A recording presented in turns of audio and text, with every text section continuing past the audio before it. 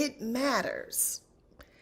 Right now, we're in a season of everybody talking about DEI, diversity, equity, and inclusion, and some talk about DEIB, diversity, equity, inclusion, and belonging. And so, connection puts us in position to help people feel as if they belong. So, in The Freaks Shall Inherit the Earth, the hearth, Chris Brogan explained what creating that sense of belonging feels like to those on the receiving end of it. He said, belonging is about finding that place where you finally let out a deep breath and feeling with great certainty that the people around you understand you. Let me just say this. I remember the first time I felt understood, and it was one of the most liberating feelings ever. For me now, it actually came when I was reading my DISC assessment. But the point I'm making is still clear.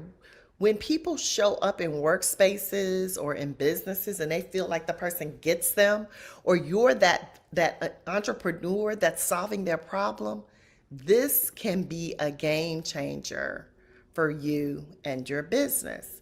So again, belonging is about inclusion, fitting in, being a part of a group, acceptance, included, hope, sharing, community, happiness, not alone, friendship, teamwork, one of a kind, different but same, part of something. The list goes on and on. But do you also see the word connected is in there? That's what belonging is all about. So why would connection matter to us? Well, I'm a woman, so I'm going to focus on women in this statistic. So data in late September of 2021, so about 6 months ago, from the Achievers Workforce Institute indicated that employers are doing a better job of engaging with male employees, with women unfortunately being 41% less likely to feel a strong sense of belonging in the workplace. They said it's a troubling stat that may explain why female participation in the labor force currently is at its lowest point since 1988. Guys, 1988, I was still in college then. Like, that's a long time. So it's something for us to really think about. Are we connecting? And especially as women, do we feel connected? So there are some connecting principles I want to leave you with. The first one is influence. So we can divide ourselves in one or three categories: high achievers, average achievers, or low achievers. So high achievers, and again, we're entrepreneurs, right? We want to be that. We care about people as well as the profits. So we want to make money, but we care about the people. We view those who work for us optimistically. We seek advice from those under us, and we actively listen. Now, the average achievers concentrate on production, so let's get it done, focus more on their own status. They're reluctant to seek advice from those under them and listen only to their superiors. And then low achievers are preoccupied with their own security. They show a basic distrust of subordinates. They don't seek advice at all, and they avoid communication and rely on policy manuals. Now let's talk about connecting principle number 2. Connecting is all about others and not ourselves. So why do we focus on ourselves sometime and not others? Throw some reasons in the chat, but a few of them is because we're immature as leaders. Maturity is the ability to see and act on behalf of others, also our ego, and then failure to value everyone. So 3 connecting questions people are going to ask themselves when they interact with us. Do you care for me? Can you help me? And can I trust you? Now, as an entrepreneur, this one should really resonate, because guess what? Potential clients are wondering, do you care about me, or are you just trying to make a buck? Can you help me? So the solution, is it going to fix my problem? And then, can I trust you? Are you going to deliver what you said? These are important. And so In the keynote, I mentioned about the components of face-to-face conversation and how connecting goes beyond words. So we have three components: words, tone of voice, and body language. And so, how others believe what we say when we communicate, 55% is what others see. 38% is the way we say it. So again, those two are 93%. So this is just in harmony with the statistic I gave you earlier. Only 7% is what we say. So over 90% of the impression that we often convey is anything but the words. Isn't that something? So the next connecting principle is communication. So let's talk about the three components of communication: action, thought, and emotion. So when thought, emotion, and action are congruent, connecting goes beyond what we say, because now we're emoting what people can feel and we are connecting with them more than just verbally. So this is when they're all congruent. So let me show an example of when it's not congruent. So this is how it feels. So when there's only thought and emotion, we seem dispassionate because we're not doing it.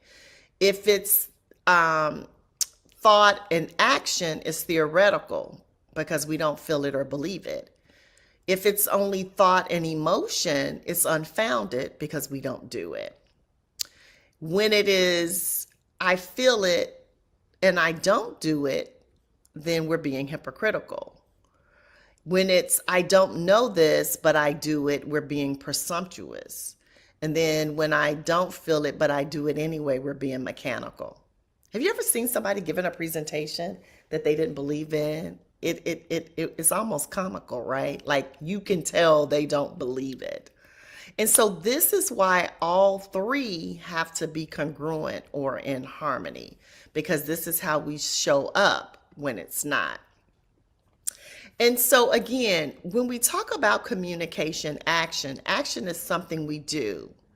Connecting visually is also what people see. Thought is something we know.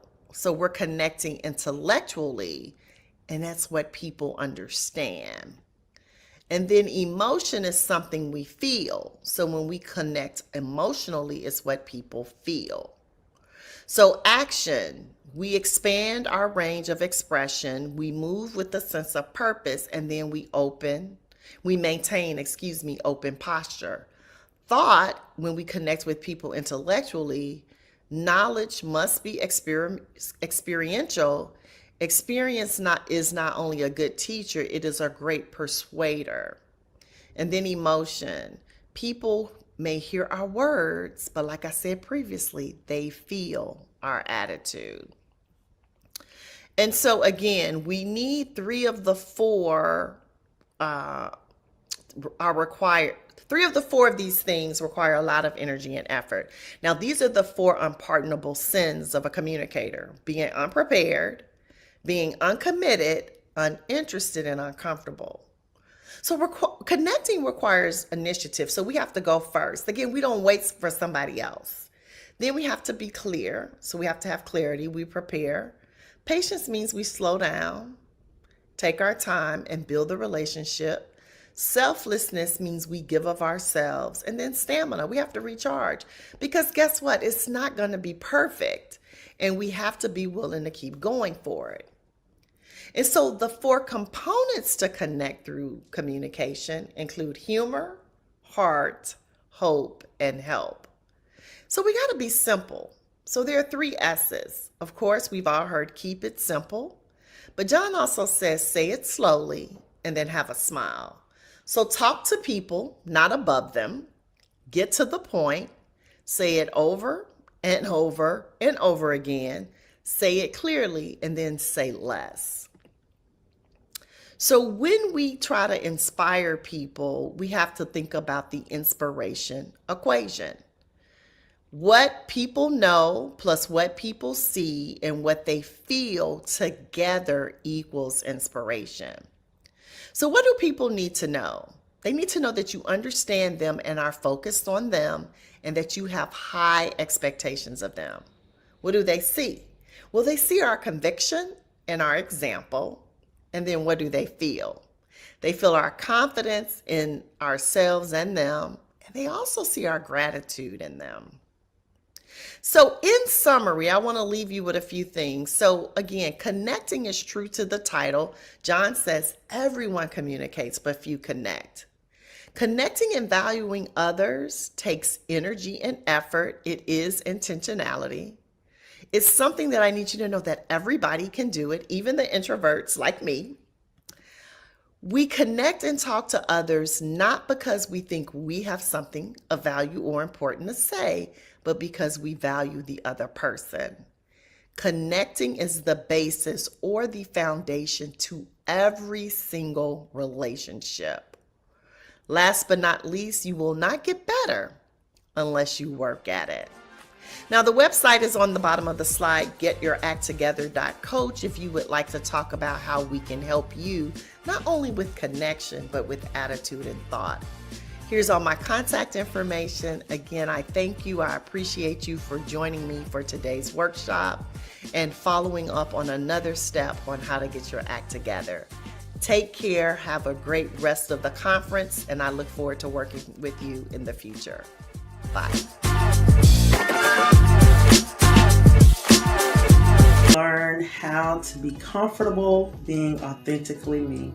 Now as I've gotten older, I think about how I prayed as a child to have a business that I love to work in, and just wanted to have my own business to operate in. And now today, God has, He uses those beautiful heavy hands on a daily basis to fulfill and heal the ailments of individuals that come that need massage therapy. And my voice, it's here to quicken and empower people to embrace who they authentically are through counseling. Oftentimes I get asked, why did I choose my business? But if I'm honest, I must say that my business actually chose me. As a child, I prayed that I would one day have a business, make lots of money doing it, and love what I do. And that's really what's been important to me, is loving what I do on a daily basis. And now that I've been blessed to have the privilege to inspire and encourage others on a daily basis, helping them through massage, counseling, and spiritual nurturing, I am elated that I was chosen to do what I do. My name is Anya Ware, founder and CEO of Anya's Wellness, where we provide holistic healing services for your body, mind, and spirit. I am from Greenville, South Carolina. For those individuals who decide to work with me, I want you to know that I love to inspire, motivate, and encourage. And I want you to understand that the end result will be growth, so that you can be your best possible authentic self to be successful in life. I plan on making the world a better place by trusting in the Lord with all my heart, leaning not to my own understanding, but in all my ways acknowledging Him, and I know that He will direct my path. As I allow my light to shine, I know that I will be able to help someone else's shine as well, so they can be their authentic self, living their successful life.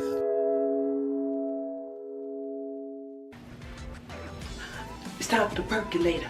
It's time for the percolator. This is your transformation architect speaker, Stephanie Wall. I'm back again, this time bringing up the next speaker, Anaya Ware. She says that she is committed to living a holistic life, and she contributes that, or she says that contributes to her success. Let's clap her on up. But let me ask you this. Do you want to know what happens when we have the wrong fuel to fuel up our tanks? Now, you know, this time of weed using too much money to pay for gas as it is. Let's find out what she got to say about it. It's time for the percolator. All right, clap her on. Clap her on. Y'all know what to do. Clap, snap, and bring Anaya Ware to the virtual stage. Come on, Anaya. See you in a little bit.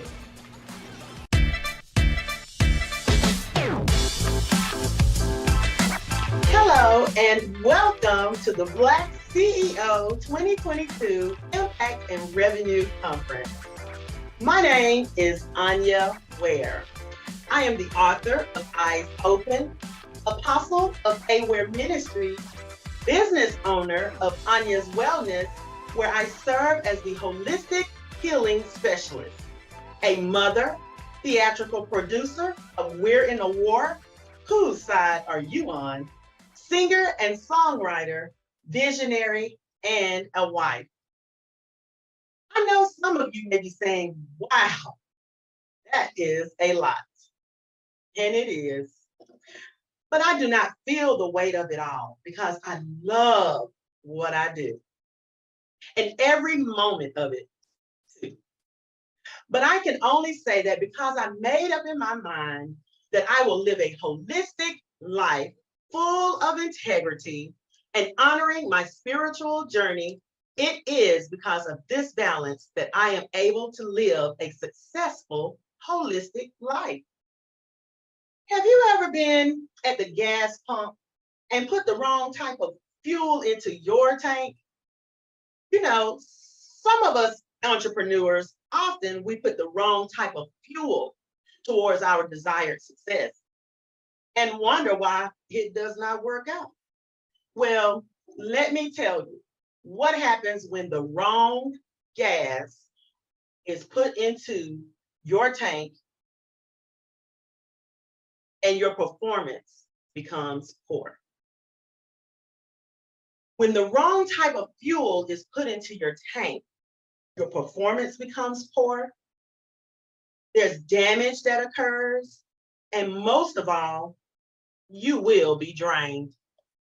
But when you take inventory and prepare properly with the right type of fuel, we are able to function at a full capacity, giving a high performance, and most of all, you will be fulfilled and fulfilling. I want to help you today. You can avoid all of the negatives from improper fueling if you would just fill up with the right gas. Yeah, today I want to share with you how holistic healing is the fuel for successful living.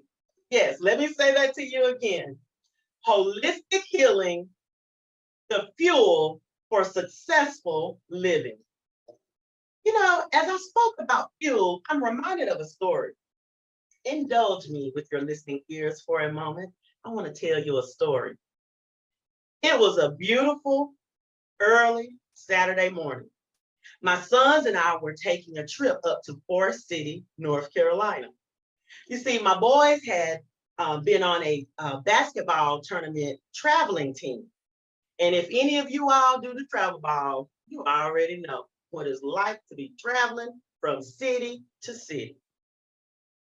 Well, to my credit early, hold on, I already know some of you are getting ready to criticize me, but that Saturday morning was already jam-packed. One of my sons had to be at the Salvation Army early that morning to help feed meals to those in need with an organization he's mentored by. I had to be at a leadership conference that morning at 8 o'clock. But the Salvation Army and the meeting that I was going to attend downtown were very close by, so I was going to make it work. See, I told y'all, some of y'all probably already criticizing me. Well, getting to the meat of the story, the conference was over, and I was able to meet someone to get my son, and we were on our way to pick up my youngest son from home. And I looked at the fuel gauge, y'all, and said, I probably should fill up. Immediately, I talked myself out of it and said, well, the trip is only about an hour and a half away. I'll just fill up and we'll get some gas when we get up the mountain a little bit to save on some time. You know how we do. Ladies and gentlemen, this is a PSA. Please, if you see a need to fill up your tank, please do not, I repeat, do not wait. The jungle is real. Okay, I hear y'all screams, at me already. I know I should have gotten the gas when I first said so, but I thought I could make it. As I drove into the mountain, it was so large and beautiful. The children and I gleamed at God's beauty. And I said to them, this is just like life. We see the mountain in front of us, but only God knows what's coming behind the mountain. Talk about a prelude to an irony. It seemed we were in the mountain for about 40 minutes and the gas had become less and less, y'all. I started looking for gas stations, but if you've ever traveled from South Carolina to North Carolina, you already know there are huge gaps where there's nothing but hills, cars, and lots of scenery. Yes, I panicked. I began to pray, Lord, please help us. My phone signal up in the mountains wasn't working, so we didn't know which direction to take. And the gas hand was still moving down. No gas stations were in sight, and the only signs I did see kept signaling saying diesel fuel. My car takes regular unleaded. I whipped that car back around and started heading back up the hilly mountains to find gas for the remaining of our journey. Uphill, yep, you guessed it. It takes more energy to go uphill than it does to go downhill. When I tell y'all we were on fumes at this point, I really began to cry out and plead with God. He would get just if he would just get us to a gas station quickly. My sons even started praying because we just need to get there very quickly. So in the end, God saw us through. We made it beyond the fumes and back up the hilly mountain to a station where we were able to fuel up with gas to continue our journey. I said all of that to say, yes, the juggle is real, but don't make the juggle harder than it is by procrastination. Get the gas. But most importantly, be sure it's the right type of fuel you need to get to where you are going. See, as a holistic healing specialist, I believe the body, the mind, and the spirit, they all must be aligned to have successful living. When even just one of those are out of alignment, it is very easy to fall prey to a discombobulated destiny. Indulge me today and allow me to saturate your ears as I enlighten you of the importance of holistic healing. First, I want you to understand that the word holistic, HOLISTIC, and holistic, WHOLISTIC, they're interchangeable. Holistic healing is a form of holistic medicine that considers the whole person, the body, mind, and the spirit. And this is according to an article that I was reading by Hetty Marks. In March of 2020, Marks accurately explained that we as holistic medicine practitioners believe a person is made of interdependent parts. And if one is not working properly, all of the other parts are affected as well. Let me give you a vision. So a car has three main parts, right? A body, which is the wheels and external covering, which protects what's inside of the car, whether it's the passengers or the internal combustible engine of the car. Then a car has a mind, in which the engine area carries the motor, the transmission, battery, alternator, etc., etc. Then we have the spirit, which is the fuel tank, which contains the gas that rails everything up, powers the vehicle, so to speak.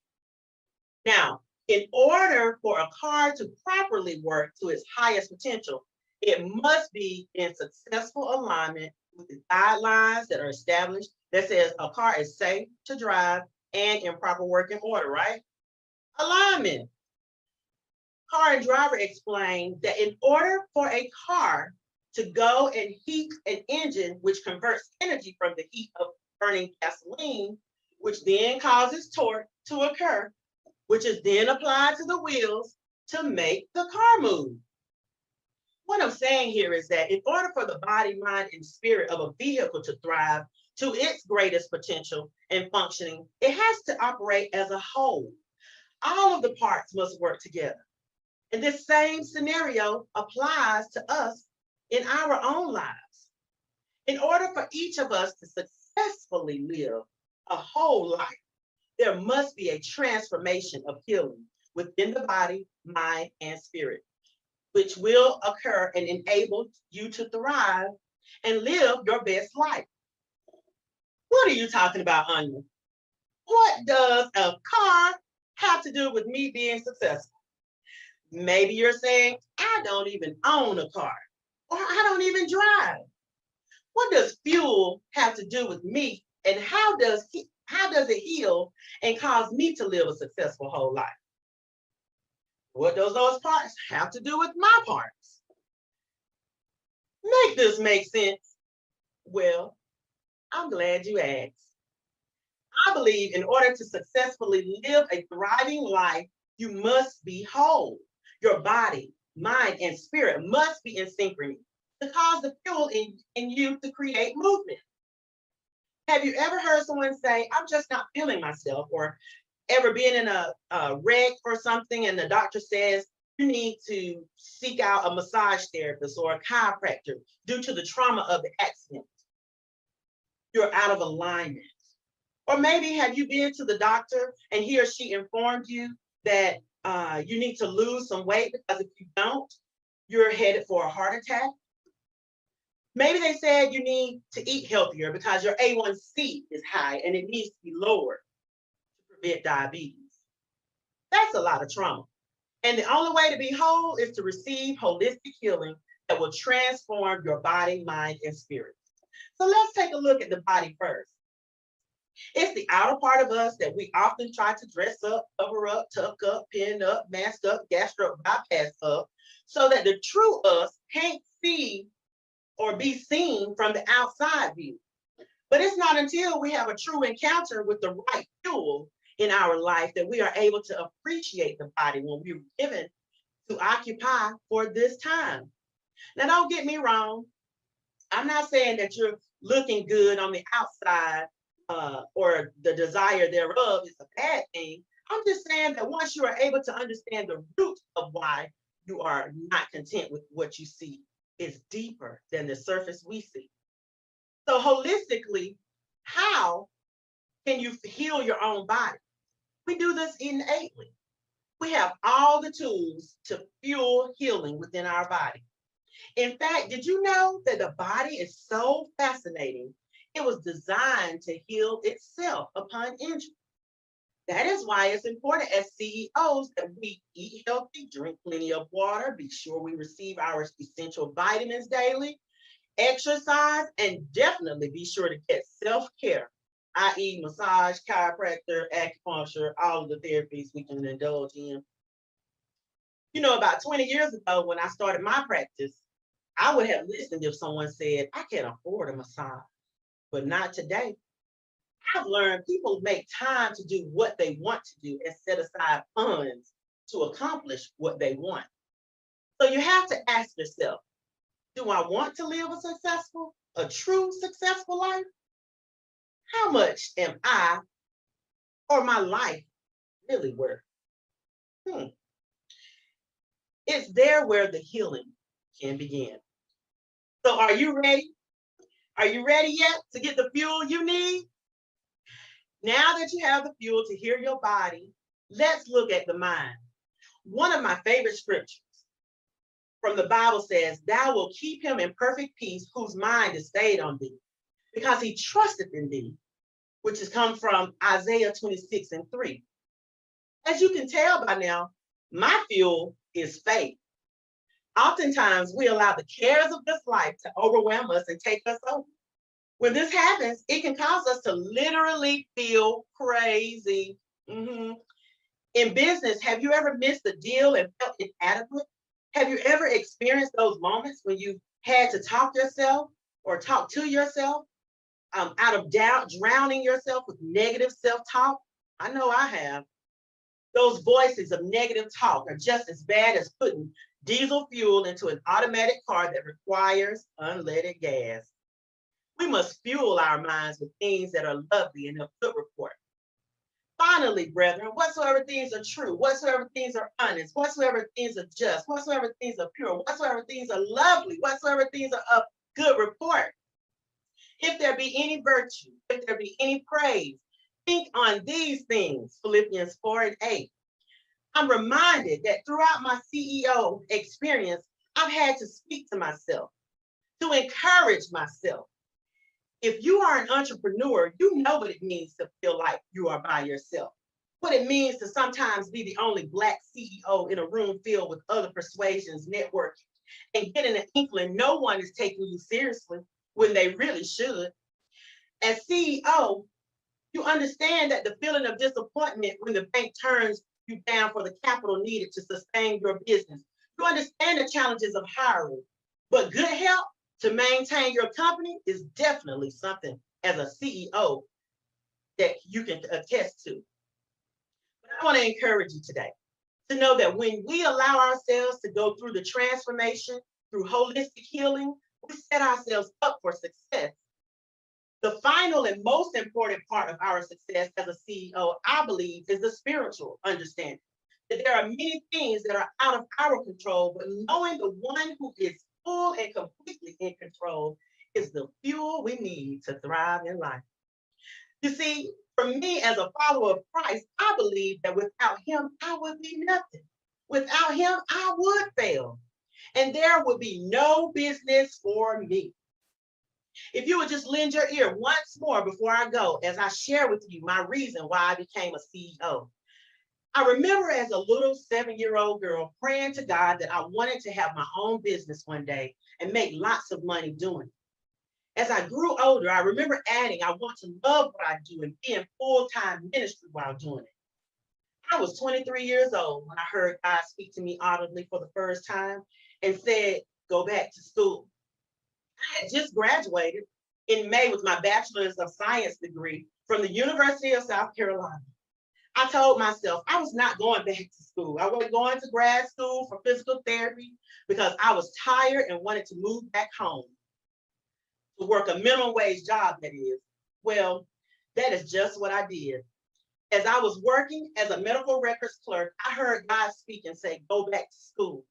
I finally surrendered, but I didn't give in without giving my conditions. I said, well, you got to show me what you want me to do, go back for it, and pay for it because I work a minimum wage job and I just graduated. Be careful of what you ask for. When I finally surrendered completely, God went above and beyond my expectations. Not only did he tell me what to go back to school for, but pay the tuition in full with my minimum wage salary. 2 days later, prior to me graduating, 2 whole days prior to me graduating, he paid the tuition off. Then he turned around and told me to open my business 2 months later. Now, 20 years later, the business has been blessed to expand into something far greater than I had even prayed. And it's because of a spirit of humility that I'm able to still be standing in business successfully. When we allow transformational holistic healing to fuel the fire that keeps us as CEOs going, we can have a successful holistic living. What I'm saying to you is, just as the car needs fuel, the spirit, to cause the engine, the mind to combust and cause the wheels, the body of the car to go into motion, we too have continuously realized alignment of our body, mind, and spirit. And it will be the fuel to successful living, a holistic life. Thank you for listening today. And I hope that you will allow holistic living and holistic healing to be the fuel to your success in living. Thank you.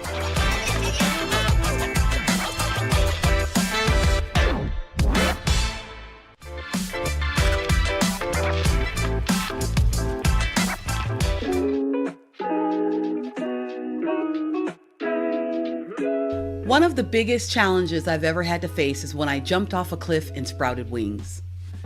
Listen, my father died when he was only 39 years old. I was 16 at the time, and quite honestly, I never thought that I would live as long as he did. Yet, right before my 39th birthday, I realized that I'd made it, and I decided that if I lived 1 day, 1 hour, 1 minute, 1 year past the age of 39, I would not squander it. I would honor my father and the extra time that I was given to live my life optimized and to my fullest capabilities. In 2014, I left my 20-plus year corporate career working in post-secondary educational institutions. I jumped off a cliff to find my way to build my own empire. Why did I choose my business? Well, my business chose me. I'd already been coaching, teaching, training, and speaking, yet it was always for my job, not for my own business. So when I was introduced to behavioral science, I knew exactly what my purpose was to be: building a behavioral superpowers universe and using my outgoing, fast-paced influencer style to lead the charge. What's most important to me about my business is freedom. The freedom to do what I want, when I want, how I want, for as long as I want, with who I want, come back when I want, and have plenty of financial freedom along the way. I truly am building a freedom empire. Hey there, I'm Kenyatta Turner, the CEO and founder of Freedom Empire Consulting, where I coach, influence, and protect. I'm also a speaker, an author, and a master trainer, and I also serve as the Chief Behavioral Superpowers Officer for Dream Smart Academy. I will proudly share with you that my behavioral superpower style is an outgoing, fast-paced influencer. I currently live here in Phoenix, Arizona, in the beautiful Valley of the Sun. For the people who decide to work with me, I want them to be unapologetic in their behavioral freedom. I want them to discover, uncover, and unleash their behavioral superpowers and to acquire a deep level of self-awareness and acceptance that allows them to be all that they are capable of. And I want to teach others to do the same. Why? Because #behavior matters all day, every day. To let the world know that I came this way, I will continue to build a vast and expansive behavioral superpowers universe. This will transform the humans on this planet for the better, and I will continue to co-found behaviorally based schools that will affect future generations and leave an infinite legacy. I will revolutionize the personal development industry by infusing behavioral insights that change the game, because quite simply, how you do anything behaviorally is how you do everything. And believe me, I am just getting started.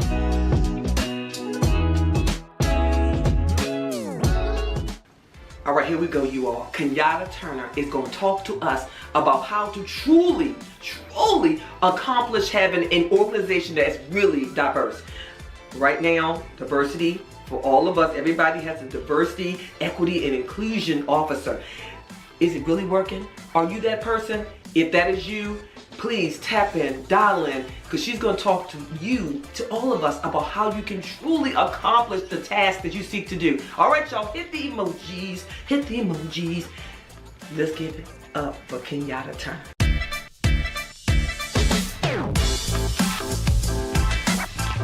Hey, here's a question for you. How does one build a truly diverse and inclusive organization? When you look at the recent statistics, most often the discussion is around race, ethnicity, gender, education, compensation, sexual orientation, religion, political views, and so on and so forth. All of these factors are critically important, as we all matter and each human in their own way has something to contribute to the world. Now, I'm here to tell you that those factors are not the only way to create a diverse and inclusive organization. Another measure of diversity actually deals with the human at their core: who they are, why they are, what their unique gifts, skills, talents, and abilities are that they bring to the table. What are their unique behavioral styles? What motivates them? What is their level of emotional intelligence and their coachability? Those things can be measured as easily as measuring something as compensation or formal education. I believe so, but it depends on who you ask. Some may answer that there are psychometric assessments that can be used to determine some of these things. Some may say that there are amazing tools like Myers-Briggs and Kolbe, Enneagram, DISC, Clifton Strengths, Predictive Index, Human Design. These are all fantastic tools that could be used for this purpose. Maybe. Some also say that even a simple subjective self-assessment could be the answer to creating that type of diversity. Well, I have a different perspective, and I am here to tell you about our behavioral tech tool called Behavioral Superpowers, which measures all of that and more.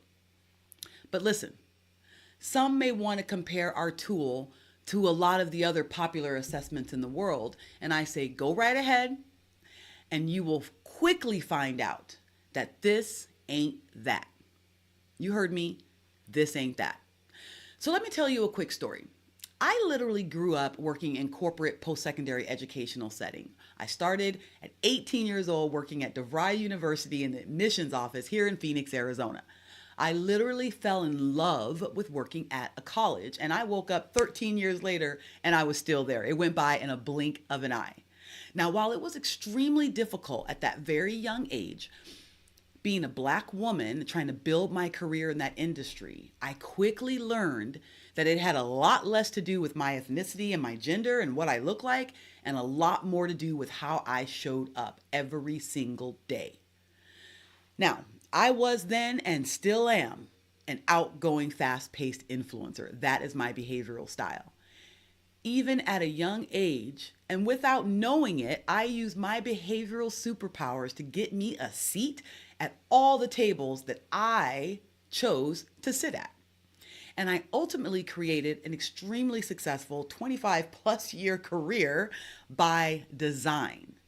Now I know that hashtag behavior matters all day, every day. And I wish that I'd had access to the behavioral data on myself back then as I do now today. Oh, where would I be if I knew what I knew now about who I am and why I am, and what I bring to the table within an organization from a behavioral standpoint? So listen to this. Behavioral diversity is just as critical in an organization as creating diversity in all other areas. I said it. And if you are in business of providing products or services to humans, then I say it behooves you to create a team that is representative of humans in order to provide the best service. Humans know what humans need. And if you create diversity in that area, then you have a much more likely chance of making sure that you provide what's needed to the people who you're trying to provide it for.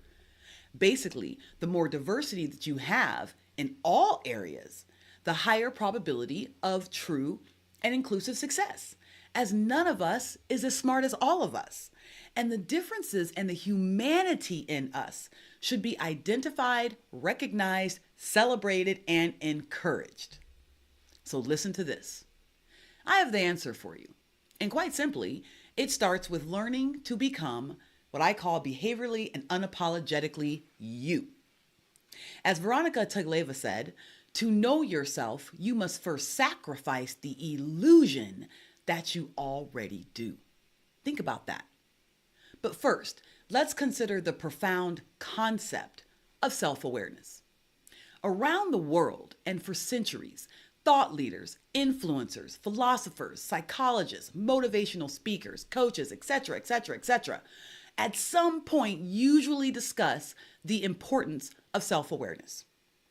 A person must understand who they are at their core and what their unique gifts, skills, talents, and abilities are. Everybody says that that's important. It's also stated that it's important that you understand what your purpose is and what you were built to do here on this earth. Every one of us asked this question. Well, all of these statements are true. Yet, it's challenging to determine the answers to those questions until now. As a world-class behavioral superpowers coach, speaker, author, master trainer, I know that how you do anything behaviorally is how you do everything. And hey, I also know that it's not personal, it's just science. Okay? So consider this. One of the biggest, most profound questions that people ask is, who am I? And if a person can answer this question with 100% certainty, then it becomes a mantra that plays in their head throughout their lives, right? We always ask this question. Everyone on this planet has a desire to fit in, yet everyone wants to be different and unique. As humans, it's important to us to have a sense of significance, to know that what we're doing actually matters, that who we are actually makes a difference in the world. We all have that. And I believe that whether or not a person admits it to themselves, that somewhere deep, deep, deep inside of them, there is a yearning for belonging and there is a yearning for understanding. I'll take it a step further to say that the question isn't so much about who am I as it is about why am I? Think about that. Not just who, but why. So in our behavioral superpowers universe, we help people answer this question objectively. I like to say again, it's not personal, it's just science. My name is Kenyatta Turner. I am the CEO and founder of Freedom Empire Consulting, where I coach, influence, and protect. I'm also the Chief Behavioral Superpowers Officer for DreamSmart Academy. And we are likely the only single source Black-owned behavioral science firm in the world. Using behavioral technology, we specialize in decoding human behavior in order to optimize a person's performance, enhance their relationships, and show them how to live a life of authenticity and purpose while walking in what we call their behavioral greatness. Now, our process involves a framework that we call Discover, Uncover, and Unleashing Your Behavioral Superpowers. And the first step really is taking about a 10-minute behavioral discovery exercise that's going to identify what we call your behavioral identities and your behavioral fingerprints. Okay? Our omni-channel, scientifically validated technology reveals things like personality and bias and communication style, decision-making variables, natural behavior, your financial relationship management, your emotional intelligence and learning styles, and so much more. I'm not going to get into all the details of that, but think, it's everything. And unlike many other psychometric assessments, we don't simply measure learned behavior. We measure that which is ingrained and that which rarely changes. Now, without getting all behaviorally scientific on you, I will simply state that we measure over 500 different data points, and our research is validated in 125 countries and is in 11 different languages. This is not soft science.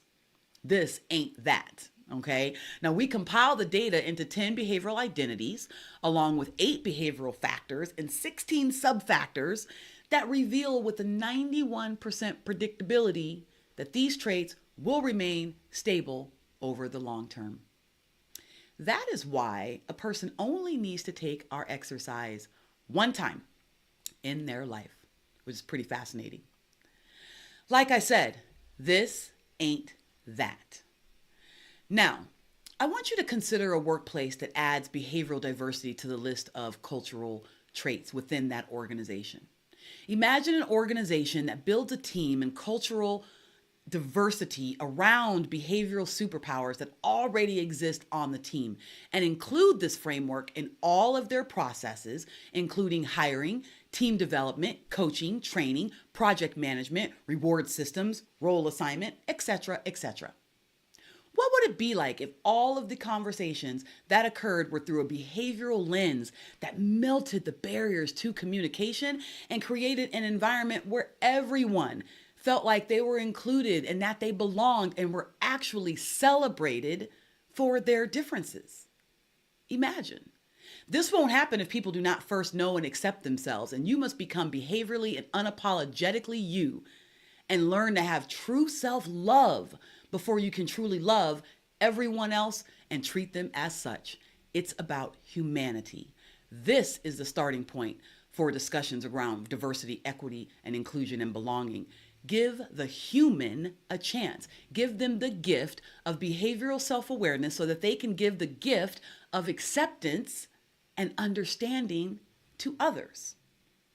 Now remember, my favorite quote by Veronica Tegleva is, to know yourself, you must first sacrifice the illusion that you already do. So I ask you, how well do you know yourself? Are you curious about learning your own behavioral superpowers? Then I invite you to check out www.discoveryourbehavioralsuperpowers.com to take our unique and super powerful exercise. Learn about yourself, decide for yourself, and remember, this ain't that. My name is Kenyatta Turner. I'm the CEO and founder of Freedom Empire Consulting. I'm also the Chief Behavioral Superpowers Officer for Dream Smart Academy, where we coach, train, and mentor people to understand their own behavioral styles, but we also coach and train others to do the same so that they can teach others to do the same. I'll talk to you next time, and remember, hashtag behavior matters. Thanks. Bye.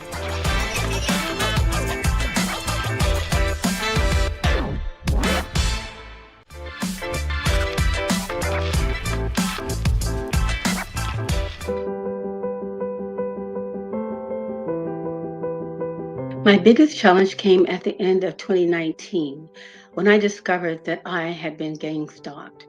I had been watched and followed everywhere I go. My life had been turned upside down, inside out.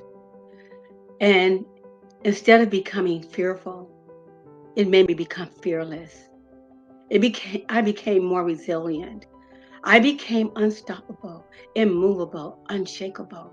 So it gave me strength that I thought I never had. And I know that there's a lot of people who might be experiencing the same thing, but are afraid to talk about it. I say, stand in your power, because I did, and I'm still standing. After leaving the real estate industry for almost 30 years in the business, I looked around and I was asking myself, what's next?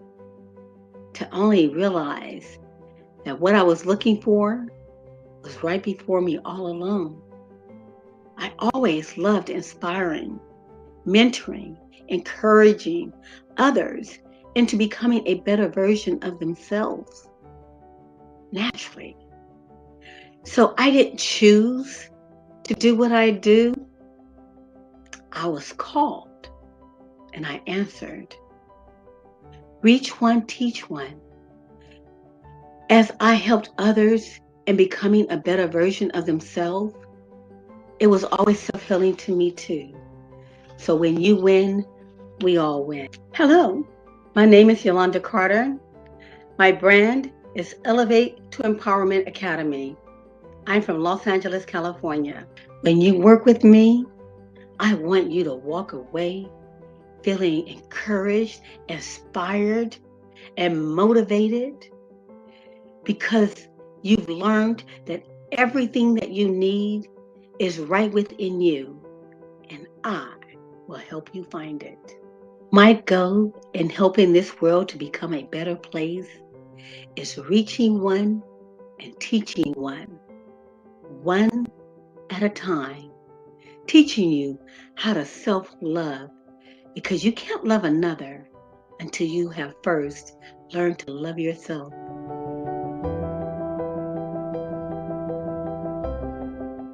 Yolanda Carter is going to talk to us about return on finish. The great Trevor Ott says that anything that's not finished returns to you void. She's going to talk to us about return on finish. Do you finish what you start? Let's dig in. I know that you, like me, want to know more about this return on finish. Let's get in. Bring it to the stage, Yolanda Carter. Come on, hit those emojis. Whoop, whoop. See you in a little bit.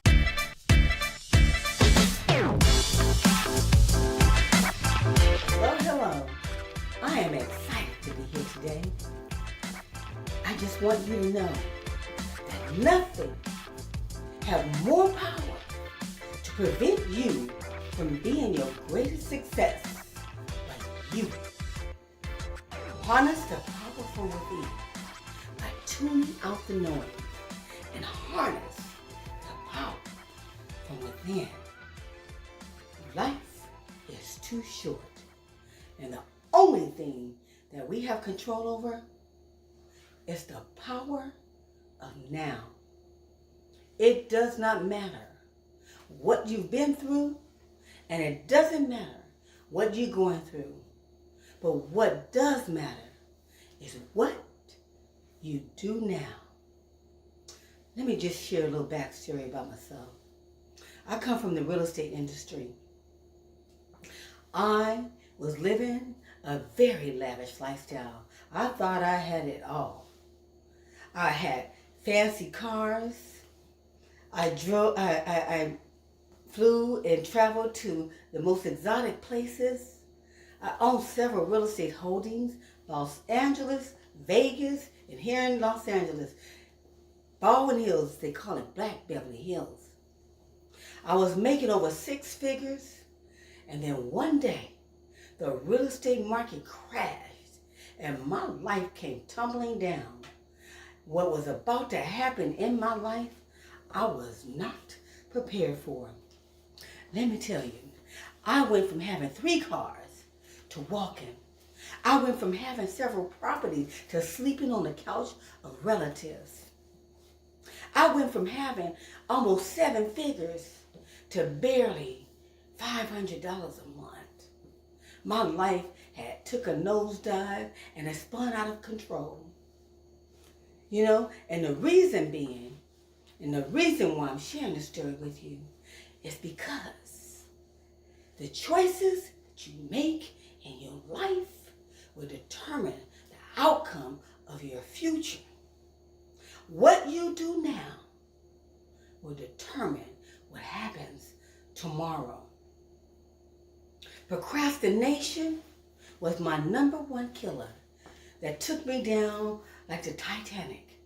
And I'm telling you, procrastination is a dream killer of your success. Procrastination is also that it will have you making mistakes and missing steps in your life, costing you more money. Procrastination have you in a state of reactive. And when you're reacting, you're not making sound decisions. You're missing steps. You're doing things at a very intense type of energy. And you can't think or function while we're in a reactive mode. But if you develop the power of now, then you can operate in a proactive mode. My sister-in-law, she just passed this past November 2021. She was on her deathbed. She was texting and sending messages and posting about her business on social media. Now, I didn't know that her life was imminent, but apparently she did. My point is, don't let that be you.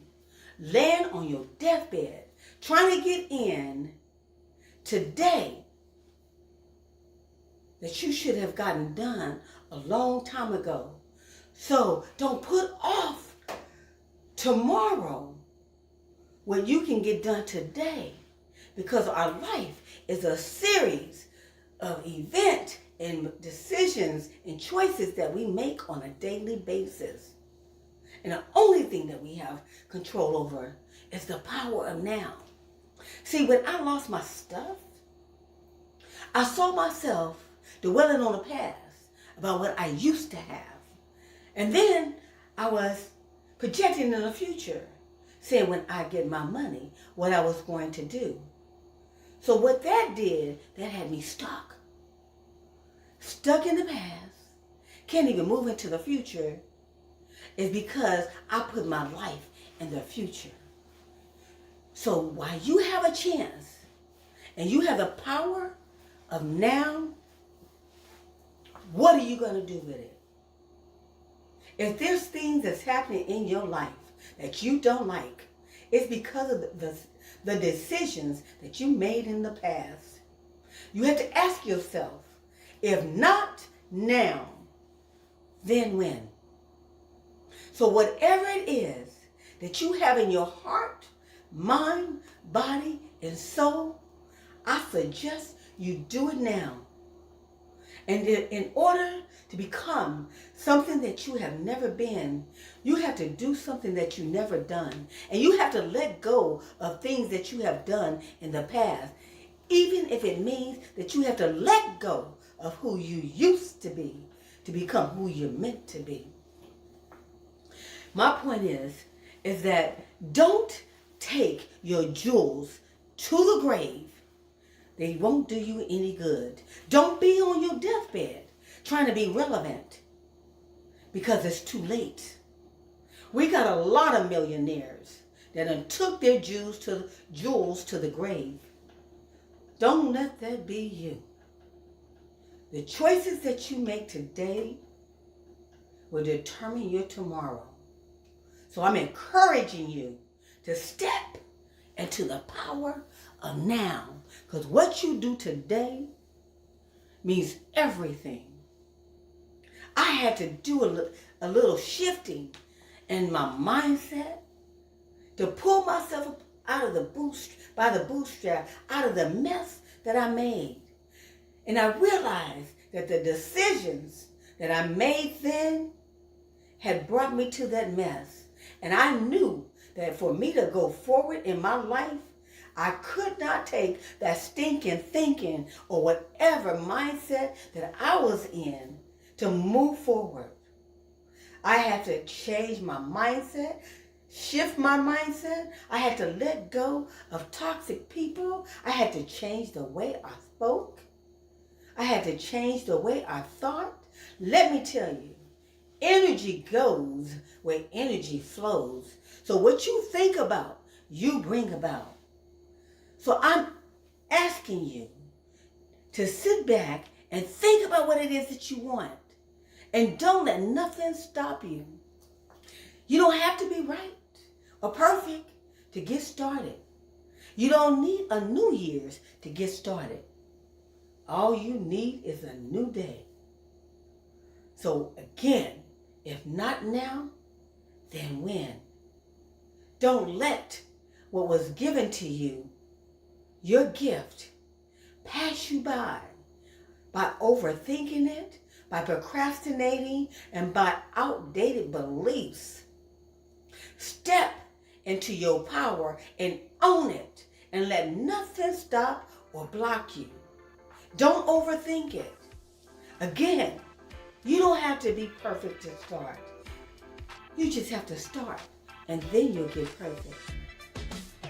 So I'm glad that you came here today to let me share a little bit about me. And I hope to see you soon in the future, doing what you're supposed to do by acting now. There's no more power, no greater power than do it now. Have a great day and a prosperous new year. Make changes in what you do and how you do it. Thank you.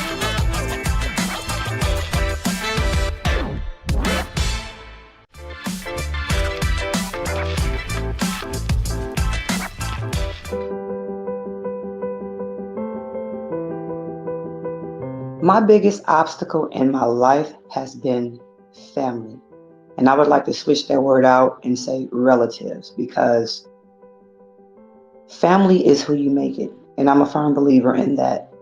And family is also who shows you loyalty. I grew up in a house with seven of us, 6 other siblings, a single parent home. My mother was a single parent. She worked 2 to 3 jobs to take care of us. So we spent a lot of time with our older siblings, my twin brother and I. I am a twin. So when you're that young, you quickly learn your position. You quickly learn the environment, the feel of the home. I chose my business because it is a path untraveled very often, and it is disruptive. It is unique. It is different. I am a carpenter a Black female carpenter, both commercial and residential. So I've got to build the hotels and I get to build the houses. I'm not only a carpenter, I'm a carpenter foreman and carpenter developer. I actually put that tool belt on, I get out there and I do the work. It builds character, it builds, self-sufficiency, it builds self-confidence. It gives you that instant gratification that the world we live in today, that everyone seeks, is instant gratification to see structure start from start to finish. Hi, my name is JC Sykes, and the name of my companies are 90 Degree Construction, LLC, and Black Girls Build, Inc., which is my nonprofit organization. I am from the Show Me State, St. Louis, Missouri. What I want for the women who decide to work with me is to dare to be different, step outside of that box and defy all the terms and all the sayings of, oh, that's a man's job. Women don't belong in construction. Women are in construction. We do a very good job, and we bring what the men have not thought about in construction. I plan on making the world a better place by driving more unity in our community. I host workshops that introduce women and young girls to the fundamentals of construction.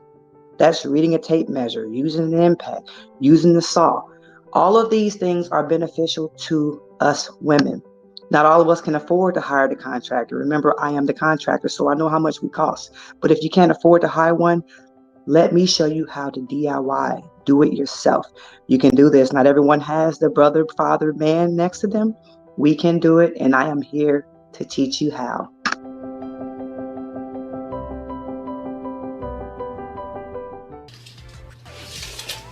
Oh, hey.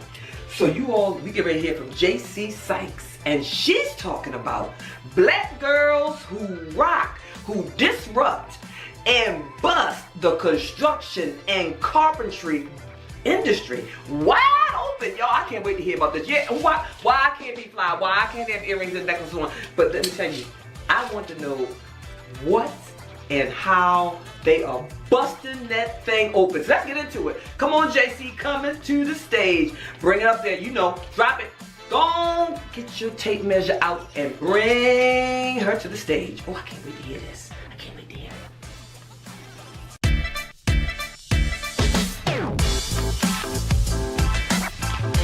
Hi, my name is JC Sykes from Belleville, Illinois, by way of St. Louis, Missouri. I am a multi-award winning author, carpenter turned real estate developer, and founder of Black Girls Build, Inc. In the last 2 years, I have trained 63 women in carpentry and safety basics, and I've helped another 13 women enter into the construction union trades. I'm glad to be here with you today. So today I'm going to focus on a little bit about how I got into the construction trades and what that has done to me and how it has changed my life. I have been a carpenter for the last 10 years, both residential and commercial. Being from St. Louis, Missouri, I got to work on some of the biggest projects in St. Louis, Missouri, including some of the downtown structures like the Ballpark Village Hotel and the high rise, which is connected to our St. Louis Cardinals Stadium and a lot of other major platforms. So that is a huge highlight of my career. I've also built over 200 custom homes in the last 10 years. So we live in a world of instant gratification. What better way to gratify yourself than to see a home or to see a structure start from very foundation to the very end of it when you put it on a doorknob? And how many of you women have actually been able to help build your houses, become a part of it, and would love to? I'm going to kind of give you a little bit of backstory as far as the numbers goes. There are 10 million construction workers nationwide. And of that 10 million construction workers, only 10% are women. And of that 10% that are women, only 2.5% are actively working on job sites. We live in a world where our world has advanced in technology. And with the advancement of technology, there is less of a demand. There's this enabling of anyone wanting to get into a physically demanding career. Why get into a physically demanding career when you can stay at home, browse the social medias, make videos, and possibly become millionaire sensation overnight. So of course, the construction industry has suffered tremendously. Men are not entering the trades at the numbers they once entered. This has become a problem as early as the 1960s. And with that pervasive shortage, the world has turned to women for recruitment into the construction trades. Now, I have worked with some amazing, phenomenal women in the construction trades. I know brick masonry professionals, 20 plus years, women. And I'm not just saying women, these are Black women. And that really makes a difference. I've worked with floor layers. I've worked with iron workers. I've worked with HVAC, plumbers, you name it. These are all Black women who have been doing this, and they do a phenomenal job. I can't express to you enough how much fun it is to do what it is I do. Yes, it's physically demanding, but as women, we all are always trying to work on our figures and keep ourselves looking good. So when you enter the construction trades, not only do you get to learn a talent and a skill that no one can ever take from you, you get to stay in shape, you get to build and construct things that you never thought you could be a part of.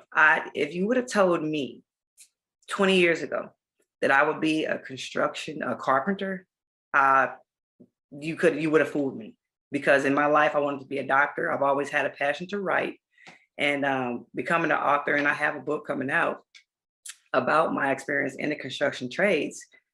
It has been just phenomenal working alongside thousands of men.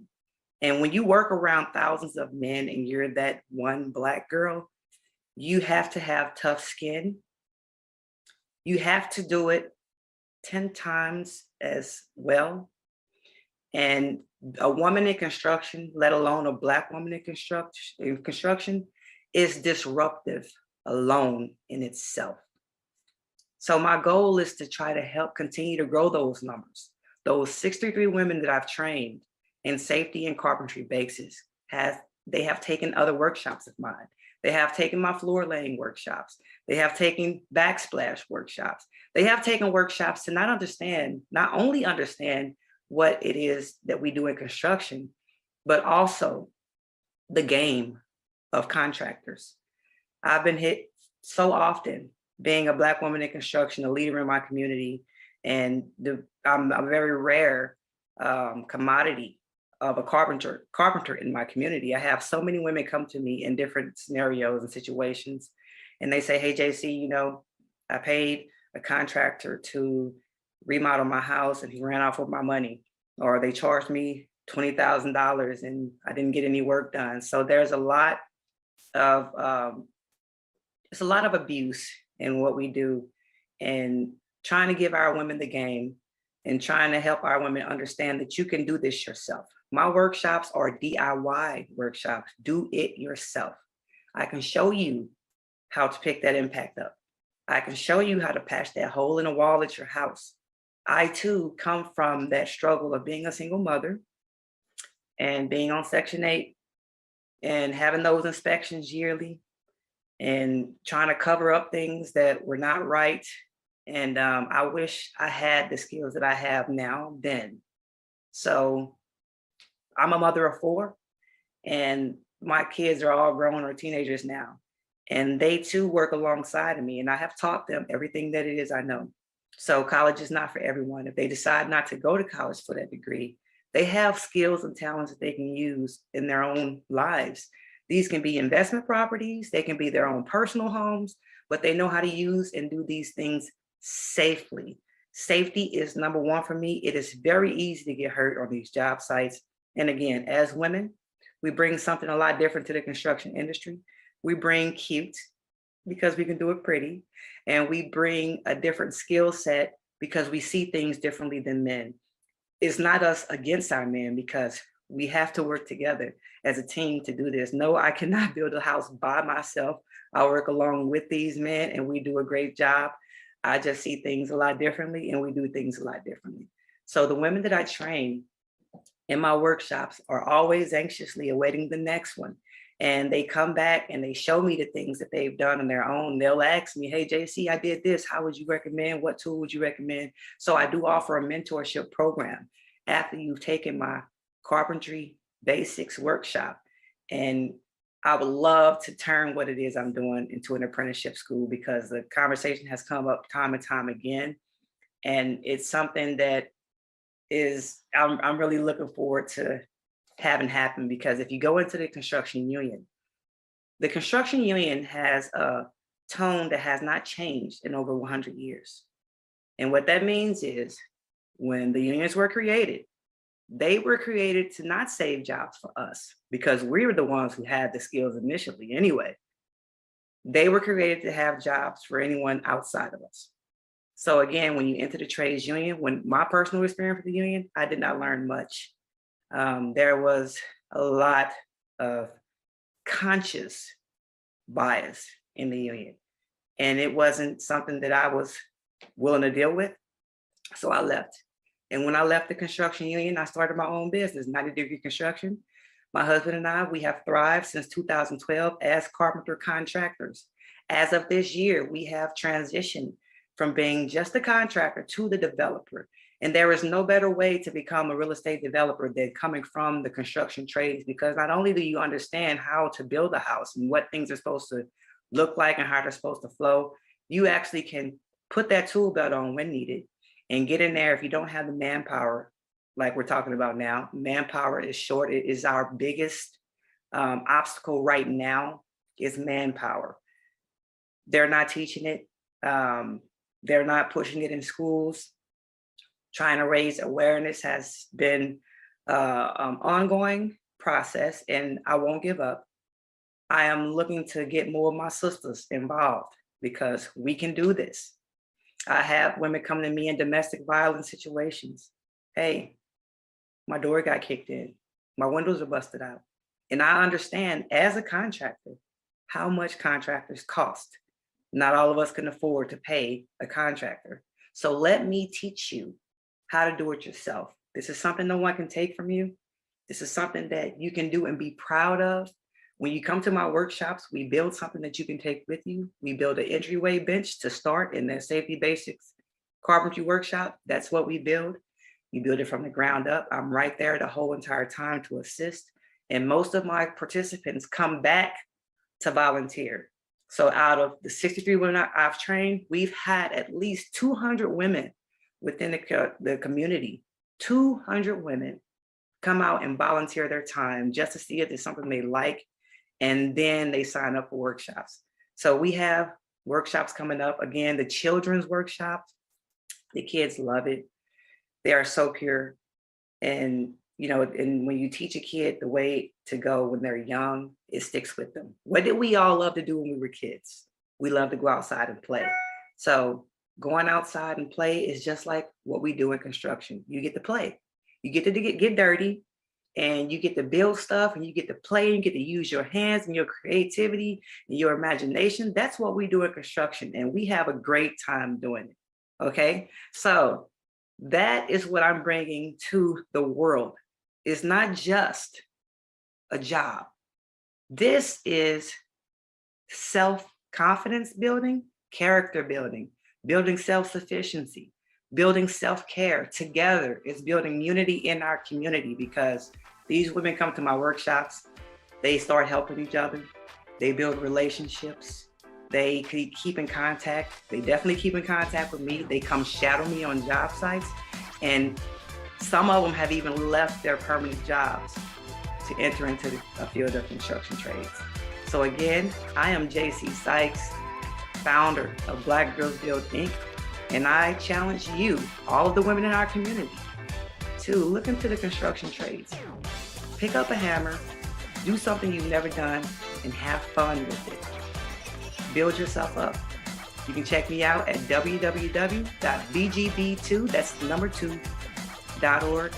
Peace and love.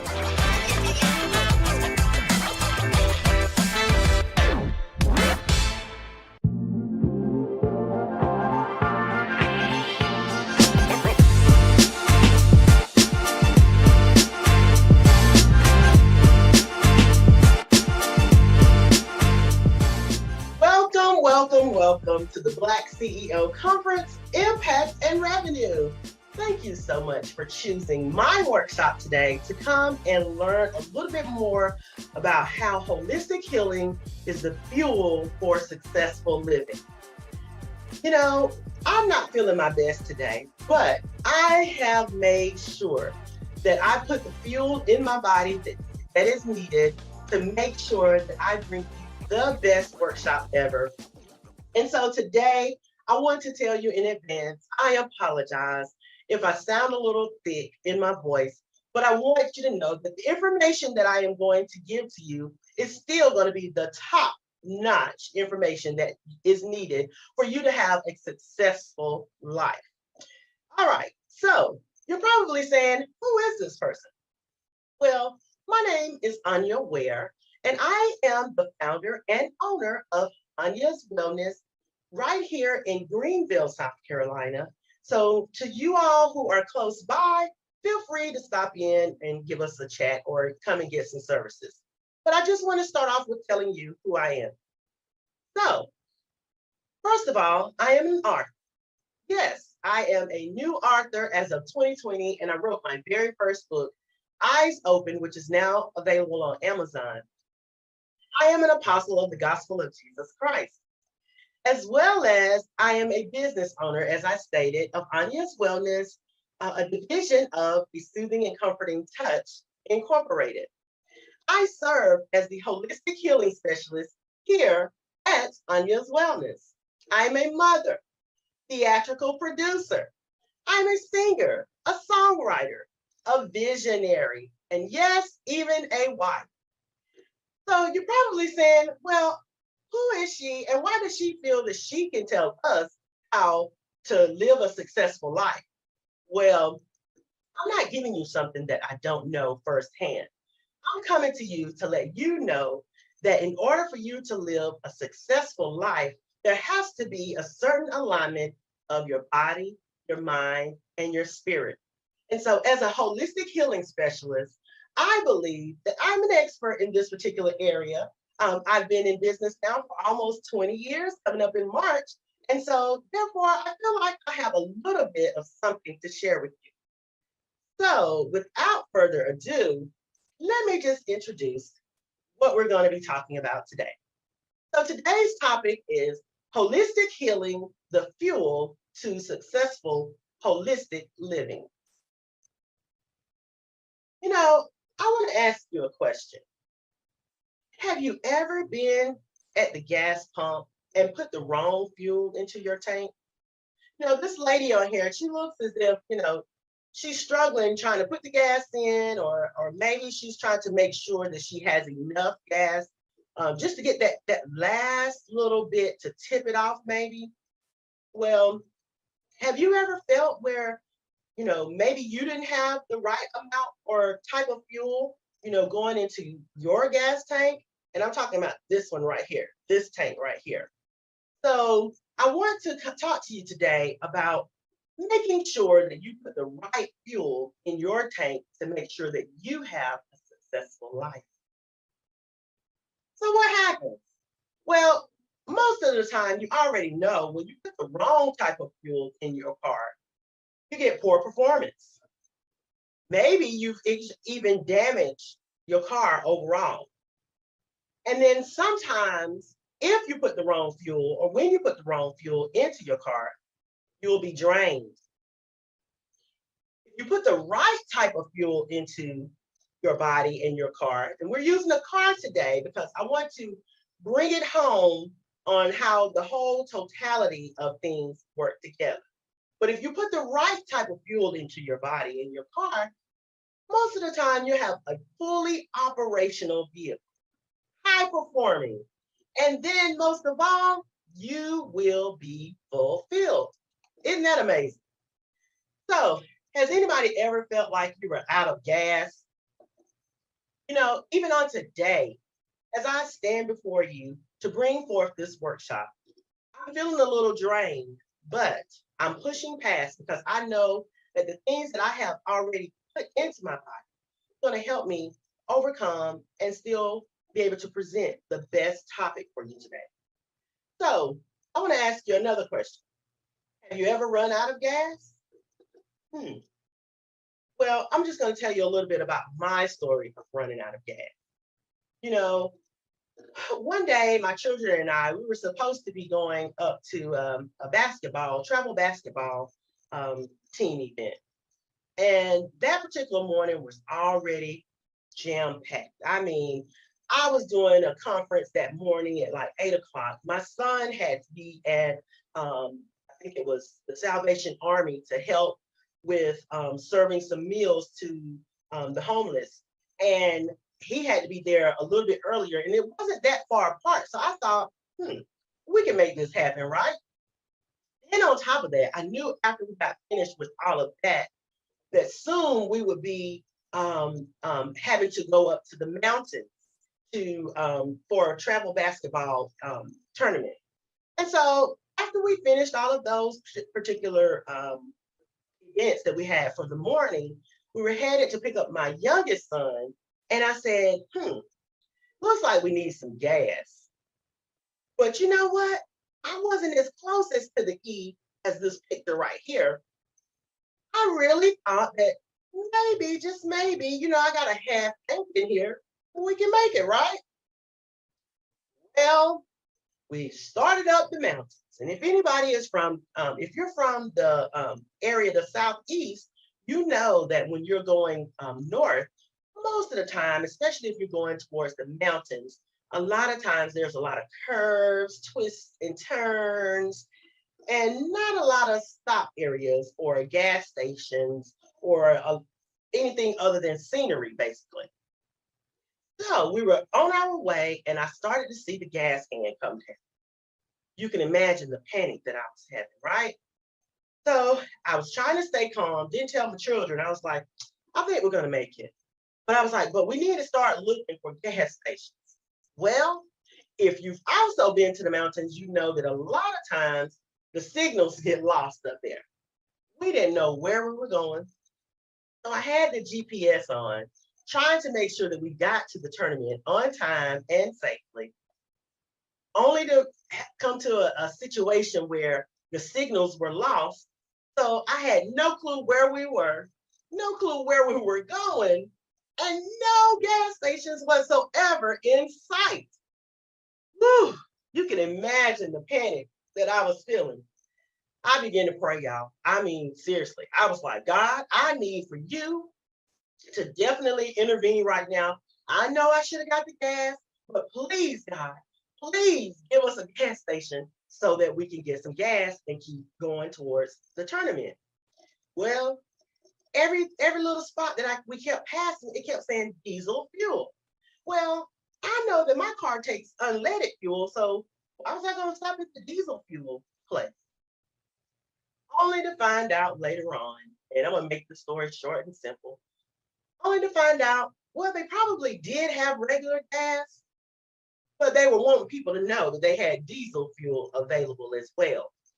But what happened was we ended up banking it, trying to get up the hill to get back to a gas station from where we had started from, and found a gas station eventually. But now you need to keep in mind, we were going uphill. And so with us going uphill, y'all, the juggle is real. It really became a juggle trying to figure out where and how we were going to get to this gas station. But thankfully, we were able to make it to the gas station. But I'm telling you, I thought I could make it, right? But I do want to give this PSA. Please, if you see a need to fill up your tank, please do not. And I do repeat, do not wait. So as I said, we were going uphill, and then you can imagine, you look at these two fellas right here. One's pushing and one's sitting on the car. Well, they look like they're probably about the same age and look like they're probably about the same weight. So for the guy that's pushing, as you can see, one foot is off the floor. He's probably really having to shove this guy. I see his head in his back. So he's really having to put his all into getting his brother or whoever this might be to his destination. Well, that's exactly what we had to do. we ended up having to give it our all. We had to pray, and I mean pray. My children, this was a lesson for both myself and my children. My children were able to see the benefit of and the power of prayer. And if you haven't recognized already, faith is definitely a big part of my life. So my children began to pray, and I was like, God, please, we were even at the point of tears. Please let us get to a gas station so that we don't run out of gas. We don't know anybody up here. I don't know how we would get home. We didn't have anybody who would be able to come and rescue us. So it was just, we just really, really had to pray. But although it took more energy to go uphill and down, we still made it just fine to the gas station. And we were able to get back on our way to the tournament and got there safely. So I say all of that to say, the body, mind, and spirit must be aligned to have a successful life. And my motto as a holistic healing specialist is just that. I feel like everything works with everything. If your body is out of whack and maybe your mind is out of whack, but maybe you have your spirit intact, it's not going to work. Or, maybe you have your mind and your spirit intact, but your body is just broken down. It's probably not going to work, okay? So, and in all of that, sometimes you can feel just like these letters spell, discombobulated. So today I want to talk to you and let you know what it means to have holistic healing.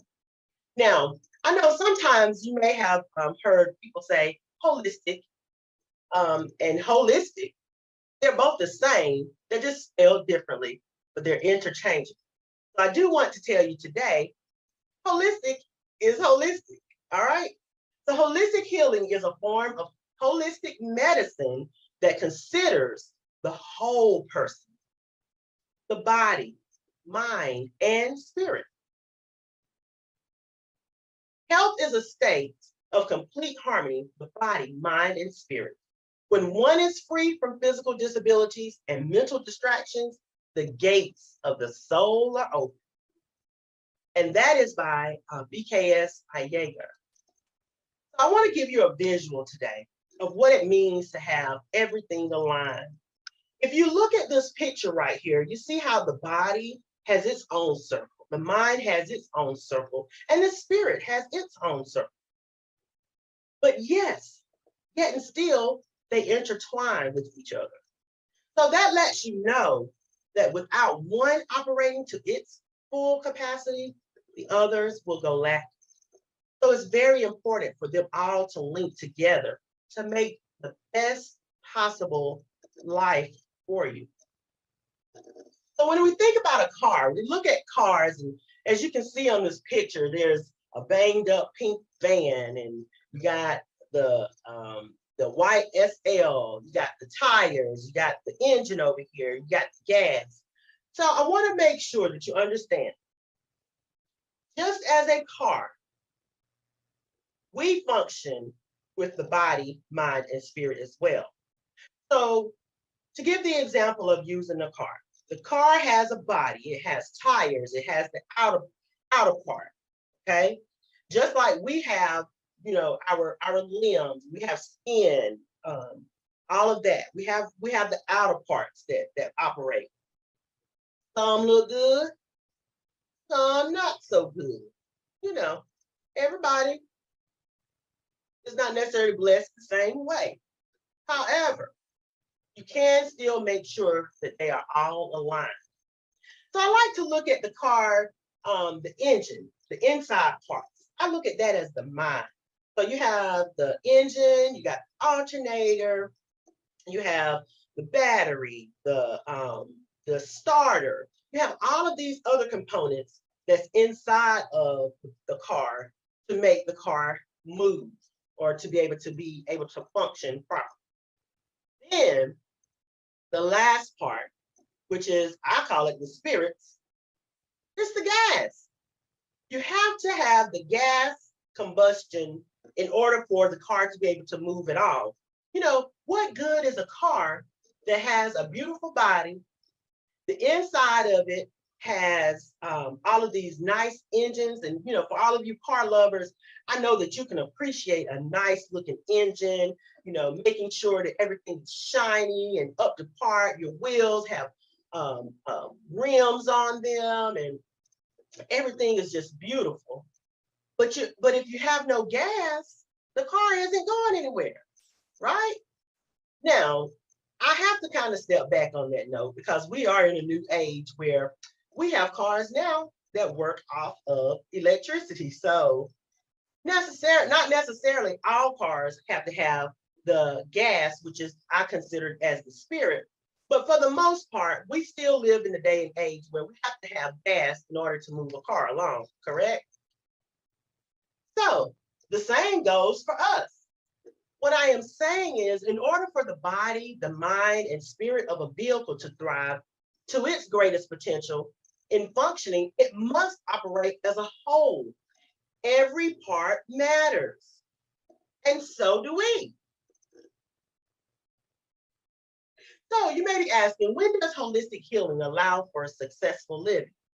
Well, in the body, when we're eating healthy, taking care of our body, making sure we have enough of water, staying hydrated, making sure we have the vitamins we need, exercising, making sure that we have self-care, i.e., at Anya's Wellness, we offer massage therapy. All of those things matter in order to make sure that the outside of our body is taken care of and is strong enough to handle any tasks that we may need to accomplish through a successful life. Then let's take a look at the mind. You know, one of my favorite scriptures is, "Thou wilt keep him in perfect peace, whose mind is stayed on thee, because he trusted in thee." And that comes from Isaiah 26:3. And that is so true because, you know, a lot of times people's minds are off kilter, which then causes the body to come into disarray, and definitely their spirit or what we call the soul becomes a heavy burden. And so it's very important for us to keep all of these particular parts intact. Have you ever felt inadequate? Missed the deal as a CEO? Literally felt crazy? Whatsoever things are honest and pure, I want you to know those are the things that we need to think upon. And as a Black CEO, it can be very daunting, oftentimes, to hear multiple no's or have doors shut in your face or even slammed in your face, which causes, you know, your mental state to come down. Maybe you felt like you weren't good enough or you weren't worthy of the amount of money that you asked for a particular deal. Maybe the individual that you were talking to couldn't see the value of what you had to offer. No matter what success looks like to you, I want you to know you just need to fuel up and succeed. It is very possible. You know, this is just a slide to show you as a Black CEO, we have so many different titles, you know, whether it's the businesswoman, the businessman, the teacher, the doctor, the boxer, the basketball player, the real estate agent. Maybe you're the family guy or woman. Maybe you're the financial individual that's bringing in all of the money. Maybe you're, you know, just the art teacher. You're the graduate. You're the attorney. You're the blueprint person. Whatever your success means, you can accomplish it if you get the holistic healing fuel that you need in order to succeed in life. And what do I mean by that? I just simply mean make sure you align everything up. Align your body, your mind, and your spirit. And one of the most important parts for me is making sure that your spiritual life is intact. Because oftentimes When you allow your spiritual life to be intact, that will allow you to make sure that you maintain your mental capacity, which will then allow your body itself to maintain its highest potential and capacity to perform. When we allow transformational holistic healing to fuel the fire that keep us as CEOs going, we can have a successful holistic life. So I want to tell you today, success is something that everybody wants to have. So in order for you to gain it, I truly believe that there has to be an alignment of your body, your mind, and spirit. So the main thing is keep all of those things intact and go get it. It's yours and you can have a successful life. Thank you.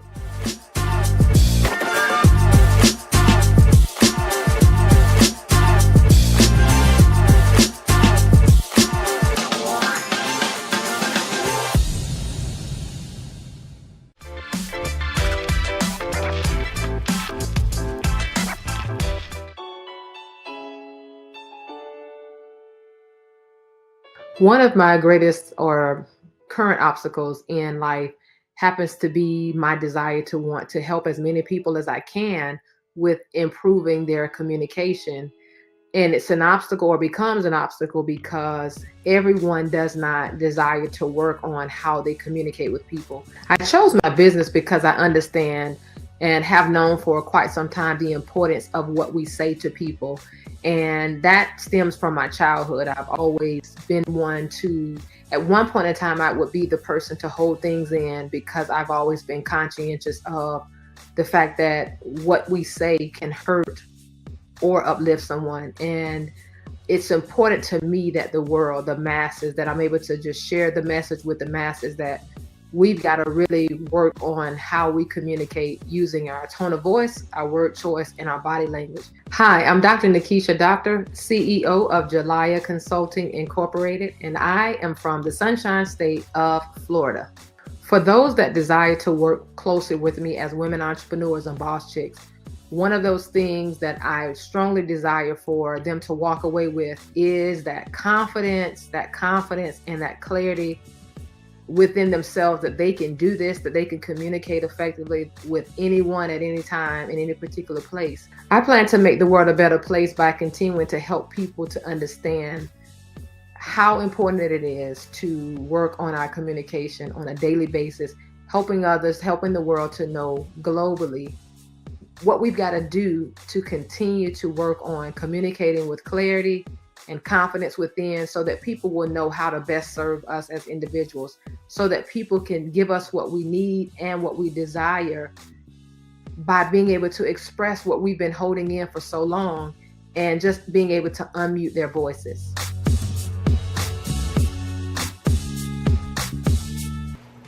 Your transformation architect is back. Speaker Stephanie. Listen, Dr. Nikisha Doctor is talking about my favorite subject, unmuting yourself. She says it's time to come off of mute and show up like a boss chick. She gonna tell you and show you and give you tools and tips and strategies how to use your voice to be the best version of who you are. Listen, come off mute. Y'all see my cup? Don't block your blessings. Don't block your strategies. Don't block your opportunities. Don't block your possibilities. Doctor's gonna give you what you need. So go ahead, hit that emoji and give it a clap, fireball, hearts, or whatever it is that you want to give her. But give her her flowers. Bring it to the stage, Doctor.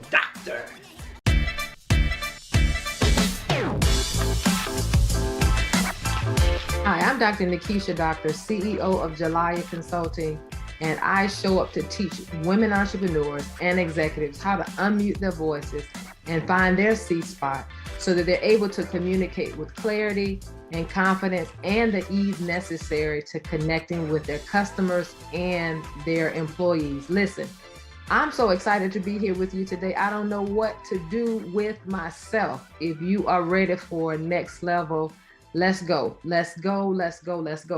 I'm showing up today because I want to share with you all of my women professionals, any women, all of the women boss chicks that are out there. I want you to grab your pen and pencil so that I can share some valuable information with you today. I'm going to share with you how to communicate like a boss chick and how to unmute so that you're able to unmute your voices in your business. I'm going to give you three ways to show up in your business and unmute your voice in your businesses. Listen, I want you to grab it. We're going hard now. I want to share something with you really quick, and I want you to go with me for a second. You're looking at one of those women business owners. You're looking at a women boss chick, a CEO of a company who also wears multiple hats. I get it. You don't have to tell me much more. I get it. I understand. And in this space, when we wear multiple hats, sometimes we don't even really realize how often we do away with or we dim our shine, not intentionally.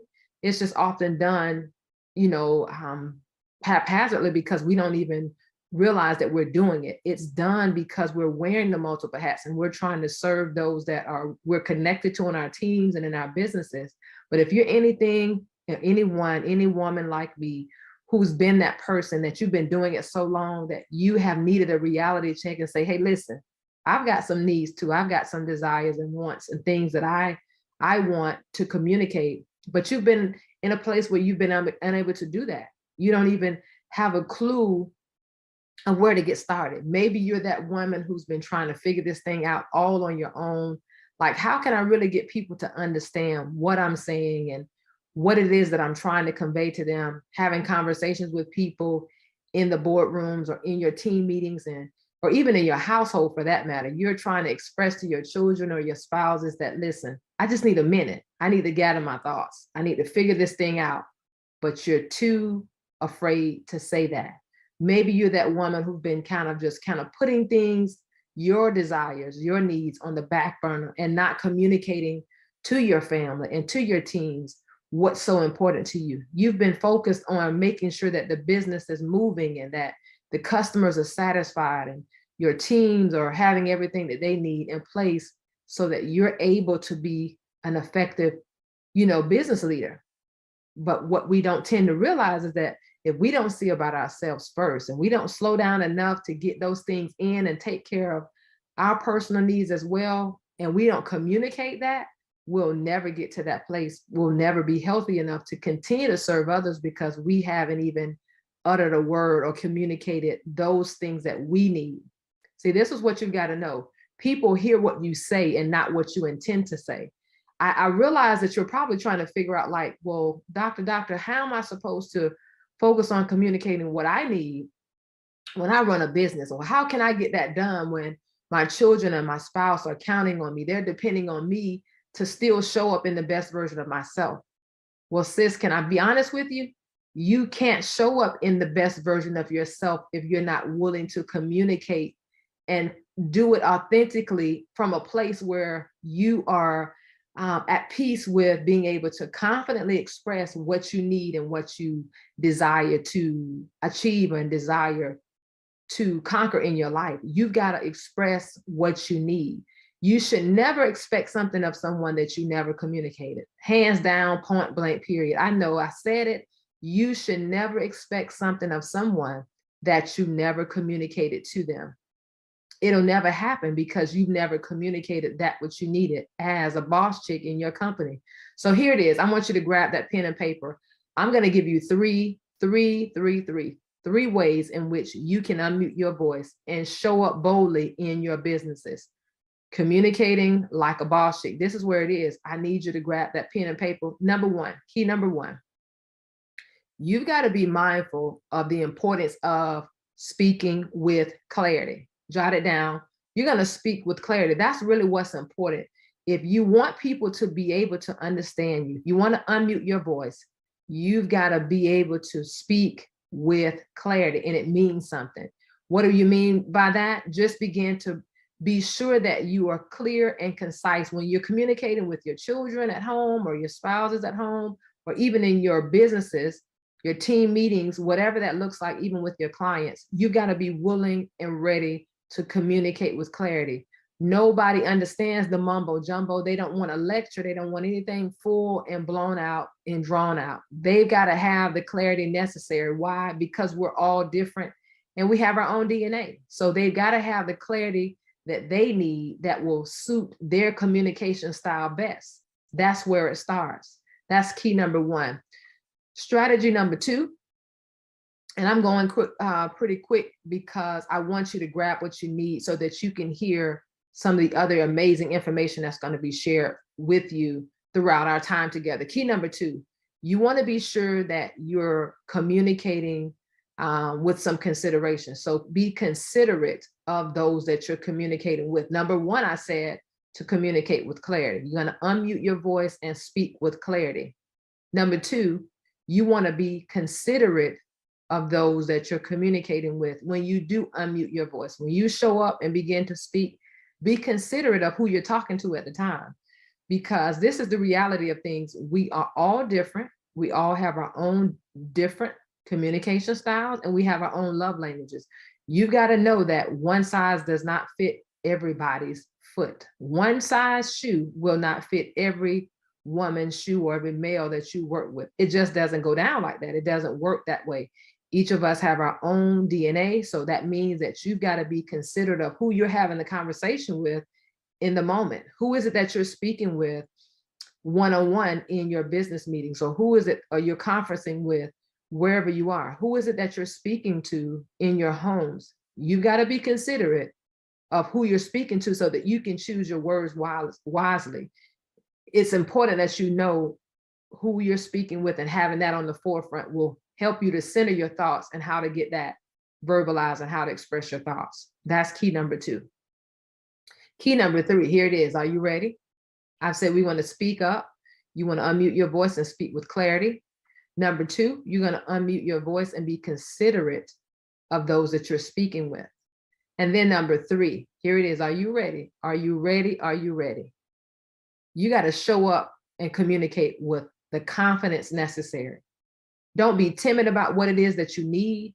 Whatever you need and whatever you desire to see come forth in your companies, in your businesses, in your homes, ladies, you've got to unmute your voice and speak with the confidence necessary that's required. It's required to step up boldly so that people will take you serious. You've got to know the importance of speaking up with the confidence that you need. That's that courage we're talking about. Having the courage to speak up with the confidence so that you're able to get and reap those results that you desire in your businesses or in your households. Let's go back. Let's take a quick recap on what we've already talked about. Key number one, I said that you're going to communicate with clarity. There it is. I said it. Communicating with clarity, making sure that you are clear about that which you're sharing with those that you are communicating with, and making sure that they understand exactly what it is that the message you're trying to convey. That's what's so important. You won't get those results that you're seeking if you're not clear in what you're saying. Be clear and concise in everything nice. Clear and concise. Speak on it, provide the clarity that people need, and hop off of the topic. What that looks like, you'll simply make sure. You can even ask questions to make sure that the clarity was given when you communicated it. So if you're talking about speaking in a team meeting, or if you're talking about speaking with your children at home, you can ask probing questions. Well, did you understand? Are we on the same page? Did you understand? Did everyone understand exactly what I'm expecting or what I'm looking for?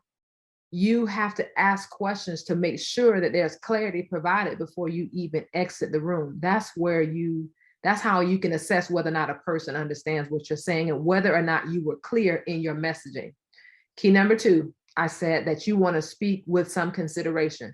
You're going to unmute your voice and consider who you're speaking to in the moment. So it's important because we're all different. And I cannot stress that enough. People are not the same. You cannot place everybody in the same box and expect the same exact results, because we all have a different need when it comes to communicating. We all have a different need, and you've got to make sure that you're considerate of who you're speaking to. You can't give the same language or messaging to one team member or one client or customer and expect that to still work for the others. You can't even do that with your own children at home. You can't tell one of your children something and turn around and expect to be able to say that to another child and they have the same exact understanding. Why? Because we're not wired that way. It's unfair to think that somebody could, if you have one universal messaging way in which you communicate with people, that everybody that you're connected with or come across that cross your paths in your company or in your life at some point, that they're going to just grab hold to everything you said and you not have to work on curtailing or, changing up or thinking about revising what you're saying. Absolutely not. You're setting yourself up for some slight disappointment. I have to tell you the truth. And that's all that I'm going to give you today is the truth. Number 3, I said that you want to be ready to unmute your voice and speak up with the confidence.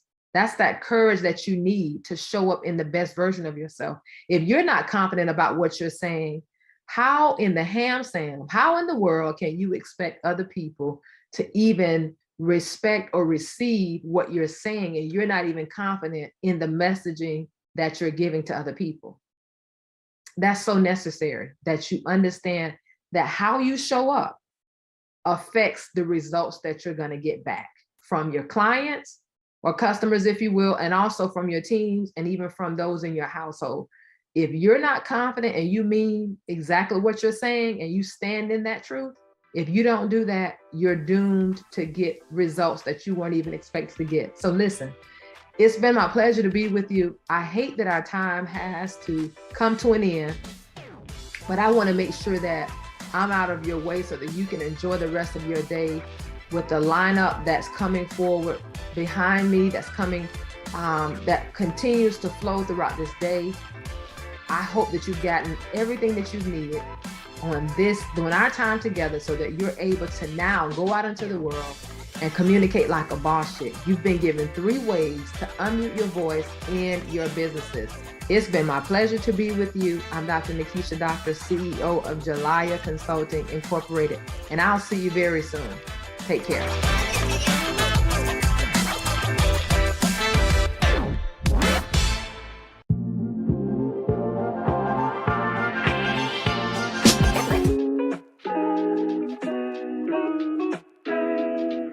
So I've had many big obstacles, but the biggest obstacle, I must say, it was my divorce.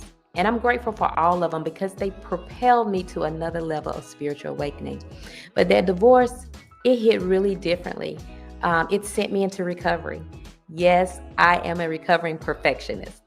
I was as a little girl and as a woman, I was so afraid of failure and making mistakes that I created so much rigor and pensiveness in my life, setting and holding unrealistic expectations for myself and for others.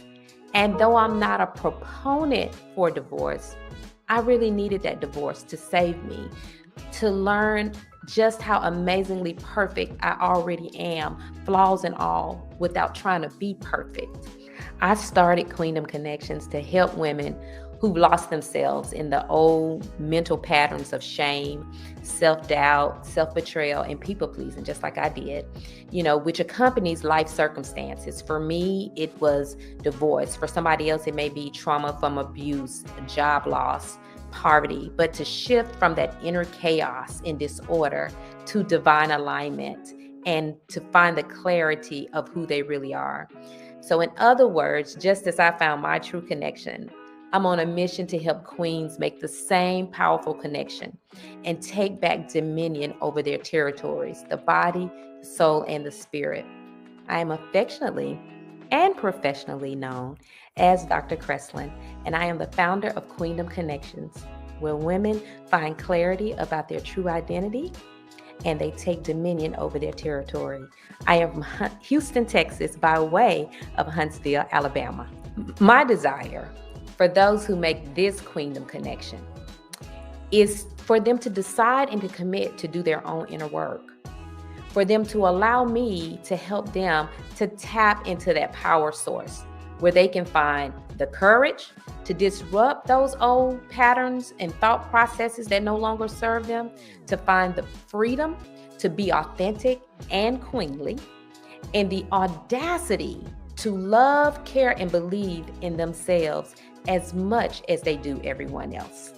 My plan and mission is simple, I will make the world better by empowering the masses to excel, not just in education, careers, and businesses, but in our spiritual lives first, in love for all mankind, and in leadership of self and of the people who are within our immediate sphere of influence before going out to the world. Because when we become better from the inside out, our relationships become better, our families become better, and our neighborhoods become better. So the world automatically.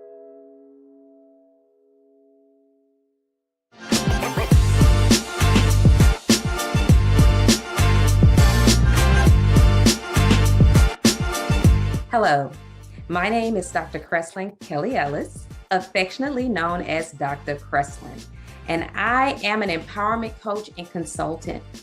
But most importantly, I am a spiritual Black woman married to a spiritual Black man.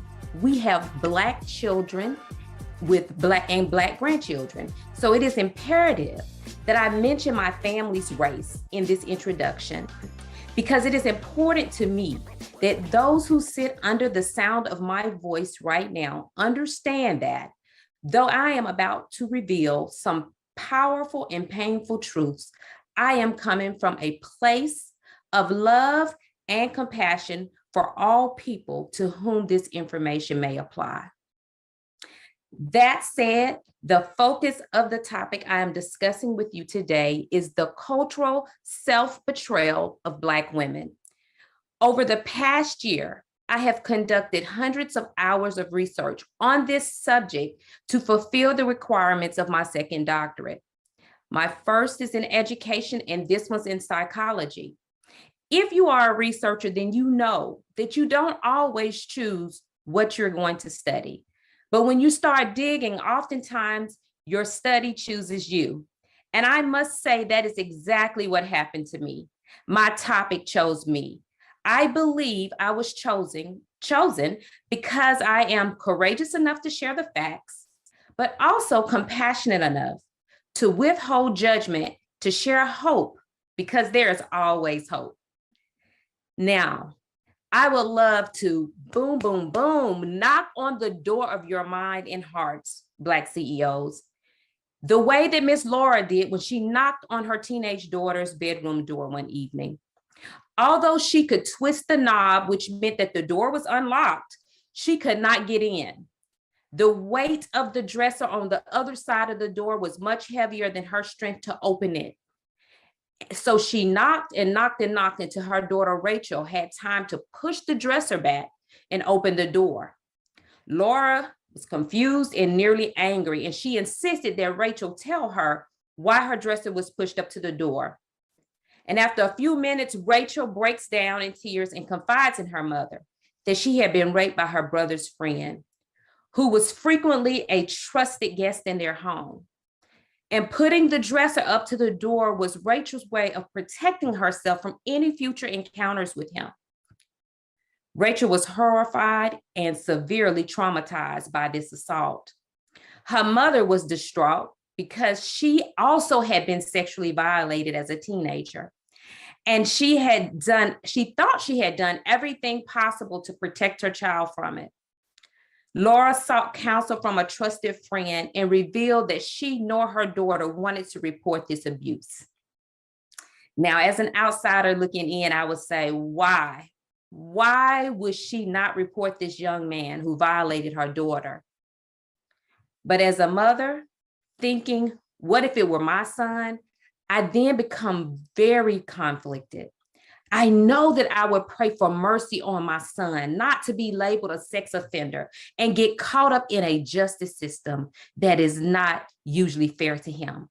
I also think about what if I were that mother or that daughter? I can only imagine the guilt and the shame I would feel, wondering if my fault if it was my fault, if there was something I could have done to prevent this? Would people view me as an unfit mother who allowed this to happen on her watch? If I were the young lady, I can only imagine I would be afraid of how people would view me. Would they call me out of my name? Would they say it was my fault? All of these thoughts and questions help me understand why this mother and child were reluctant to report. Unfortunately, this is the plight of many Black girls and women. You see, in the US Black community, 30% of Black women and girls experience sexual assault from someone of the same race. Yes, this happens to white women too. It happens to women of all races and ethnicities. Sexual violence against women all over the world is a tremendous public health concern. However, Black girls and women in America are sexually violated far more than their white counterparts, and 2.5 times the rate of other women in the US. But get this, only 1 in 15 Black women report their sexual violent experiences, which leads me to think that the number is far more than 30% who are violated. The research on cultural betrayal trauma reveals that after Black women are sexually violated, she has only 2 choices: report the incident and face public ridicule from her own community who wants to protect their reputation and protect the perpetrator from the justice system, or 2, report the incident while fearing maltreatment from the justice system for themselves. So basically, Black women are stuck between a rock and a hard place. The pressure from the community to shut up and take it, and the hard place, the chance of being mishandled by the justice system or even by social service organizations. And that is why this type of betrayal is so traumatic. Let me explain this cultural self-betrayal of Black women. Sexual violence is a sexual contact made with a person, made against a person without their permission. Betrayal is deceitfulness and the act of breaking one's trust. Betrayal is deceitfulness and the act of breaking one's trust. Cultural betrayal is defined by Jennifer Gomez as the violation of intracultural trust, which stems from abuse from a member within the same group. Now, what that means in this case is that it's when a Black woman is betrayed by a Black man who she depends on to protect her in an unjust society. Most Black women and people in general already suffer trauma related to discrimination and social inequalities.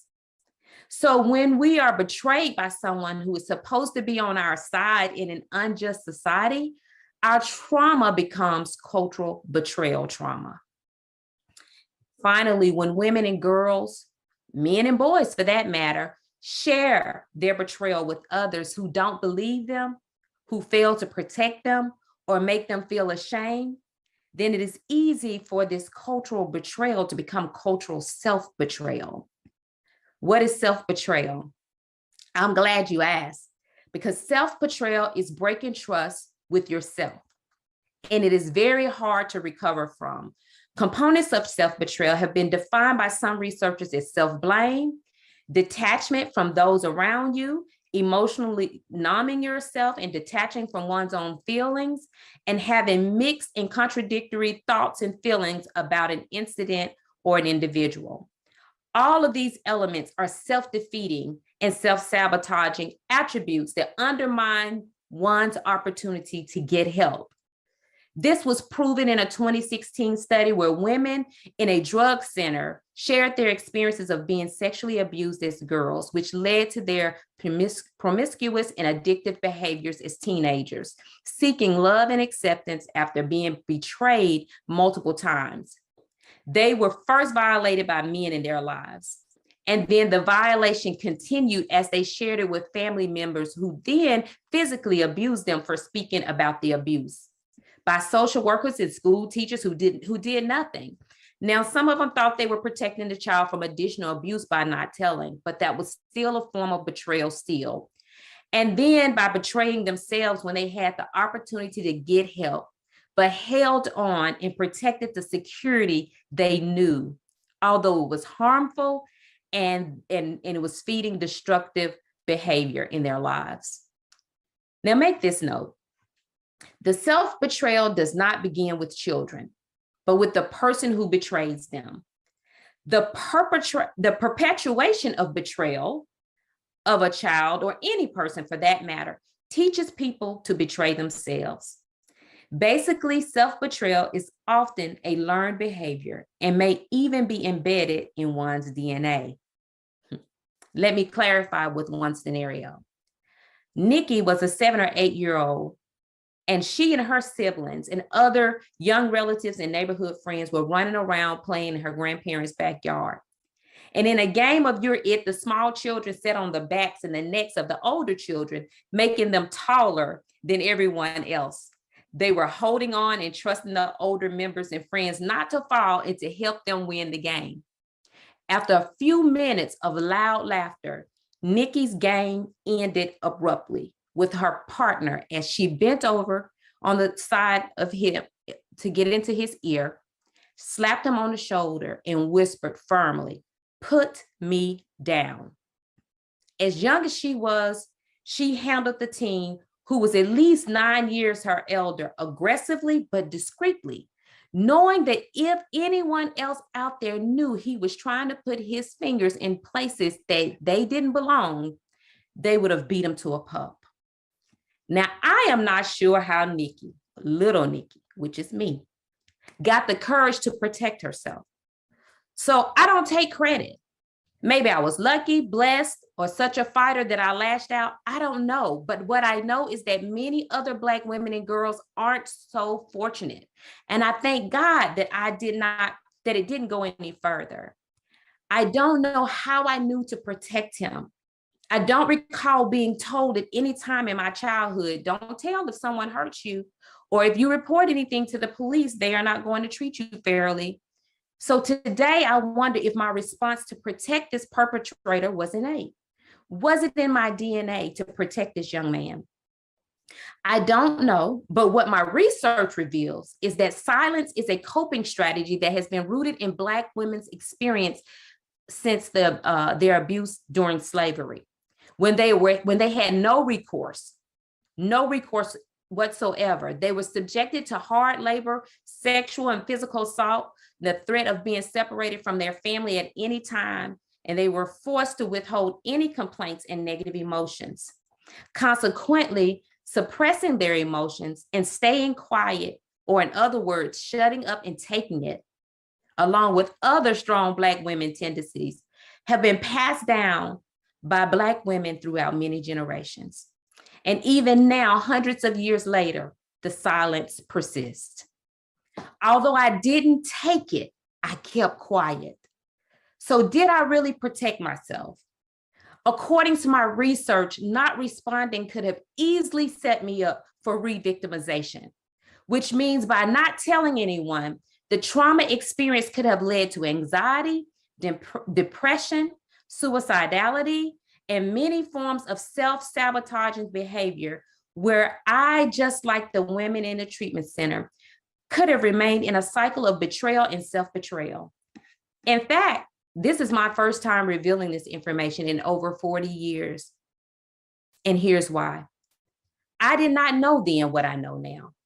And here's what I know now, that not only are 30% of Black women and girls subjected to sexual violence, but Black women are 4 times more likely to be killed by their partners than white women.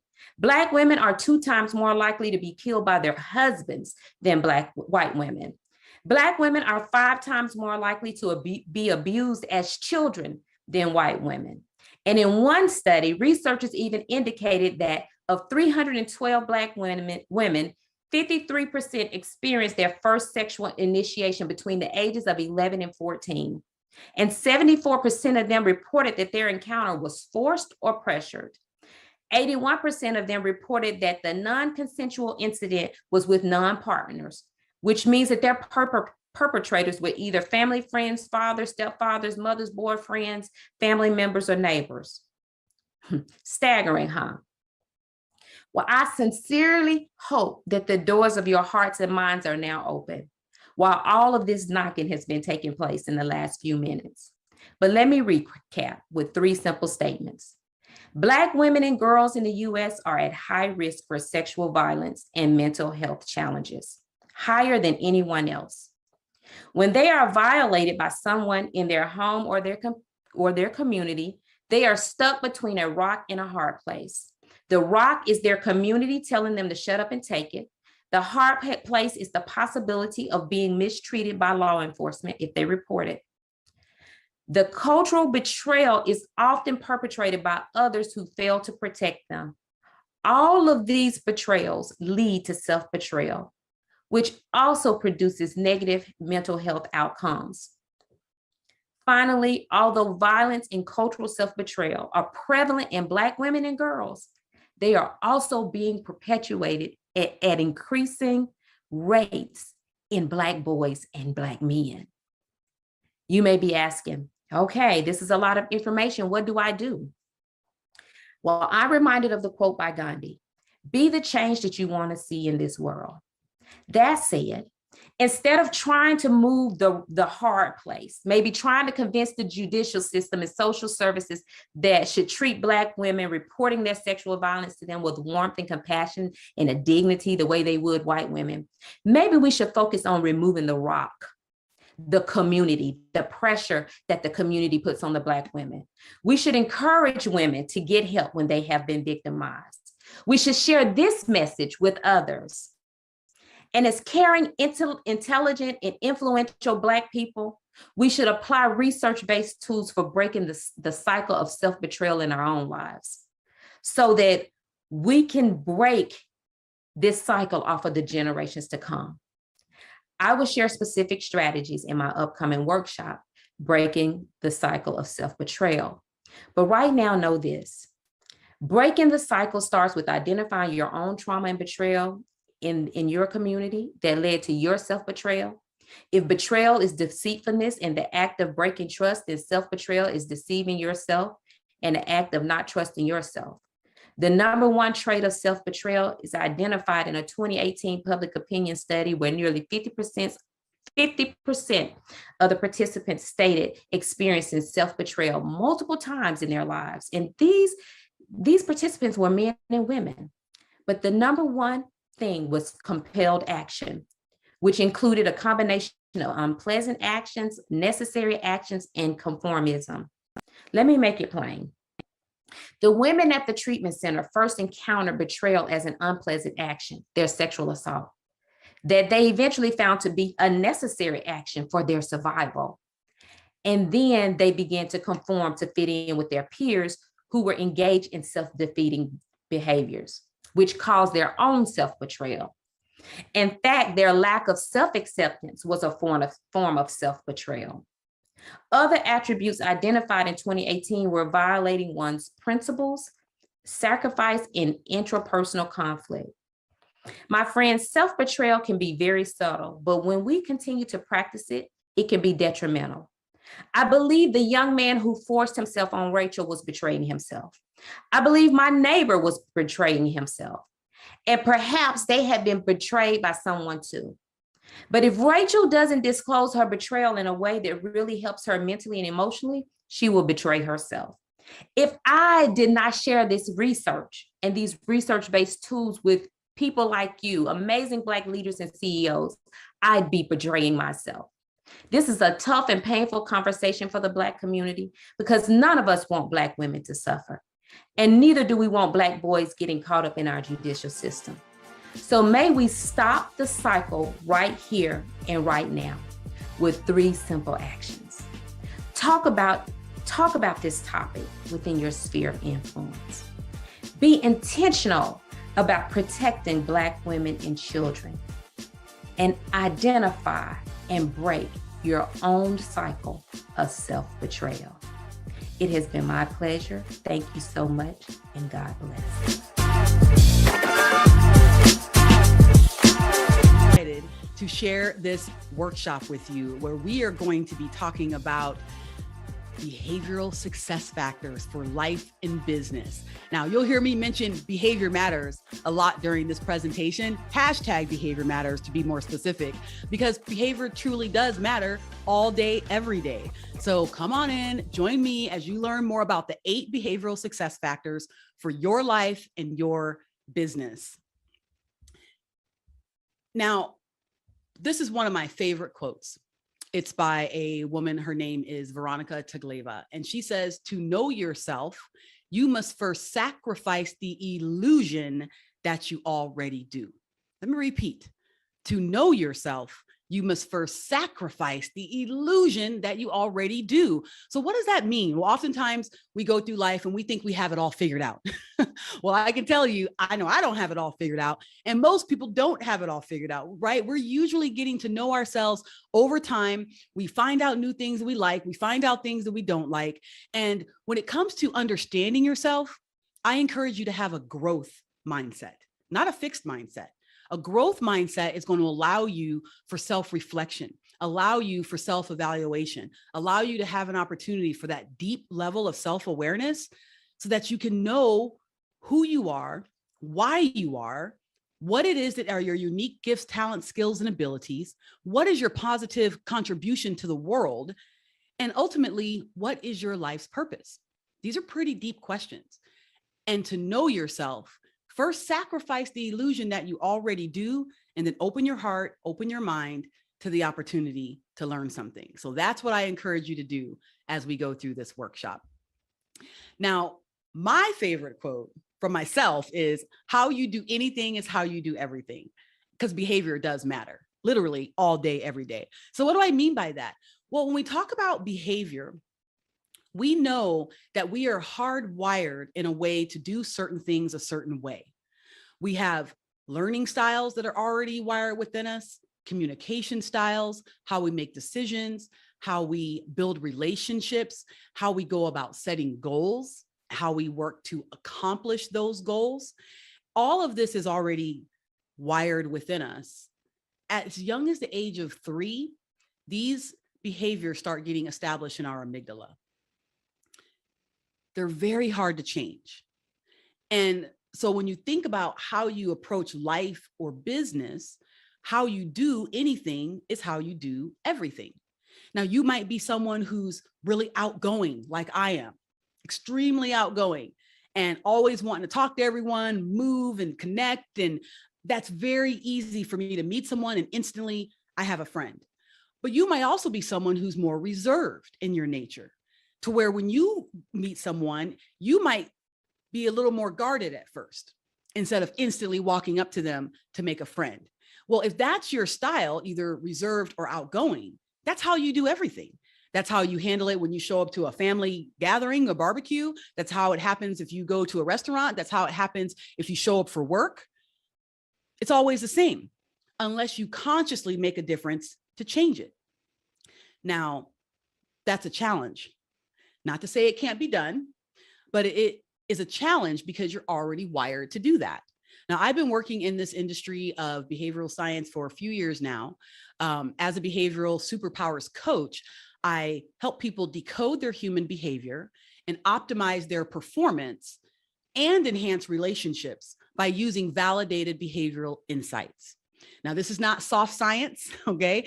Our information has been validated and researched for over 30 years and is validated in 125 countries and in 11 different languages. What I'm about to show you right now is the result of that research. What we know is there are 10 behavioral superpower styles, and then there are factors and sub-factors that make up what we call your behavioral fingerprints. Because you have a unique way that you do things. Even though you might be an influencer like me, which is one of the 10 behavioral styles, my mother is an influencer as well, but her life experiences, values, education, all those things are different. Even though we're both influencers by the name of the behavioral style, we have behavioral fingerprints that are different. No two fingerprints are alike. And actually, there are 1 in 4 trillion different combinations with the data that we collect when you take our behavioral superpowers exercise. So in a moment, I'm going to tell you what the 10 behavioral styles are at a high level. Okay. Meaning if me and my mom both held up our hands like this, they would pretty much look the same. I'm going to be talking high level. As influencers, our hands look the same. And I'll give you a little insight into each of the 10 and what it really means to be in that behavioral style. Then I'm going to dig into the behavioral factors a little bit more. Those 8 factors for success in life and business. I'll dig into that a little bit and really show you how and why me and my mother can have different fingerprints, even though we're both influencers.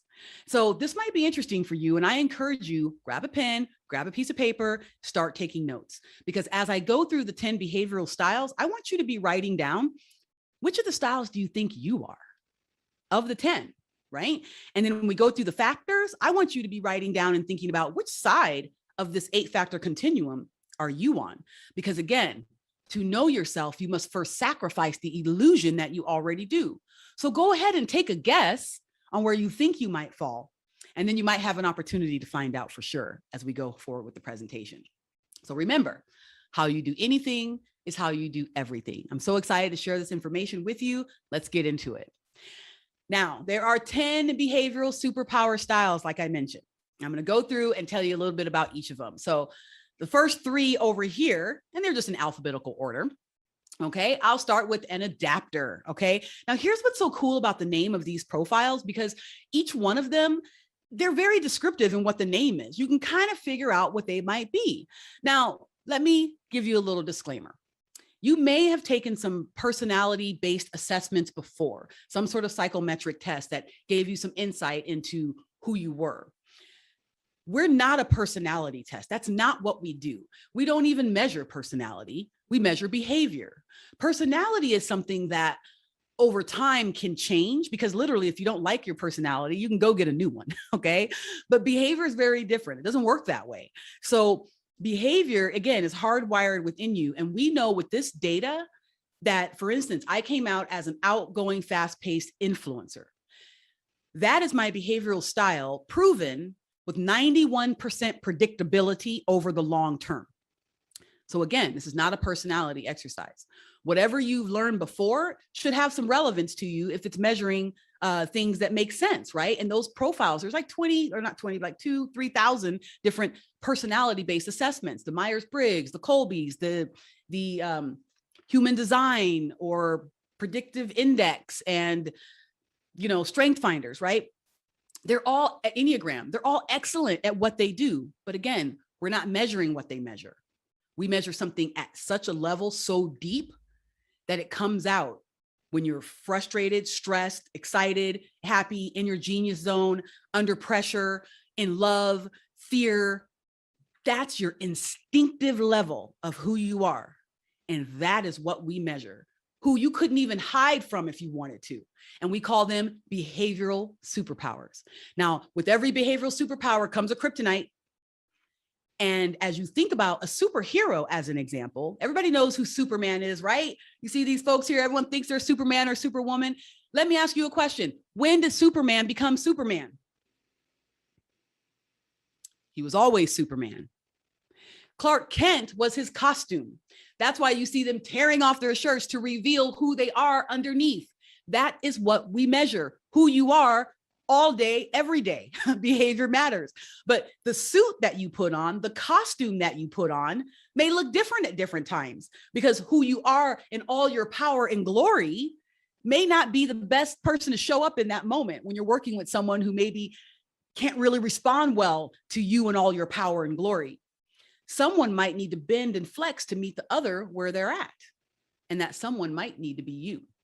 Okay, so know what your power is, know what your kryptonite is, and know that these profiles right here at a high level, how you will show up. And everyone in the world falls into one of these 10 profiles. So an adapter, exactly like the name sounds, they adapt. They're like the chameleons, I like to say. Literally, they can take on all the different powers. When they're hanging out with someone like a community builder or an engager, they may take on some of those traits. They fit in where they need to. They're very seamless in how they do that. It's an extraordinary power, because literally they can adapt to whatever the situation is to get the job done. And how they show up is going to matter when it comes to that, because they're going to adapt. Okay. Community builder. Community builders are awesome. They're more on the relationship focused side of our spectrum, and they focus on people and bringing everyone together, hence building a community. They often appreciate consensus and go around to make sure that everyone's okay with the decisions as they're being made. Every team needs a community builder on the team because they are fantastic, again, at making sure everyone's coming together and no one gets left out. Engagers, they love to talk, they're outgoing, they have a wide circle of friends, they love to know where the fun and the excitement is at, and they do exactly that. They engage. If you have an engager on your team or in your family, give them the freedom to engage because they're going to anyway. Don't oppress them, let them fly free and do what they need to do as an engager, right? Which be in front of people, talking, bringing people together, but also very outgoing and excited to be around people. Next, we have the facilitator. The facilitator is, my sister actually is a facilitator, and she is so cool. Okay, so facilitators, typically they appreciate harmony, they're amiable, they love, they have a very uncanny way of getting the job done, meaning getting the results that need to happen, but bringing people into getting it done in a very seamless fashion. So they will set the agenda, set the tone of kind of what needs to happen, and then kind of rally people around making it happen in such a way where people don't even know that they're being facilitated. You know, they don't even know because they take care of people, yet they're goal oriented and they have a masterful way of doing that and bringing people together. I met a 12-year-old once who was a facilitator, and she was a take charge, spontaneous facilitator. And she said that she had no idea how or why, but every time the teacher would kind of give them a project to work on and put them all together to say, hey, you know, you guys work on this project, I'll be right back. She says that she could always just look at the situation and know exactly what needed to be done. And then she would go about the process of getting the rest of the students in order, you know, to do it, right? But she was a take charge facilitator. So she did it in such a way, which she's pretty much setting the agenda and she expects it to be followed, right? She has no problem saying, hey, here's what needs to be done.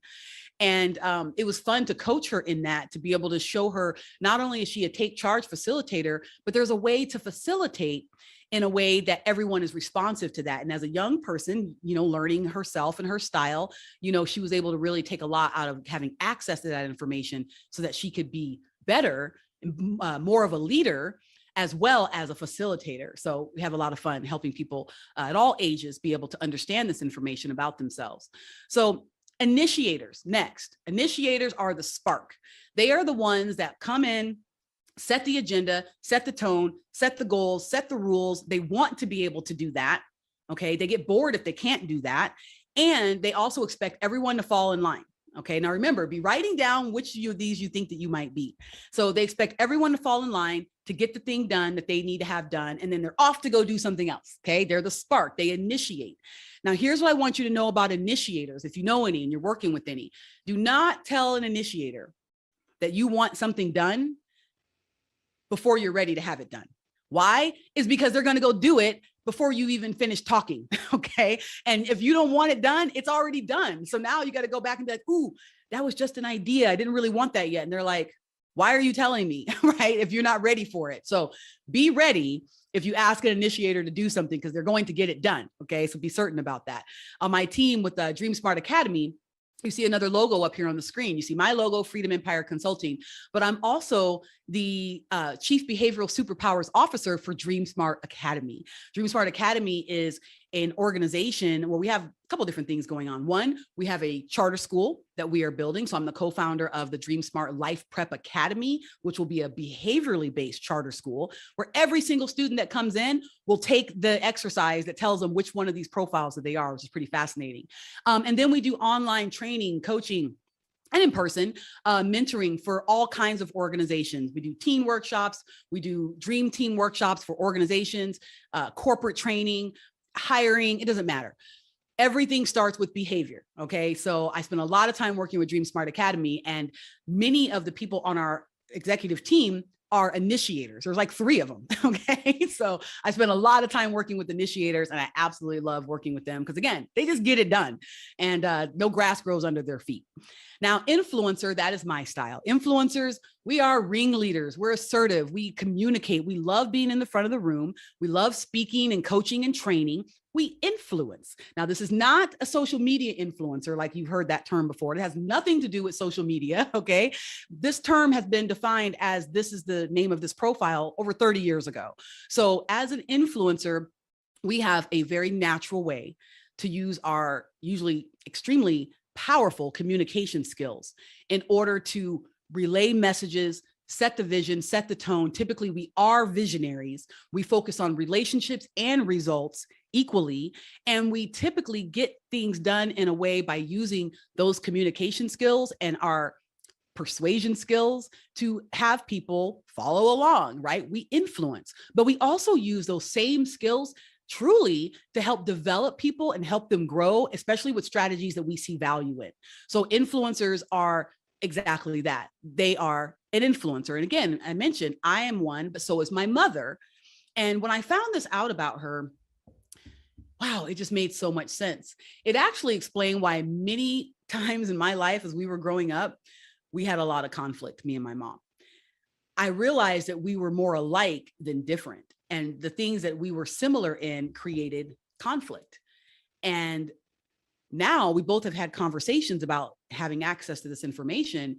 And we realized that we probably both were trying to influence each other. And that was what was creating the problem. I was the child. I should have just been listening and doing what she told me, but I was also the influencer. So I was probably trying to influence her. You know, she's influencing me. It didn't always work so well. My sister, being the facilitator, being the peacemaker, was always the one going, you guys calm down. What, you know, she was always the one being literally the peacemaker, when me and my mom weren't always about peace. Mom, if you're watching this, you know what I'm talking about. Love my mom so much, especially now that I have so much more of an understanding. Because so here's the thing, sometimes when people behave how they just are going to naturally behave, because this is about natural behavior, when that behavior is different than ours, or not what we expect or want, we take it personal. We think that they're behaving that way or not behaving how we want them to because they're doing it to spite us in some way, or just to be insubordinate in some sort of fashion, or whatever the reasons. But we think it has something to do with us. Well, let me tell you, it usually has nothing to do with you. I like to say, it's not personal, it's just science. Because me growing up as an outgoing, fast-paced influencer, I always had something to say about everything. I was always in the middle of something, you know, the front of the room, talking to this person, doing this, gathering people to do this, coming up with big, huge, grandiose plans about, oh my God, we can totally do this. That's what an influencer does. Now, how many times growing up did people tell me to calm down, slow down, be quiet, sit down, right? Trying to oppress who I was because they thought that I should behave in a certain way. My sister, on the other hand, she probably didn't get told that at all because she's already calm and more reserved, right? So I was compared to her a lot of times. Kenyatta, you know, why can't you just calm down like your sister? Because I'm not like my sister, right? And sometimes, since we don't understand these things in children, we try to change them. But imagine if you had a tool or a resource that you could find this out. My mom could have found out when I was 12 years old that I was an outgoing, fast-paced influencer. She's already told me that if she'd known that information, that she would have handled me totally differently because she didn't understand. Most of the time, she thought I was probably just being insubordinate, but I wasn't. I was just being me, right? So it's very interesting when we think about this information and how, you know, in family relations, how powerful that could be. So the next profile is a reflective thinker. Now, one of my business partners, Jeff Morris, he is the founder of of Dream Smart Academy. We call him our chief dream maker. He is a reflective thinker. We work together all the time, talk to each other all the time. His profile is so different than mine, but we have so many similarities though, which makes it where we work together very well. Reflective thinkers like to reflectively think. They need to take time to do their analysis, to collect data, to do research. They are going to think out a plan from every different angle, and they're going to take their time to do that reflectively.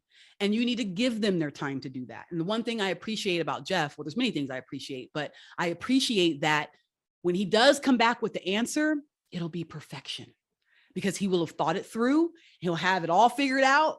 and he's going to give plenty of information, sometimes more information than I need in my fast-paced, outgoing way. I'm like, I just need 3 bullet points, Jeff. I'm good, but he's going to give me like 8 paragraphs because he can't help it, right? That's the reflective thinker. So I appreciate that. And we appreciate each other because we complement each other.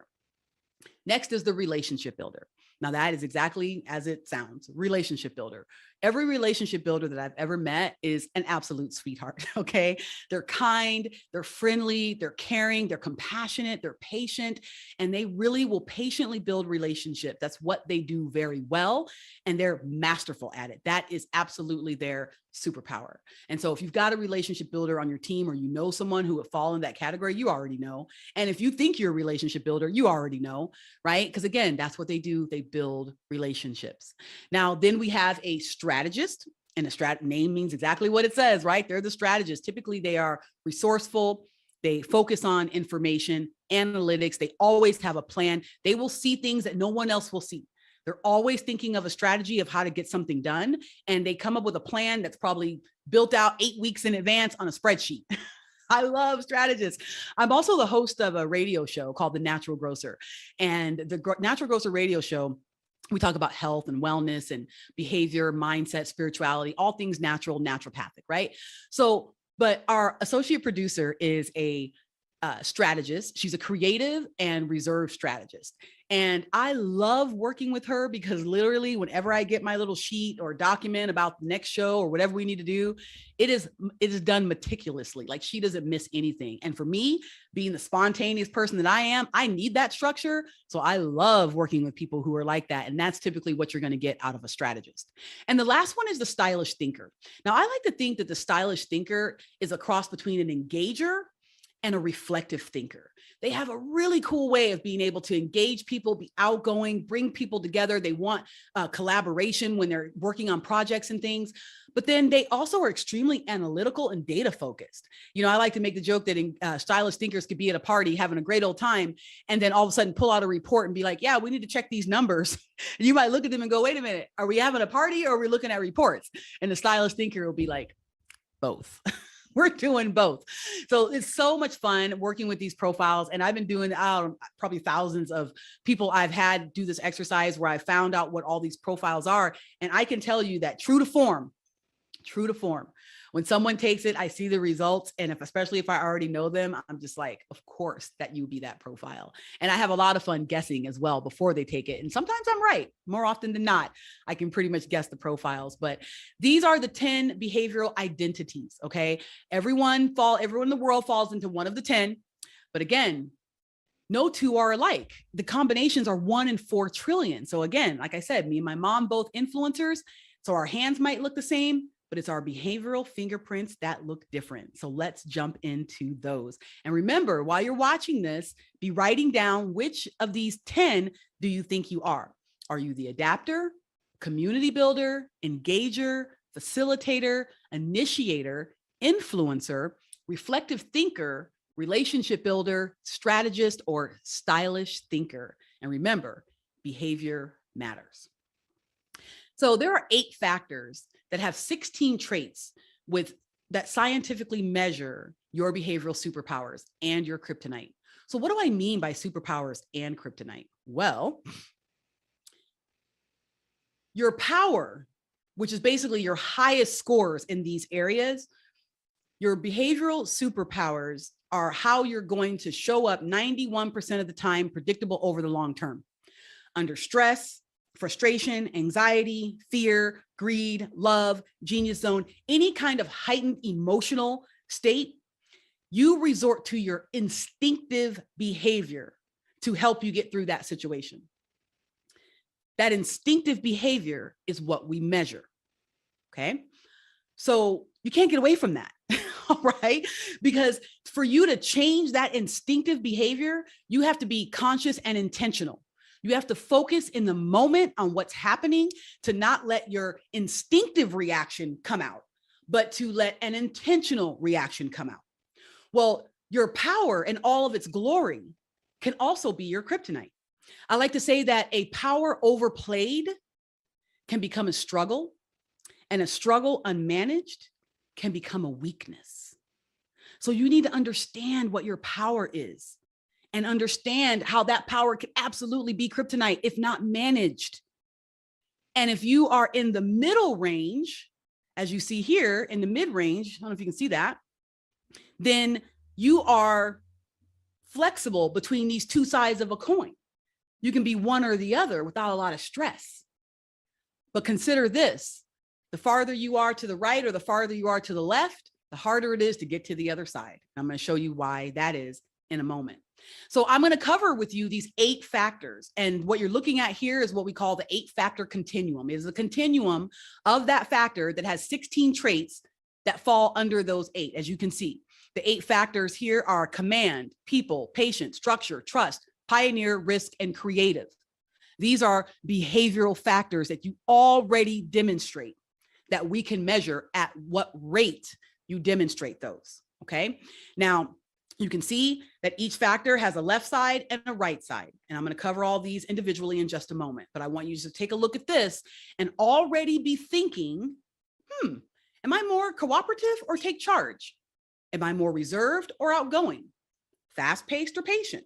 So on and so forth. Or maybe I feel like I'm a little bit of both. This is what I want you to be thinking about as you listen to what I cover right now.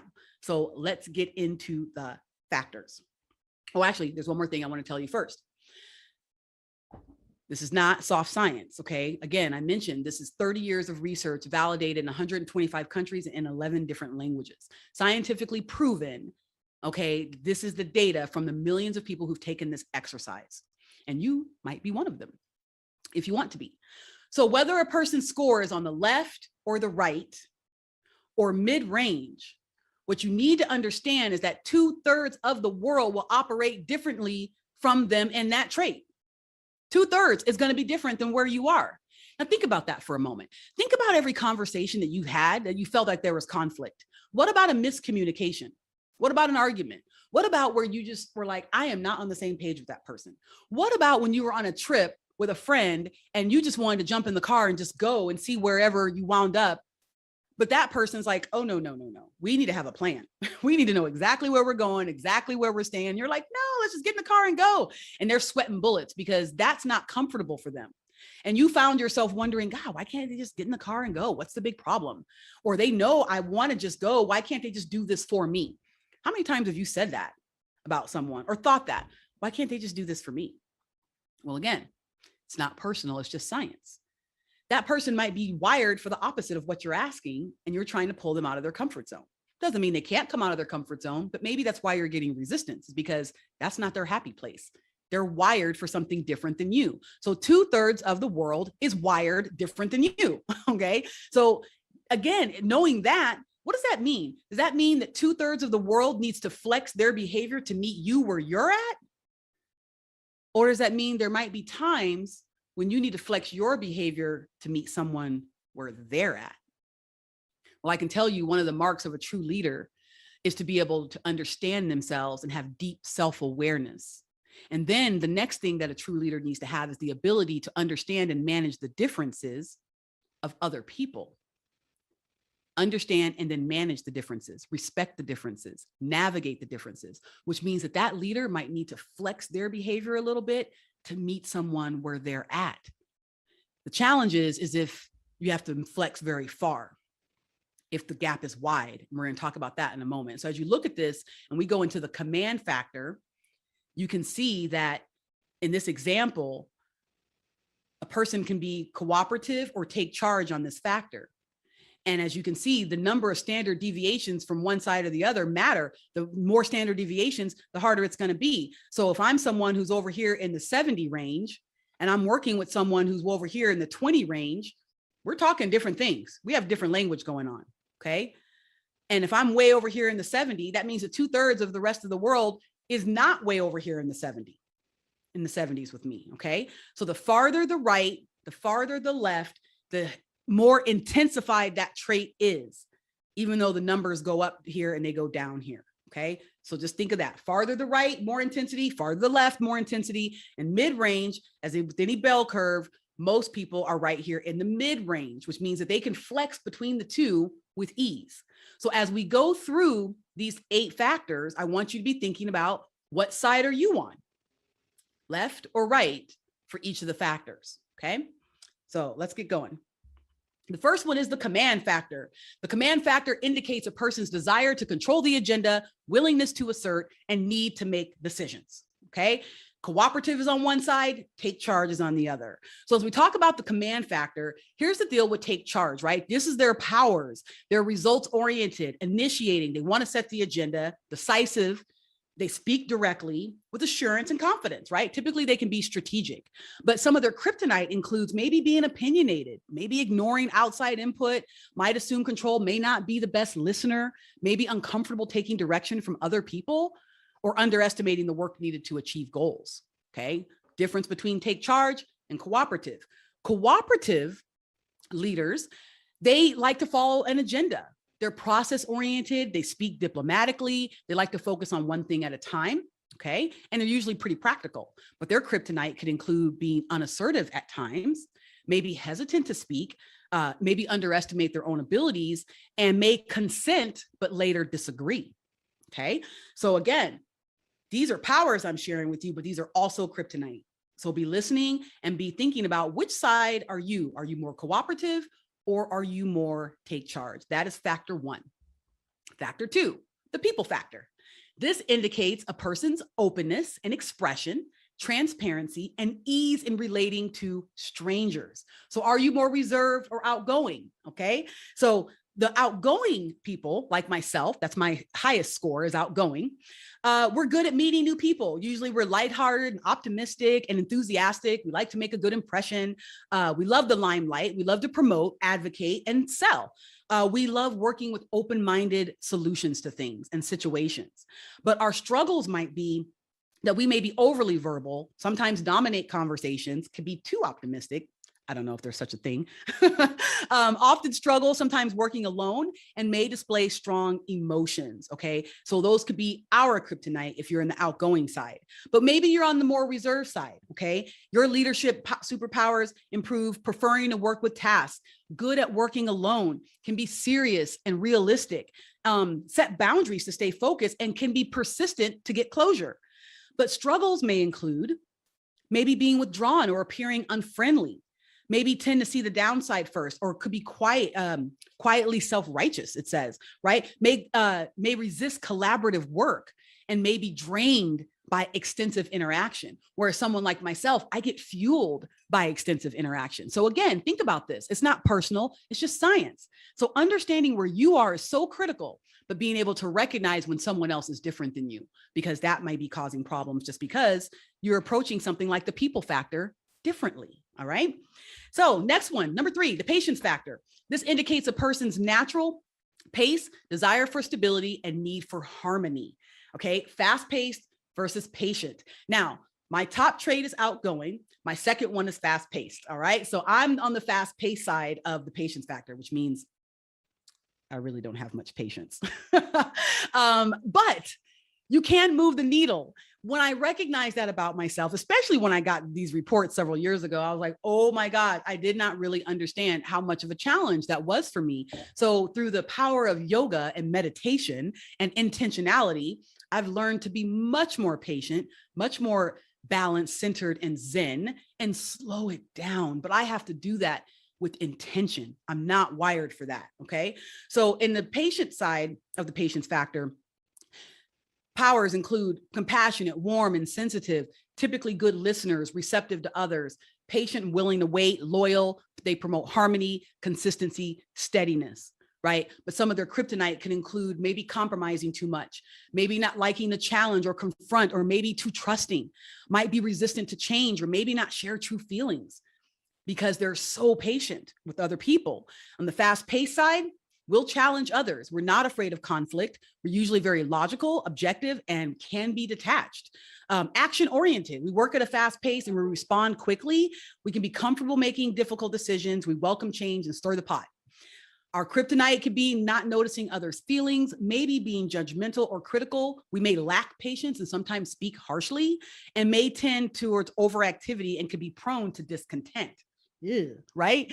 This is both sides of the coin. We don't just talk about strengths and weaknesses here. We're going way deeper than any of that. And it's important to know all of these about yourself, especially as you're working with other people. So the fourth one is structure factor. This indicates a person's need for structure, concern, and details, and the desire to prepare.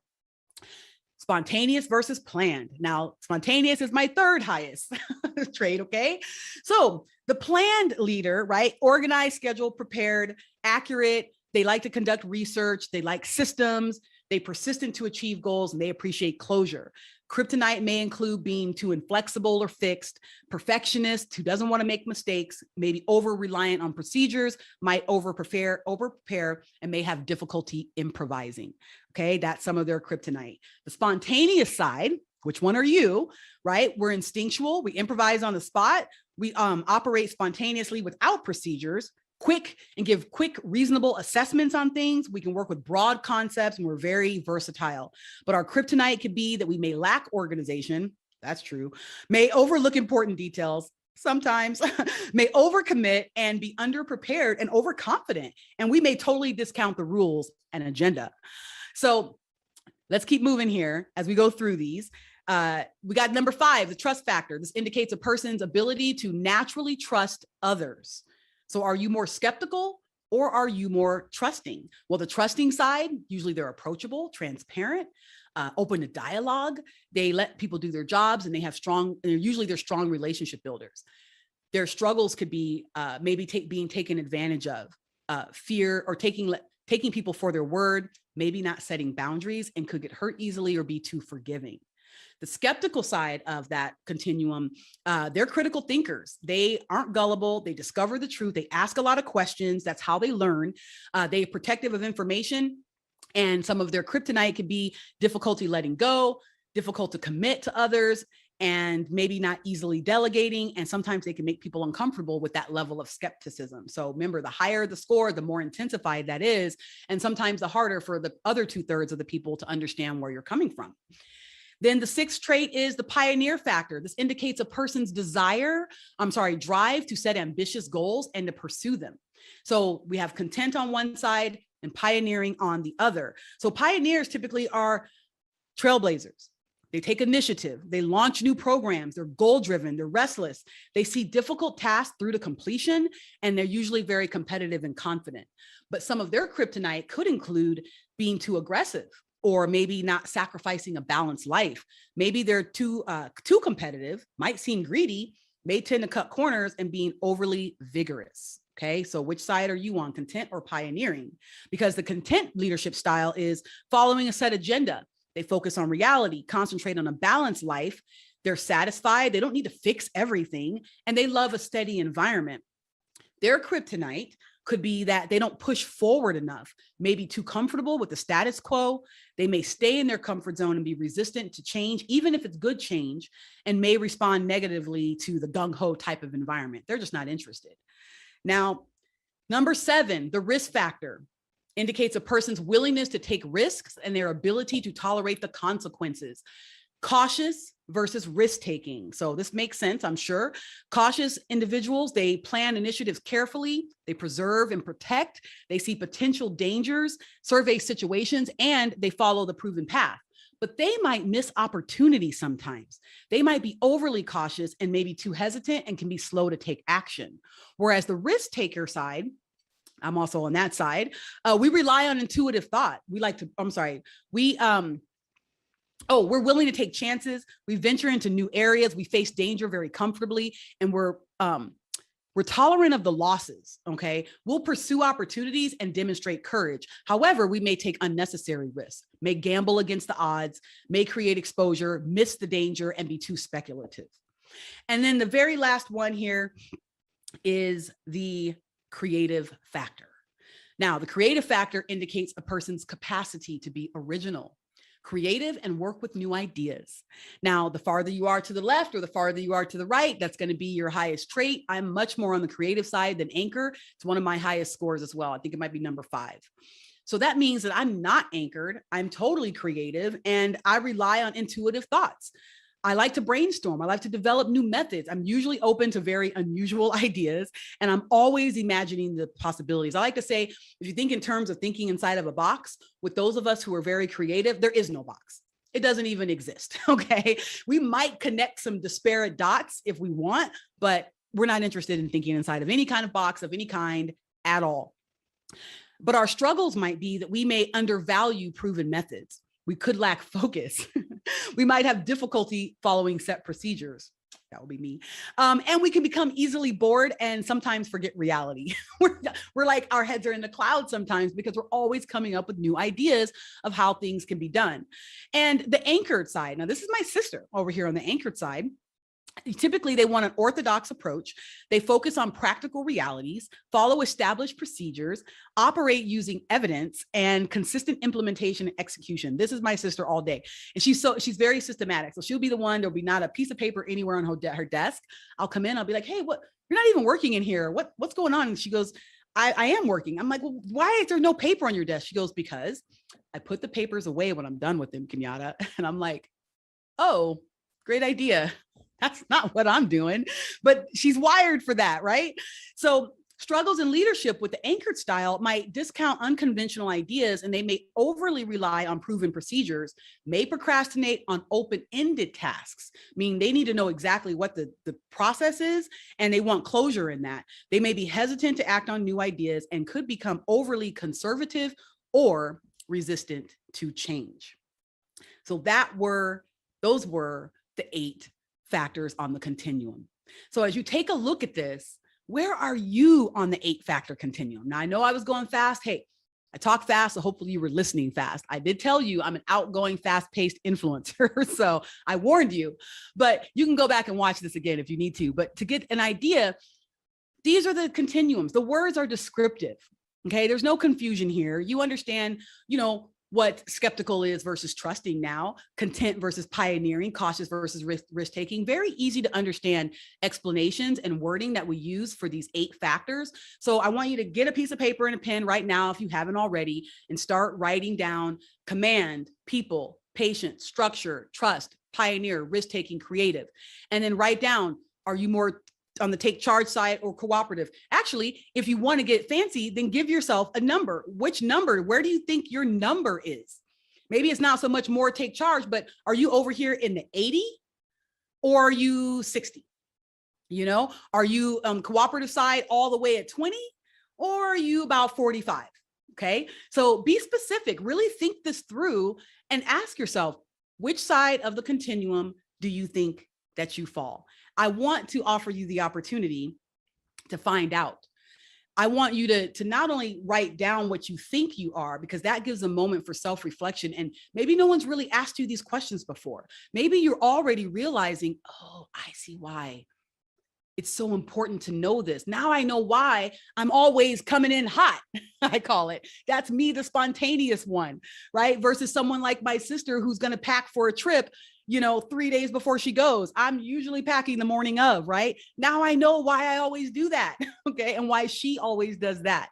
So my name is Kenyatta Turner. I am the founder of Freedom Empire Consulting, where I coach, I influence, and I protect. I'm offering you the opportunity that after you've done this workshop to discover and uncover your behavioral superpowers. And you can take the behavioral superpowers exercise. It only takes about 15 minutes and you will learn some of this information that I've been sharing with you. You'll find out which of the 10 behavioral superpower styles you are. You'll also find out what your 2 highest traits are so that again, I said I'm outgoing and fast-paced as an influencer. So I want to offer you the opportunity to do that. I want to know which one you think you are. Okay. So go to my Instagram. It's at Kenyatta Turner. Okay. And send me a DM. Let me know. Do you think you're an influencer? Do you think you're an initiator? Are you the reflective thinker? I want to know which one you think you are. And then I will give you an opportunity to find out for sure as a gift from me. So again, my name is Kenyatta Turner, founder and CEO of Freedom Empire Consulting, where I coach, influence, and protect. So excited for you to participate in this workshop, and I will see you soon. And remember, #behavior matters all day, every day. Thanks for watching. Talk to you later. Bye.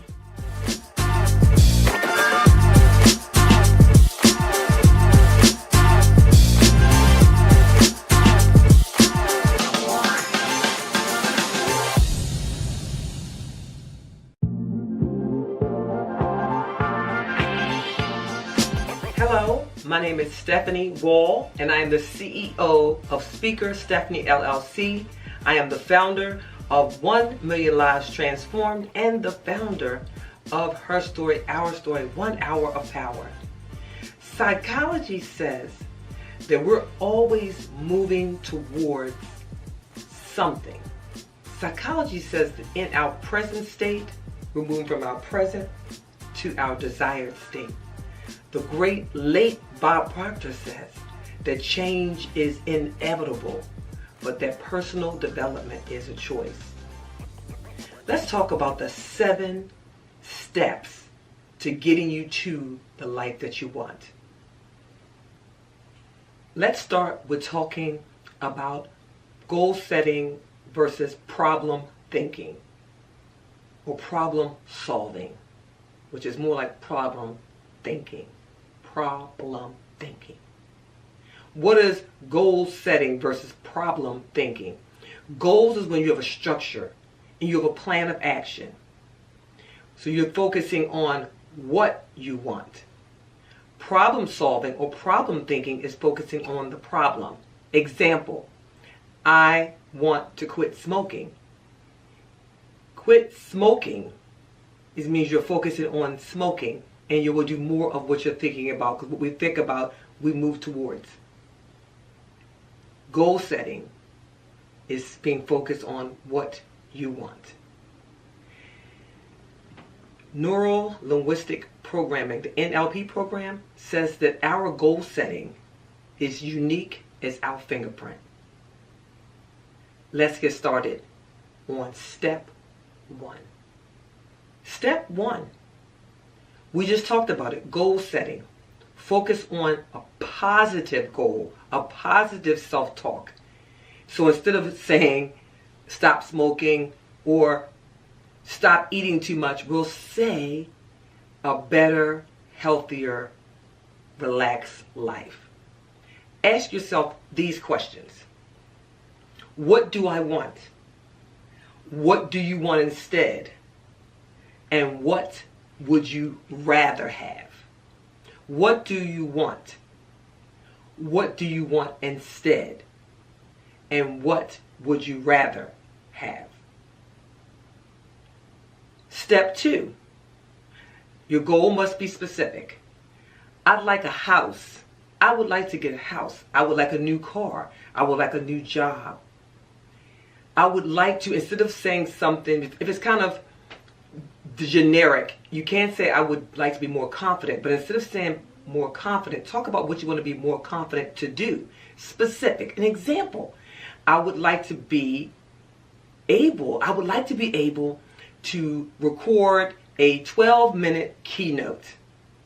Then I want you to ask yourself these questions. What exactly do you want? Can you describe that more precisely? What will you see and feel when you get that thing? How long will it take? And when do you want to achieve it? Let me read that again. What exactly do you want? Can you describe it more precisely?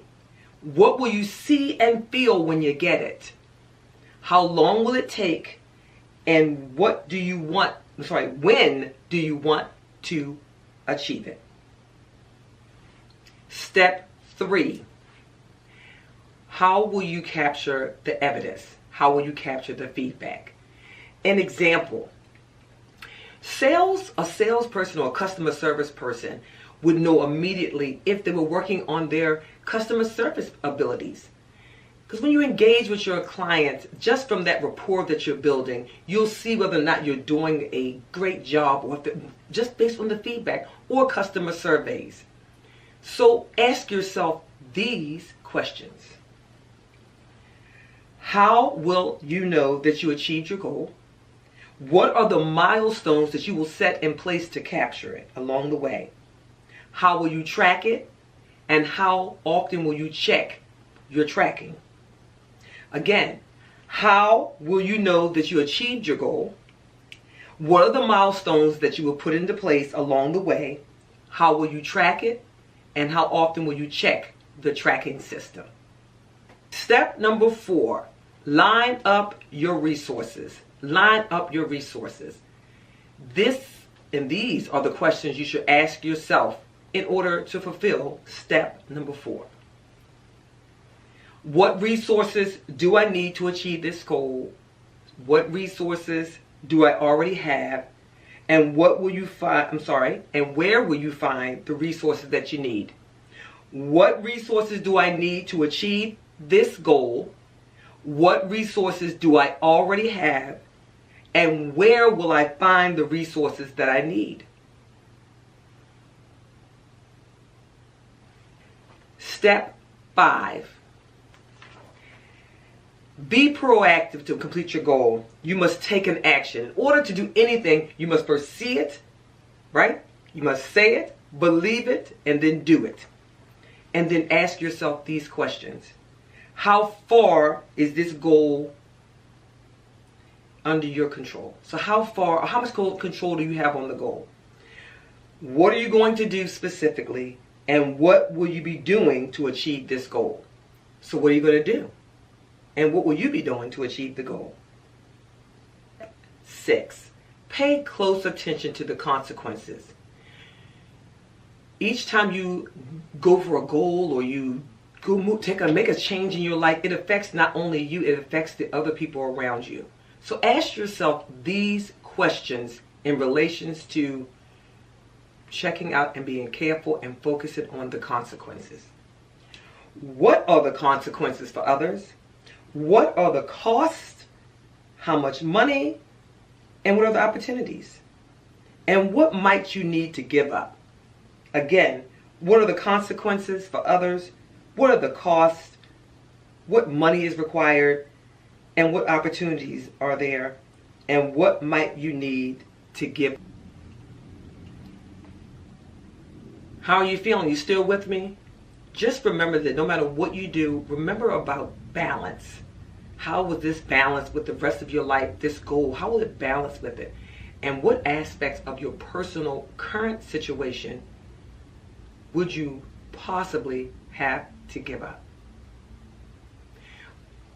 Step number 7. So 7 is taking action. You can do nothing without taking an action. This is the point of the time when you have everything. So you already have the steps. Once you put the steps in place, now you have a goal. Because once we have structure, you now have a goal setting. But now we're talking about actions, and now you have to break those steps down into brackets. Break it down to pieces, biteable sizes, so it doesn't look overwhelming. And then remember what Trevor Ott often tells us, the great brand master himself, Trevor Ott. He said, first emulate before you innovate. What does that mean? Emulate before you innovate. It means the plan is already in place. Follow the plan before you get creative and start changing it around. So now I want you to go ahead and run this marathon, because now by doing these steps, by taking these steps, you've now given your dreams, your goals, legs. So go run the marathon. Again, my name is Stephanie Wall, known to many as the Tower of Power. It's been my pleasure. You can reach me at speakerstephanie.com and Speaker Stephanie everywhere. Thank you for your time and attention.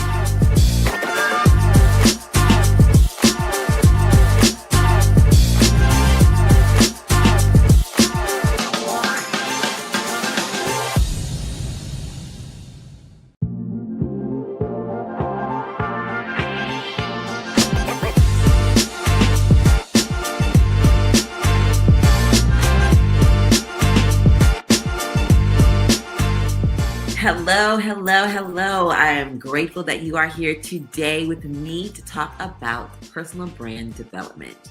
And I'm giving you a high-level view of what that looks like as we discuss defining your brand-unique brand. My name is Alicia Brooks, and I am here to share with you today about how to really show up and show out for your personal brand, and know that you really have to own your personal brand. And so let me get started with you to look at the presentation, and we will get started as soon as we get it to come up. Here we go. All right. So defining your personal brand, your Brandnique brand, and I coined Brandnique. I am great for putting two words together.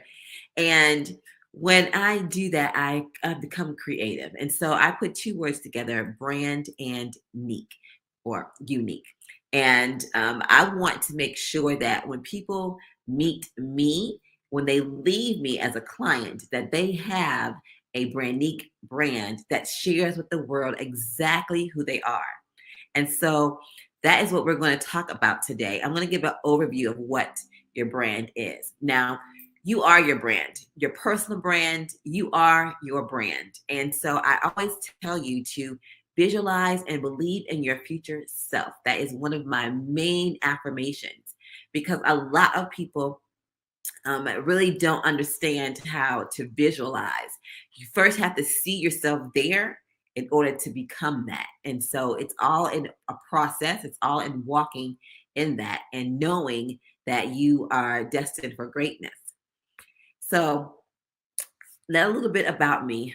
Again, my name is Elisha Brooks, and I am a mother to one amazing son. He is 29. I absolutely adore him, love him. He plays professional basketball overseas, and he is married. I have my degrees are in marketing. I absolutely love marketing since the 11th grade in high school with DECA class, if you remember that. And then I am a businesswoman, entrepreneur. I am a speaker, international speaker, actually, an author, a trainer, a coach consultant, and I love empowering women.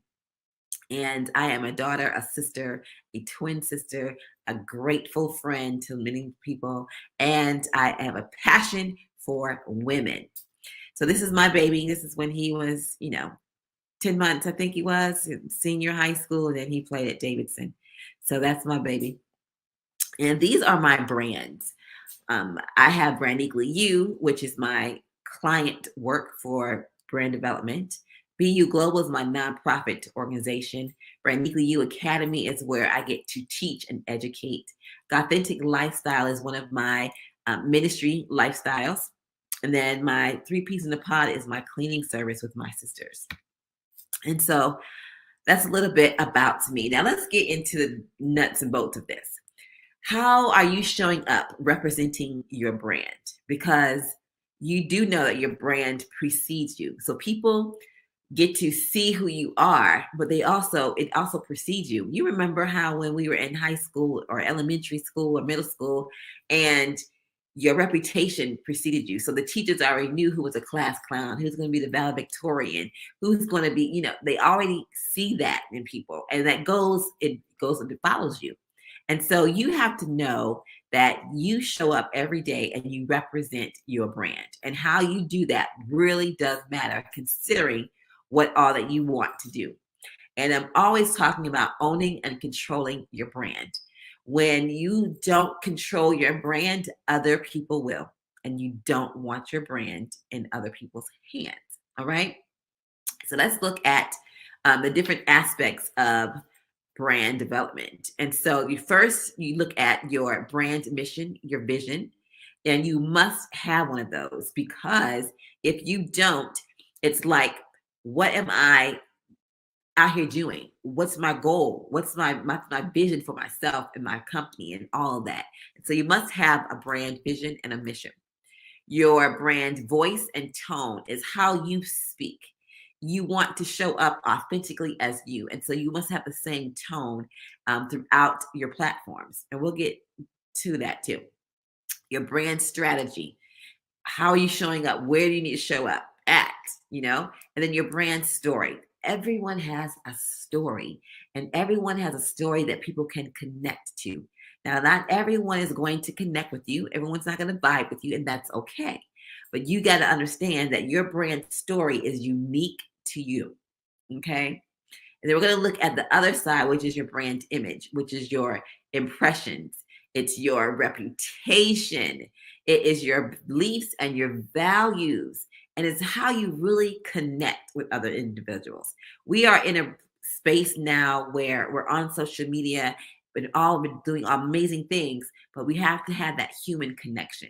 And so that really does matter in terms of your brand. Okay. So what is a brand? A brand is more than just a logo. I say that all the time. And people think that your brand is some logo and some pretty colors and some nice fonts. That's a part of it. But your brand stands for more than that. Okay.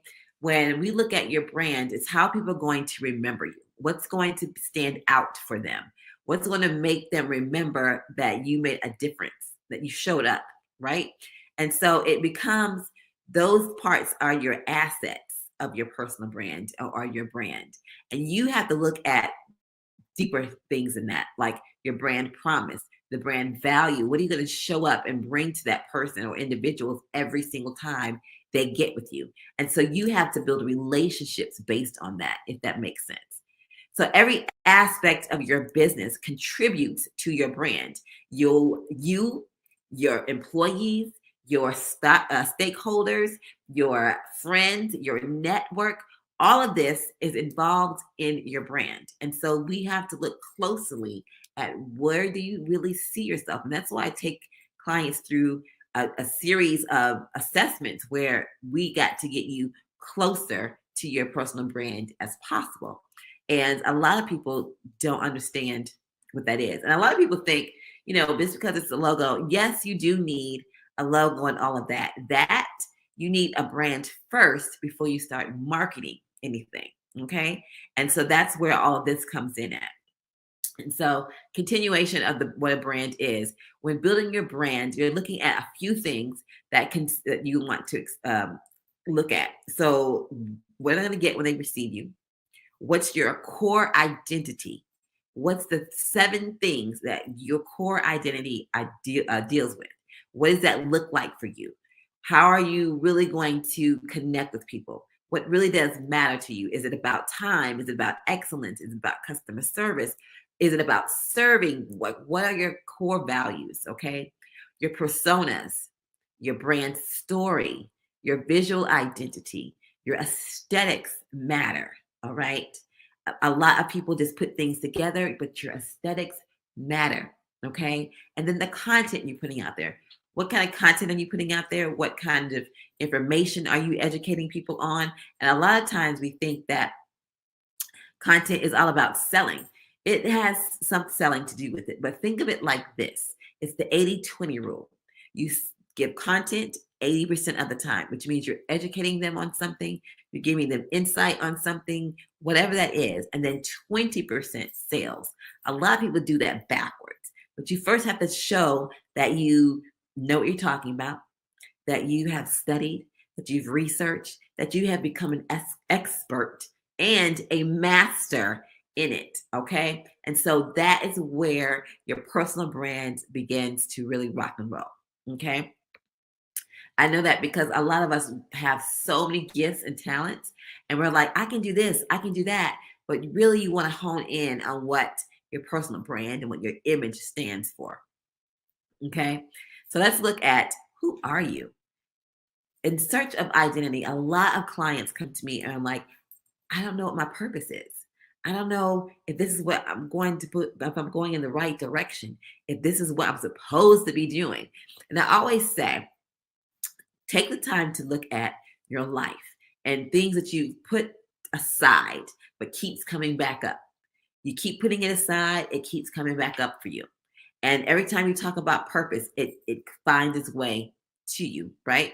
And so when you're saying things about who you are and what you do, you want to look at, what are those things that I really love doing? What makes me up in the morning that I get to do something? What is it that I really look at that says, oh, if I hear it, or if I see a word, like for me, women, entrepreneurship, business, anything like that, or personal branding, anytime I hear those words, those are piquing my interest. So my ears perk up and I'm looking like, okay, well, let me see what this is about. I'm always learning about it. And so you want to look at what is that for you? Okay. What do you feel the majority of the time when you hear those words or when you're around someone and you're doing that? Do you feel joy and comfort, or do you feel like, oh, why have to do this? If those are the two things you're dealing with, then don't look into that. But if it's something that you feel like you really love, you keep putting it down, you keep coming back to it, and then what does that look like? And so then you're looking at your identity around that. Who are you when no one is looking? When no one is looking, what are you doing? What are you seeing? What are you studying? What does that look like for you?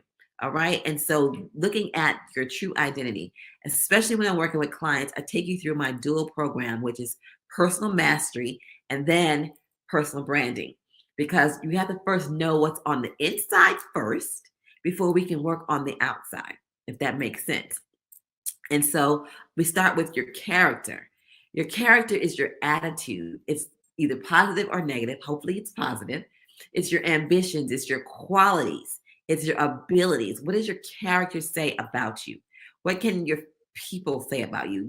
Your friends, your clients, your family. What are the character traits that you really hone in on that people absolutely know that this person is loyal, this person is great, this person serves in excellence? Whatever that is, you want to look at the positive sides of your character. And those are your strengths, is what I call them. And so you are looking at what really does matter to you. Okay? Your character matters.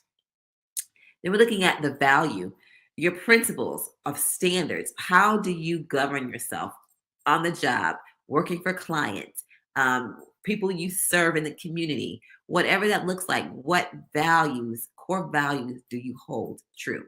And then what benefits you and your brand bringing this to the world? What do people get from you when you show up? What's the value you bring? Okay.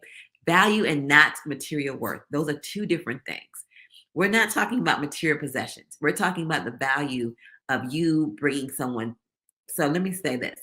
So for me, the value I bring, I know my purpose is always to empower. It's always to engage with people. And I'm always going to educate people. And I'm always going to walk in excellence. I'm always going to serve in excellence, period. And so it doesn't matter if I'm serving in the nonprofit, I'm serving my clients, I'm speaking somewhere, you're always going to get those those four things, right? And so you have to know what value you bring to the table. And what value do you bring with working with others? They have to see that. They have to gather that for themselves. But because you are clear on your values and your character and your self-worth, that makes it that much easier. Okay. I hope I'm making sense, because a lot of people get branding as just this fluff, nice word, but so much deeper than that. So this is the deeper part of it. I'm not going so deep in it. Okay. And then we're looking at your personality. Your personality is about who are you? Your personality attracts people to you, or it can repel people from you. And so you don't want to be repelling people. Like if you are working at, I don't know, let's just say Macy's. You're working at Macy's and your personality sucks, right? Don't you think that anyone that comes, let's say you're in the shoe department, excuse me, you're in the shoe department and you're working and you have a bad personality, you have a bad disposition about yourself, and that energy spews from you. I promise you it does. Your energy either is going to attract people or it's going to repel people. And so your personality should be attractive. It should be one that, now we're just talking about ones who really want to work on their personal brands. You be attractive. You should want to have a open spirit where people are attracted to you and they can talk to you. They can ask you questions. They can approach you. And so your personality wants to have that kind of flavor to it. So I can tell you there's some personalities that I clash with, such as sarcasm. I can't stand sarcastic people. And so that will clash with mine. And for me, I'm majority 95% of the time like this. I'm passionate about what I do.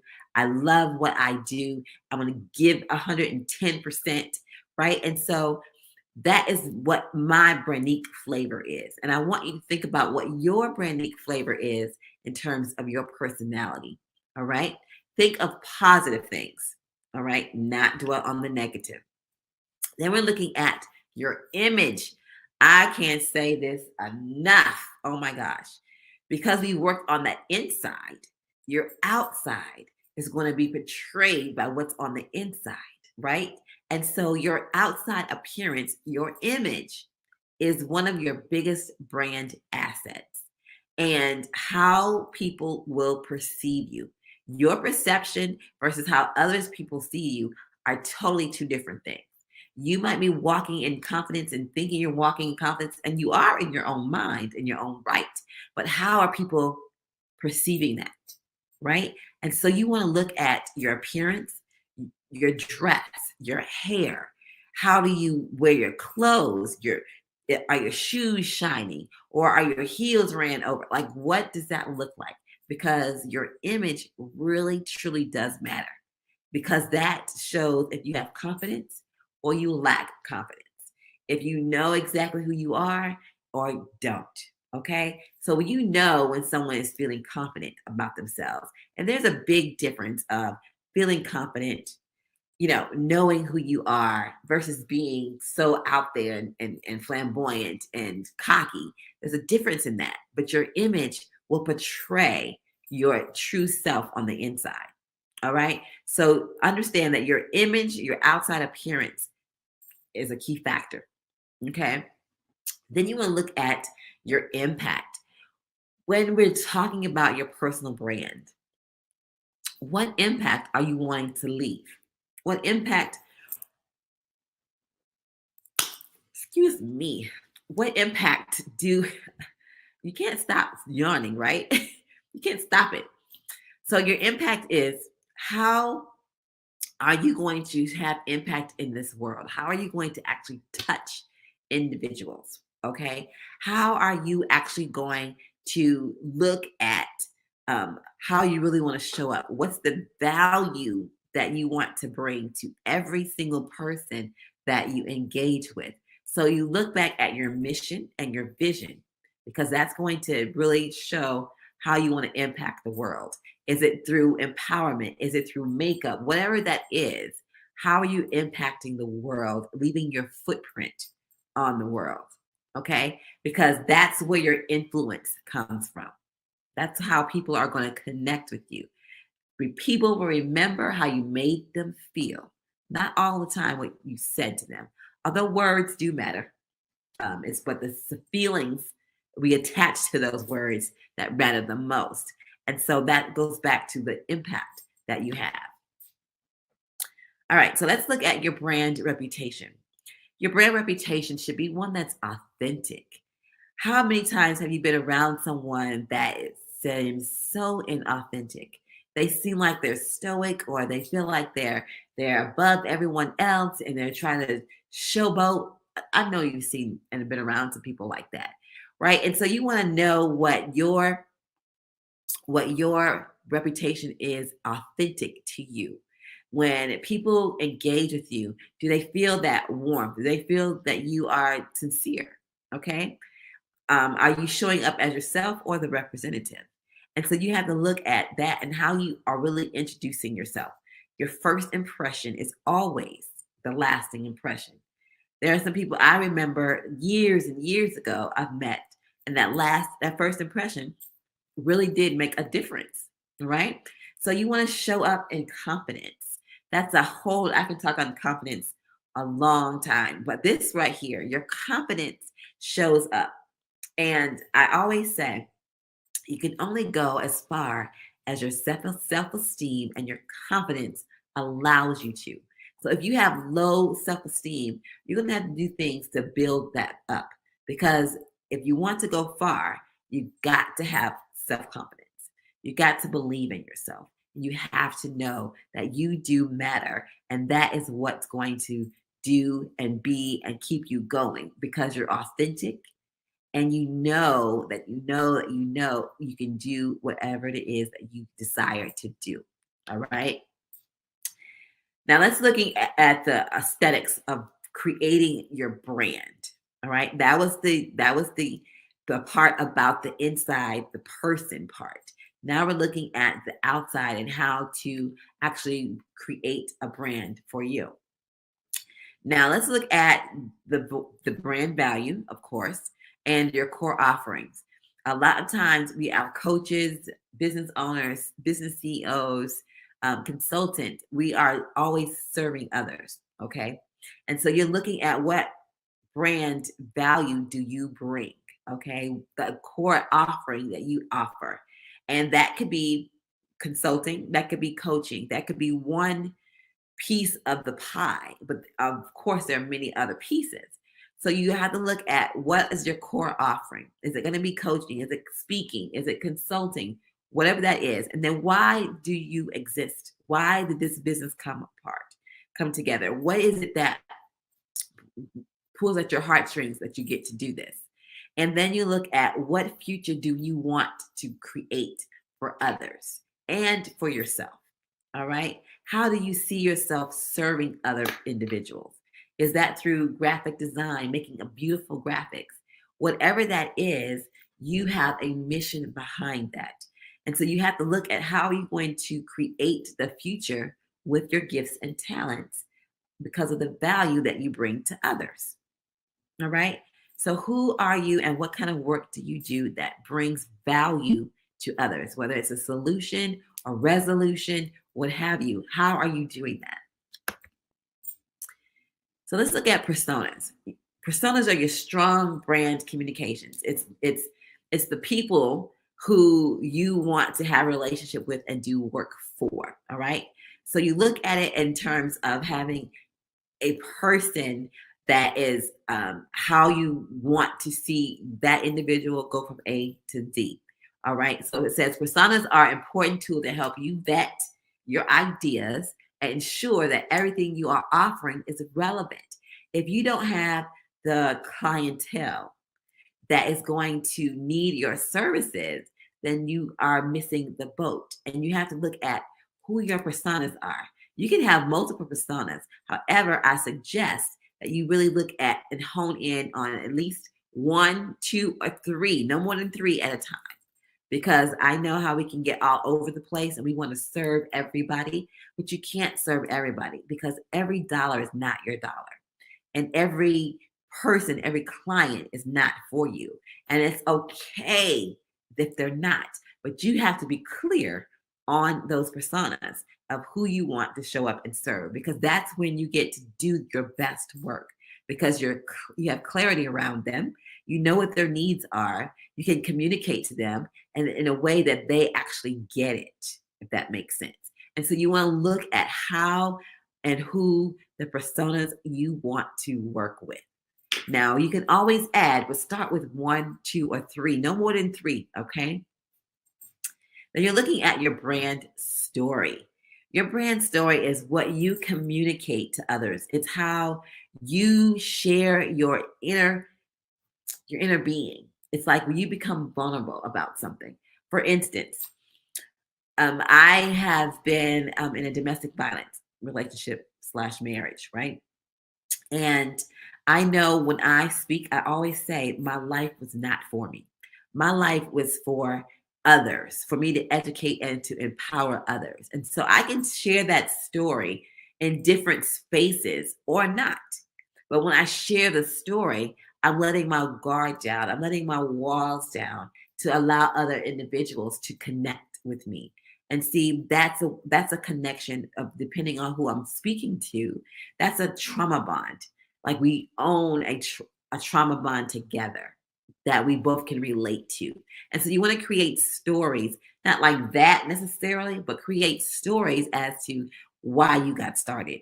How are you positioning your brand in that particular way so that it's not speaking over someone's head, okay? It's not like you are looking at, oh my gosh, I'm losing my audience. That's because you haven't researched your audience to see What is it that's going to connect you? That's why it's important to do the research behind your different personas, because you're not going to reach everybody. Again, I always say every client is not your client. Please hear me when I say that. All right. So your brand story looks at positioning. What makes your brand different? So your story makes you unique. All right. You might have similar stories, but there's some things that are different that makes your story unique. All right. Your value proposition. What are the emotional benefits of working with you and your brand? You want to have an emotional tie to you. And so what does that look like for you? Then your tagline. Your tagline should be no more than 5 to 7 words. Okay. That's a one-liner that's going to share with people exactly what you do. So like my tagline is be and live your brand. You're always being your brand. You're always going to live your brand, but do it unapologetically. All right. So you want to create taglines going to attract people to you. Then you have different storylines.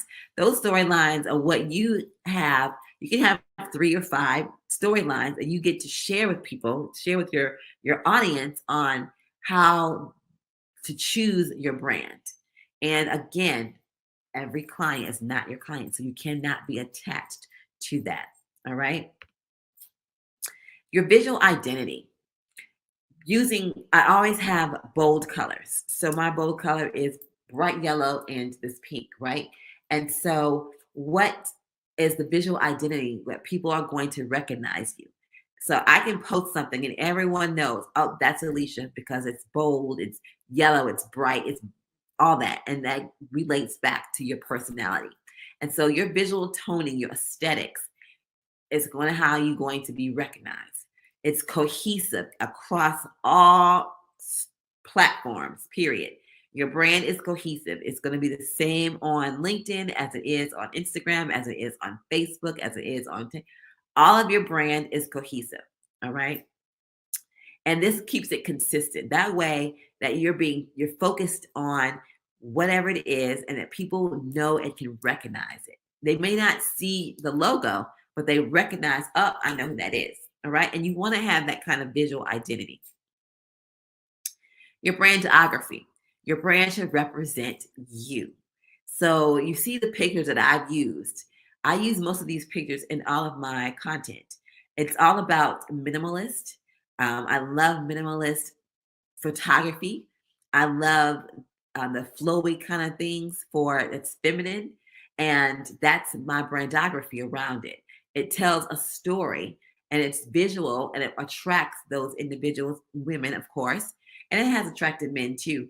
But you want to get the pictures, the ambiance to really look and emanate your tribe.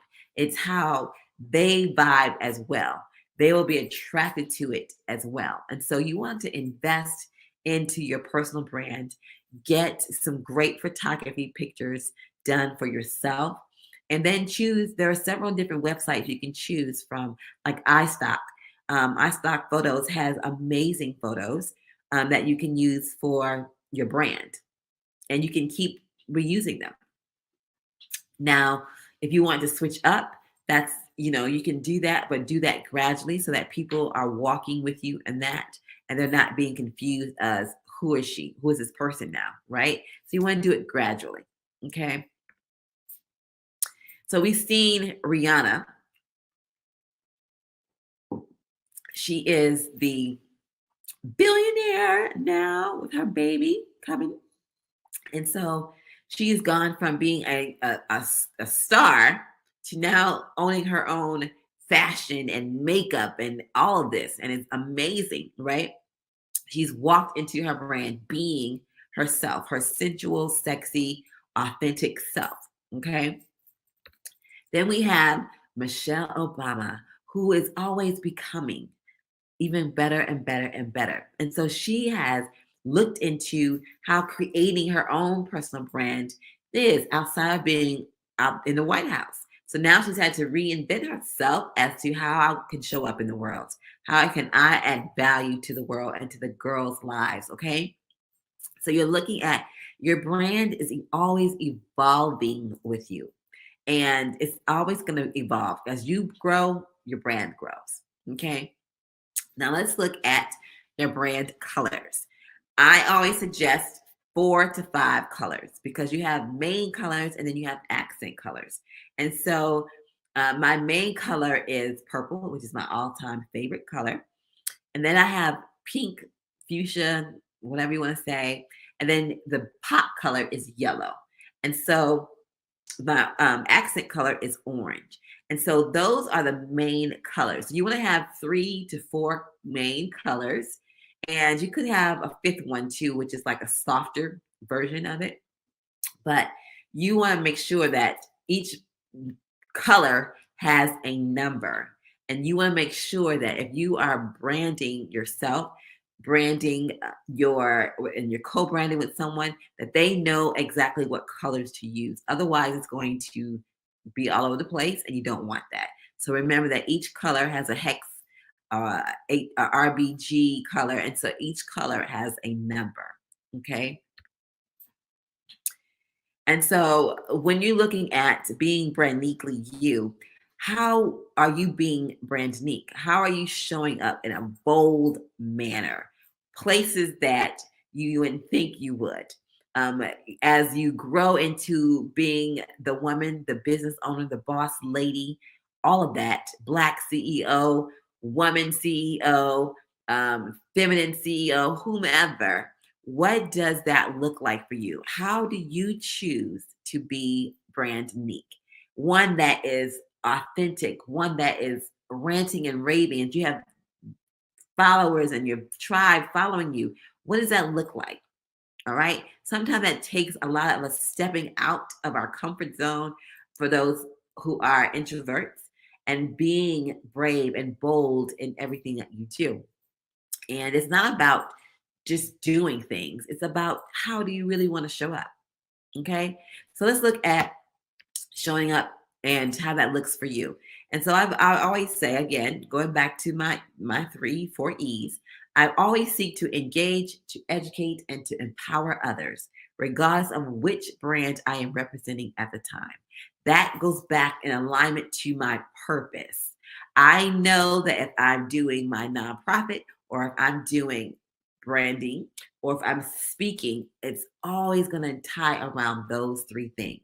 So I want you to take time to think about what are those 3 key words that you really resonate with that shares exactly what your brand is all about.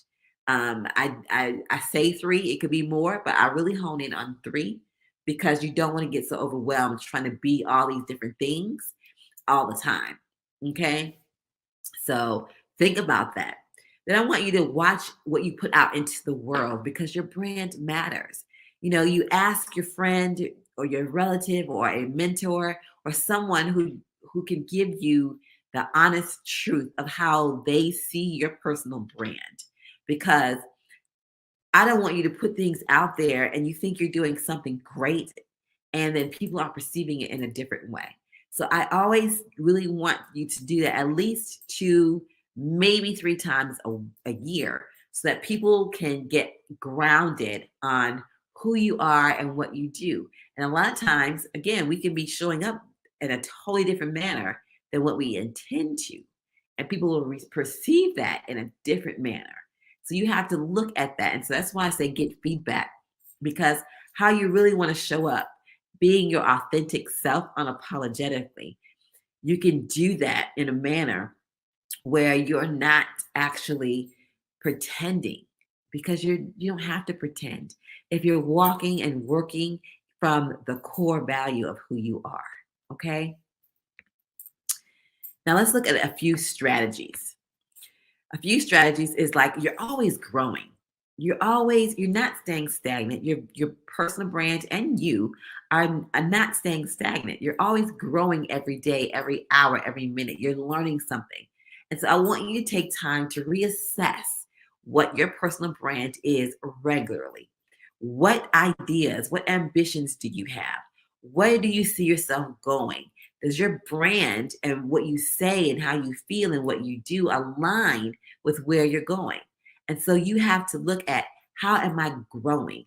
How am I showing up and actually growing and having impact? Okay. So then you want to look, how are you speaking the language of your audience? If you're not speaking to the pain points of your audience, then that can be a true hindrance, because that means that you need to go back to your messaging, because you want where people, you say something, you speak something that they are attracted to, that something hit them and right in the chest and be like, oh, that hurt. But you stepped on my toes. I know you heard that plenty of times. Oh, you stepped on my toes, my back, my feet, you get that, right? So when you're sharing the truth about who you are, you want to speak that language that really will gravitate and bring those and draw those tribe members to you. Okay. So that goes back to your messaging, having the right message and knowing who your right audience is. I've had clients who were not my audience. They were not my ideal clients. And I had to get very, very, very, very clear on what my client looks like, so I would not waste my time and I would not waste other people's time. And that's very important. The higher you go as a business CEO, you know where to dabble your feet and you know where not to. And so when you get crystal clear on what that looks like, you will not go after shiny objects. You will not go after every dollar, because again, every dollar is not a good dollar. Okay. And so you want to look at your audience and what you actually offer to them so that they know exactly what you do. They can articulate that to someone else and bring others to you as a referral. And so, a customer has the authority to purchase your product or they don't, whether you present that to them or not. It's their choice. But you have to know what your audience needs and what they don't need. What's speaking to them, what's assisting them, what's growing them, what's building them up. You get to know that. And that's where you become the authority in that manner of owning your personal brand. All right, so you have influencers. There are so many influencers out here on Instagram, LinkedIn, everywhere. And so your influencer, you get to have your hashtags. You get to use up to 30 hashtags on Instagram. You get to show who you are. You get to actually promote other people's items or services or products. You get, and when you get influencers yourself, you can look at micro influencers, those people who have 2,000 followers or less, but they still have impact. Okay. Every time they say something, their audience, their tribe, their followers will engage with them. They'll do what they ask. Okay. And so you don't have to get caught up in the numbers of, I need somebody with 1 million followers. And not necessarily, because having those numbers, can you really handle the influx of services or products that are going to come your way if you get someone that has a higher number of followers, so to speak? So you want to be cautious of how you actually get an influencer for your product or your brand. And then I always say quality over quantity is the key. When you know that you have quality work, you can charge your worth. When you know it's all about how you create value and have impact, and you have made a difference or you have transformed someone, that's the overall quality. Don't get caught up in the quantity of money, although money is needed. But you don't want to get into a business, you don't want to have a personal brand that says, oh, this person's all about money, money, money, money. You don't want to have that reputation. I promise you, there are some and they truly regret it. Okay. And so I want you to look at, at least once a week when you're active in your brand and your audience, it's like, what can I be attentive to? What can I say? What is my audience out there talking about that I need to speak to? Right? That's bringing quality over quantity. And you don't want to just have a whole lot of things going on that is putting stuff out there, but you want to have quality things. And again, there's so many things out there that you probably don't even understand or recognize. All right. And so then you have the client management. Know that you are really, really, really good if you're always saying thank you. Millennials like to hear thank you, not that they just bought something and you didn't say anything, right? And that I probably should go for everybody.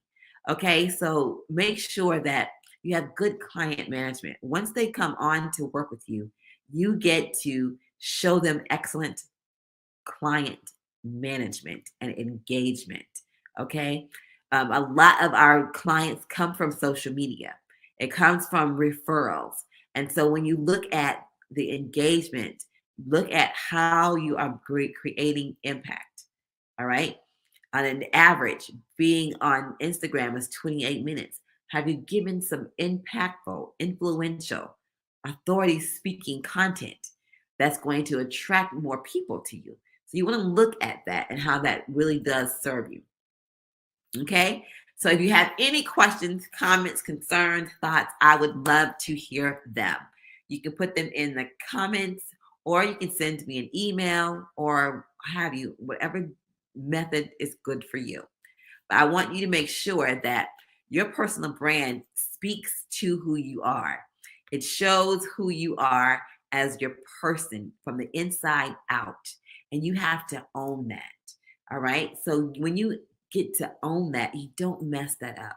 Because again, our personal brand is necessarily truly our reputation. And how you manage your reputation really does matter. When people see you, what are their thoughts? What's their perception of you? How are you showing up?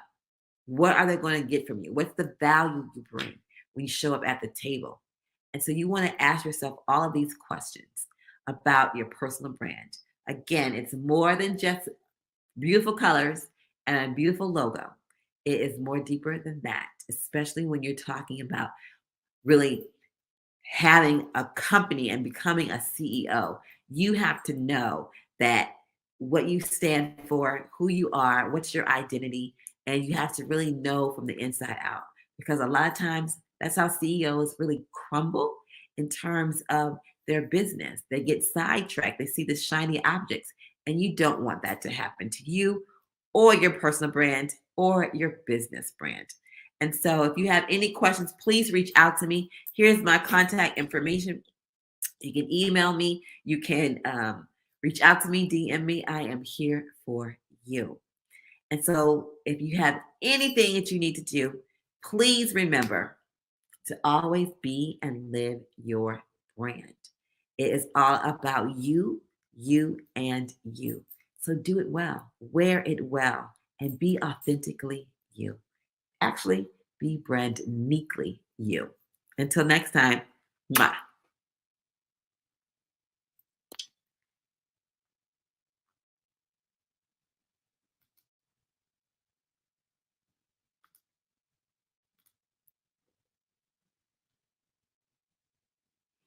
All right.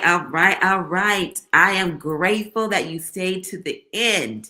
And please, if you want to contact me, I would love to connect with you. You can get on my calendar for a 20-minute chat. If you need to have direct conversation, yes, we can do that.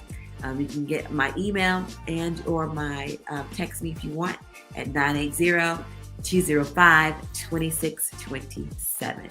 Until next time, have a great and awesome day because you so deserve it.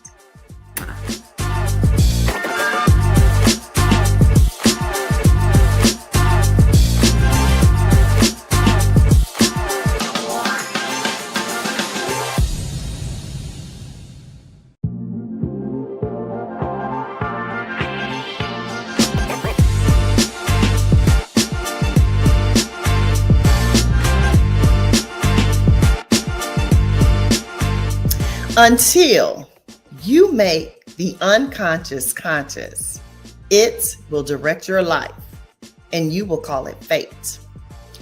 Until you make the unconscious conscious, it will direct your life and you will call it fate. This quote by Carl Jung has been restated thousands and thousands of times, and it's actually one of my favorite quotes because you see, it helped me to understand the power of my unconscious or other than conscious thinking. You see, while for me in life in general, things were pretty good, like most people, I still had a desire to make improvements or changes in my life. You see, yes, I wanted to be, do, and have more. So I found myself walking around under the impression that I was directing my life. So when I was in a season of mediocrity, I actually told myself that if I simply would do some things differently, my life would shift. I would take courses, go to various trainings, read books, listen to thought leaders.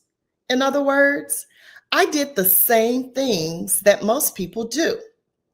You see, I had concluded that if I changed my actions, my results would get better. Unfortunately, while I may have had some limited success, my results were actually not improving, no matter what I did. So even though on occasion things looked better temporarily, I had to be honest with myself.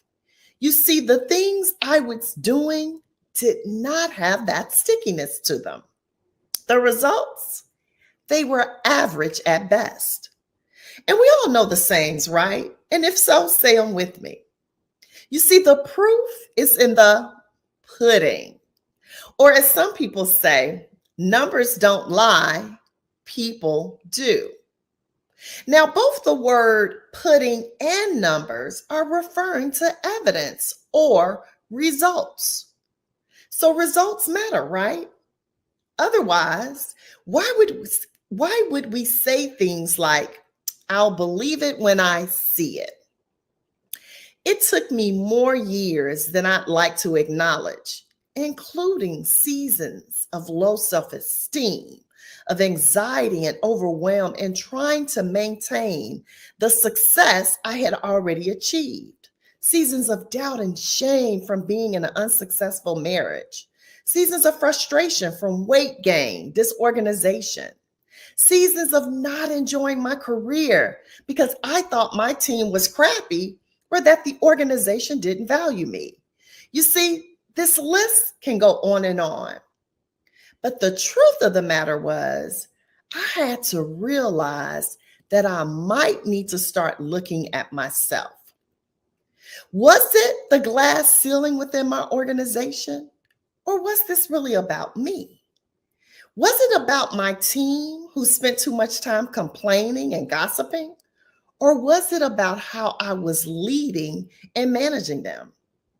Was it about my child who was acting out? Or was it about how I led in the home?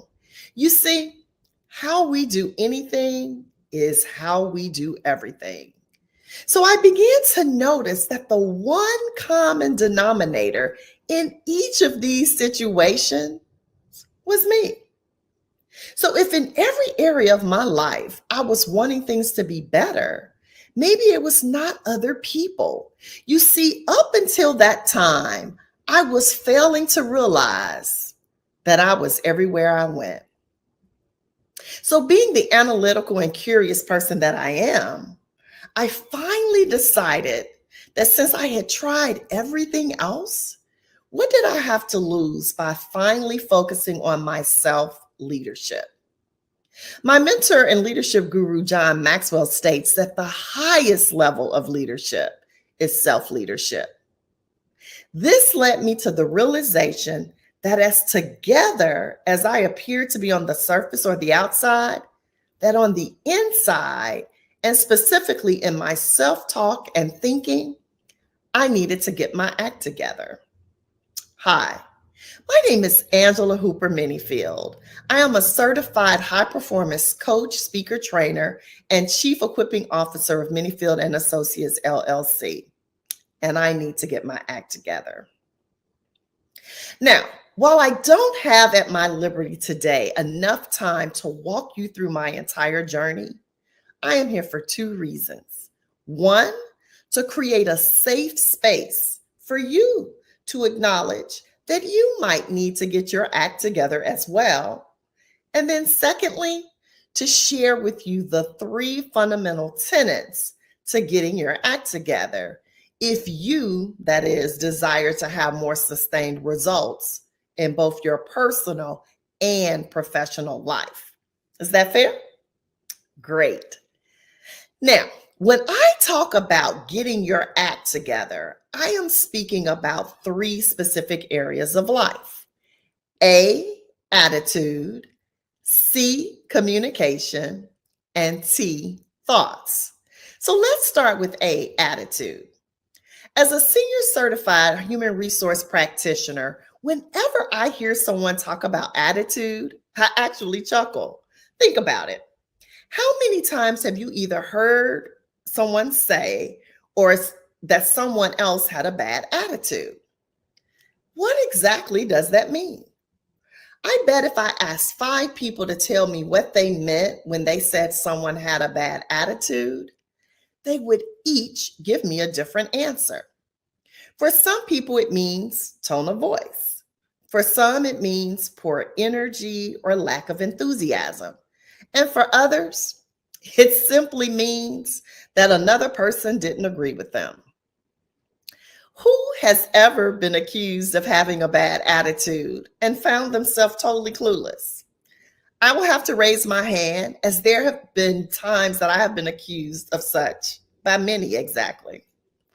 And if you were anything like me, you literally had no idea about what the other person was talking about. So why exactly is attitude so important? Attitude, though subjective, again, depending on who you ask, is all about the energy and emotion that we project. It is important because it is one of the key determinants to not only how others perceive and receive us, but also how we perceive and receive ourselves. An attitude is somewhere between a belief, a stance, a mood, and a pose. So if you've got an attitude about something, sometimes it can be hard to change it because guess what? You think you're right. So as leaders, parents, spouses, friends, when we discuss being bothered by someone's attitude, we can actually find ourselves having a really hard time explaining it. So let us quickly talk about a definition that I want us to work within today. Now, for those of you who are taking notes, I want you to actually draw a circle on your paper.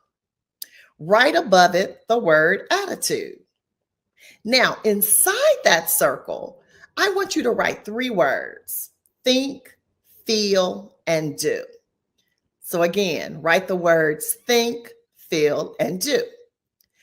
You see, attitude is what or how you think, which affects how you feel, and that impacts what you say and or do. Now, would you agree that that's a pretty good summation of the word attitude? Now, the reason I ask you to put those 3 words in a circle is because I want and need you to know that everyone has their own circle. And some of the things that hang us up in life and that keep us from having our act together is because we are focusing on things we cannot control. But guess what? That's your circle. So that means everything in your circle you control. So no matter what anyone else thinks, feels, says, or does, you can control your circle of attitude by being intentional about what's in your circle. Now, for those of you who think we cannot control this and it just happens on its own, maybe it's fate, it's just how you are, I will leave you with this premise that even the Bible in Philippians 2:5 says, keep the same mental attitude as Jesus. So again, this passage is even telling us that we can control it. Now, John Maxwell wrote in his book, Everyone Communicates, Few Connect, people may hear your words, but they feel your attitude. So I am here to tell you that not only do people feel your attitude, you feel it also. So if you find yourself saying that someone made you mad, sad, or glad, guess what? You have surrendered your power, your joy, and your peace to other people. Now, realizing my attitude was 100% within my control was one of the first steps for me in getting my act together. So the next time things start to go left, remember to focus on what's in your circle, not someone else's. In other words, control your circle. Now, let's get to the C in the act. That would be for communication. Communication is in harmony with A, attitude.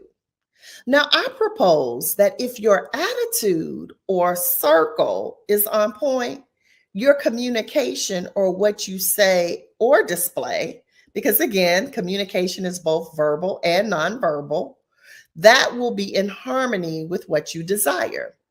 You see, each of us communicate all day, every day. Communication studies tell us that 93% of our communication is nonverbal. So only 7% of what people receive from us come from the actual words. 7% of communication is verbal. So people are reading our faces, they're drawing conclusions from our body language. Now, most of that is probably erroneous. They're also listening to our tone, our inflection. And John also says, if your face is going to talk for you anyway, you may as well have it communicate something positive. You see, communication is happening all the time. But what I realized wasn't happening was the connecting. And when I say connecting, I am talking about building relationship, rapport, reciprocity, and respect. You see, I realized I was talking or communicating, but I was failing to connect with other people. So when we talk about communication outwardly, that's definitely important, but there's also inward communication. And that's the most powerful. Because think about it, no matter how much time you spend with other people, let me ask you this, who do we spend more time with than ourselves? The answer is no one. We are with ourselves 24/7. So whose words or communications do you really believe is having the greatest impact on you? Yours. That means this is a you and you thing. So during those seasons of really needing to get my act together, I had to begin to pay attention to not only what I was communicating to others, but what messages was I communicating with myself. So again, I take you back to the circle. What are you saying to yourself? I know I called myself names at times like fat and stupid and mean and difficult, antisocial, tired. I said I was sick. But when I think about it, I would never talk to a friend that way. Yet, I say I love myself and I speak these terrible things. So here's your second tip. When you say things to yourself, follow it up with the phrase, as you wish. My coach, mentor, and friend, Paul Martinelli, helped me so much in this area simply by getting me to follow my words and thoughts with the phrase, as you wish. So if I look in the mirror and I don't like what I see and I think something like, ugh, you look fat, my mind immediately says, as you wish. This tactic immediately brings the unconscious talk to me consciously. So then that gives me an opportunity to say, oh no, that's not what I want, and then speak something more positive to replace that. Trust me, I am years into this and I'm still a work in progress, but I am so much better than I was. Hey guys, listen, words matter. So let's use them wisely. I can tell you that through coaching and working on my self-leadership for the past 15 years, this introvert that you see before you is so much more intentional with connecting with others. And now I've helped thousands of others do the same. So now let's take you to our last letter, which is T for thoughts. Now, whether that's through Proverbs or authors like James Allen, we're all familiar with the frame that says, as a man thinketh, so is he. As such, we know that we become our thoughts. Now, you might say that's not true, but did you know that your thoughts and words, along with all the other thoughts and words of others, never leave your subconscious thinking? Hence why I love the John quote, until you make the unconscious conscious. So during those seasons of really needing to get my act together, I began to pay attention to not only what I was communicating to others, but the messages that were running my operating system. You see, I learned through coaching that thoughts or beliefs drive behaviors. It's the behaviors that drive my results. Again, beliefs drives behaviors, behavior drives results. None of us can outperform our belief system. So instead of changing our actions to get a different result, we have to first change our beliefs, and then leads to change actions. And if the beliefs are not great, we have to challenge them. We're all familiar with the quote that either a man thinks he can or he can't, either way he's right. This quote also brings us right back to the refrain, as a man thinketh, so is he. So you see, all these illustrations about thoughts bring us to the same point. It's our belief system that directs our lives. Now, there are two ways to create a belief system. One is through time and repetition, and the other is emotional impact. That's why some things become habitual for us. We become unconsciously competent. We do these things without even thinking because it's a habit. We believe something because we have an emotion attached to it. So think about it. If I have happy memories associated around something, I tend to like it. If I have a bad emotional experience around something, for instance, like the first time I see a dog, if it scares me, even after one encounter, I now do not like dogs and do not see them as man's best friend. And so no matter how many stories you tell me or pictures you show me of your amazing fur babies, I don't like dogs. That emotion from that fear of the first encounter formed my belief. That belief formed my action, which is I stay away from them, and that leads to my results, no pets. So how do we think differently? Let's go back to the circle. We actually do control our thoughts, and they can be impacted by a new learning model. One quick way to improve that is with affirmations. But saying something positive one time is not going to affect that unconscious mindset. We also need time and repetition. So that means we must do it consistently and regularly. Philippians chapter 4, verses 8 through 9 tells us to think on things that are good, pure, honorable, etc. Why do you think that? Because thoughts lead to actions. Actions lead to beliefs. Actions lead to results, As such, I intentionally think the thoughts and say the things that support what it is I desire for my life. And this has helped me to accomplish business goals and have a peace that I never thought was possible for me. So as we all continue to work on getting our act together, or our attitude, communication, and our thoughts, know that while this work is simple, it is not easy. This is a daily journey, and some days are going to be better than others. But now that I'm able to use what I have learned to get my act together to help thousands of others do the same, I do that through accountability, coaching, training, and support. Hi, my name is Angela Hooper Minifield. I am a high-performance coach, speaker, trainer. And I'm also CEO of Minifield & Associates, LLC. And through my acts, I help other people get their act together. If you'd like a complimentary consultation, find me at www.getyouracttogether.coach. Thank you.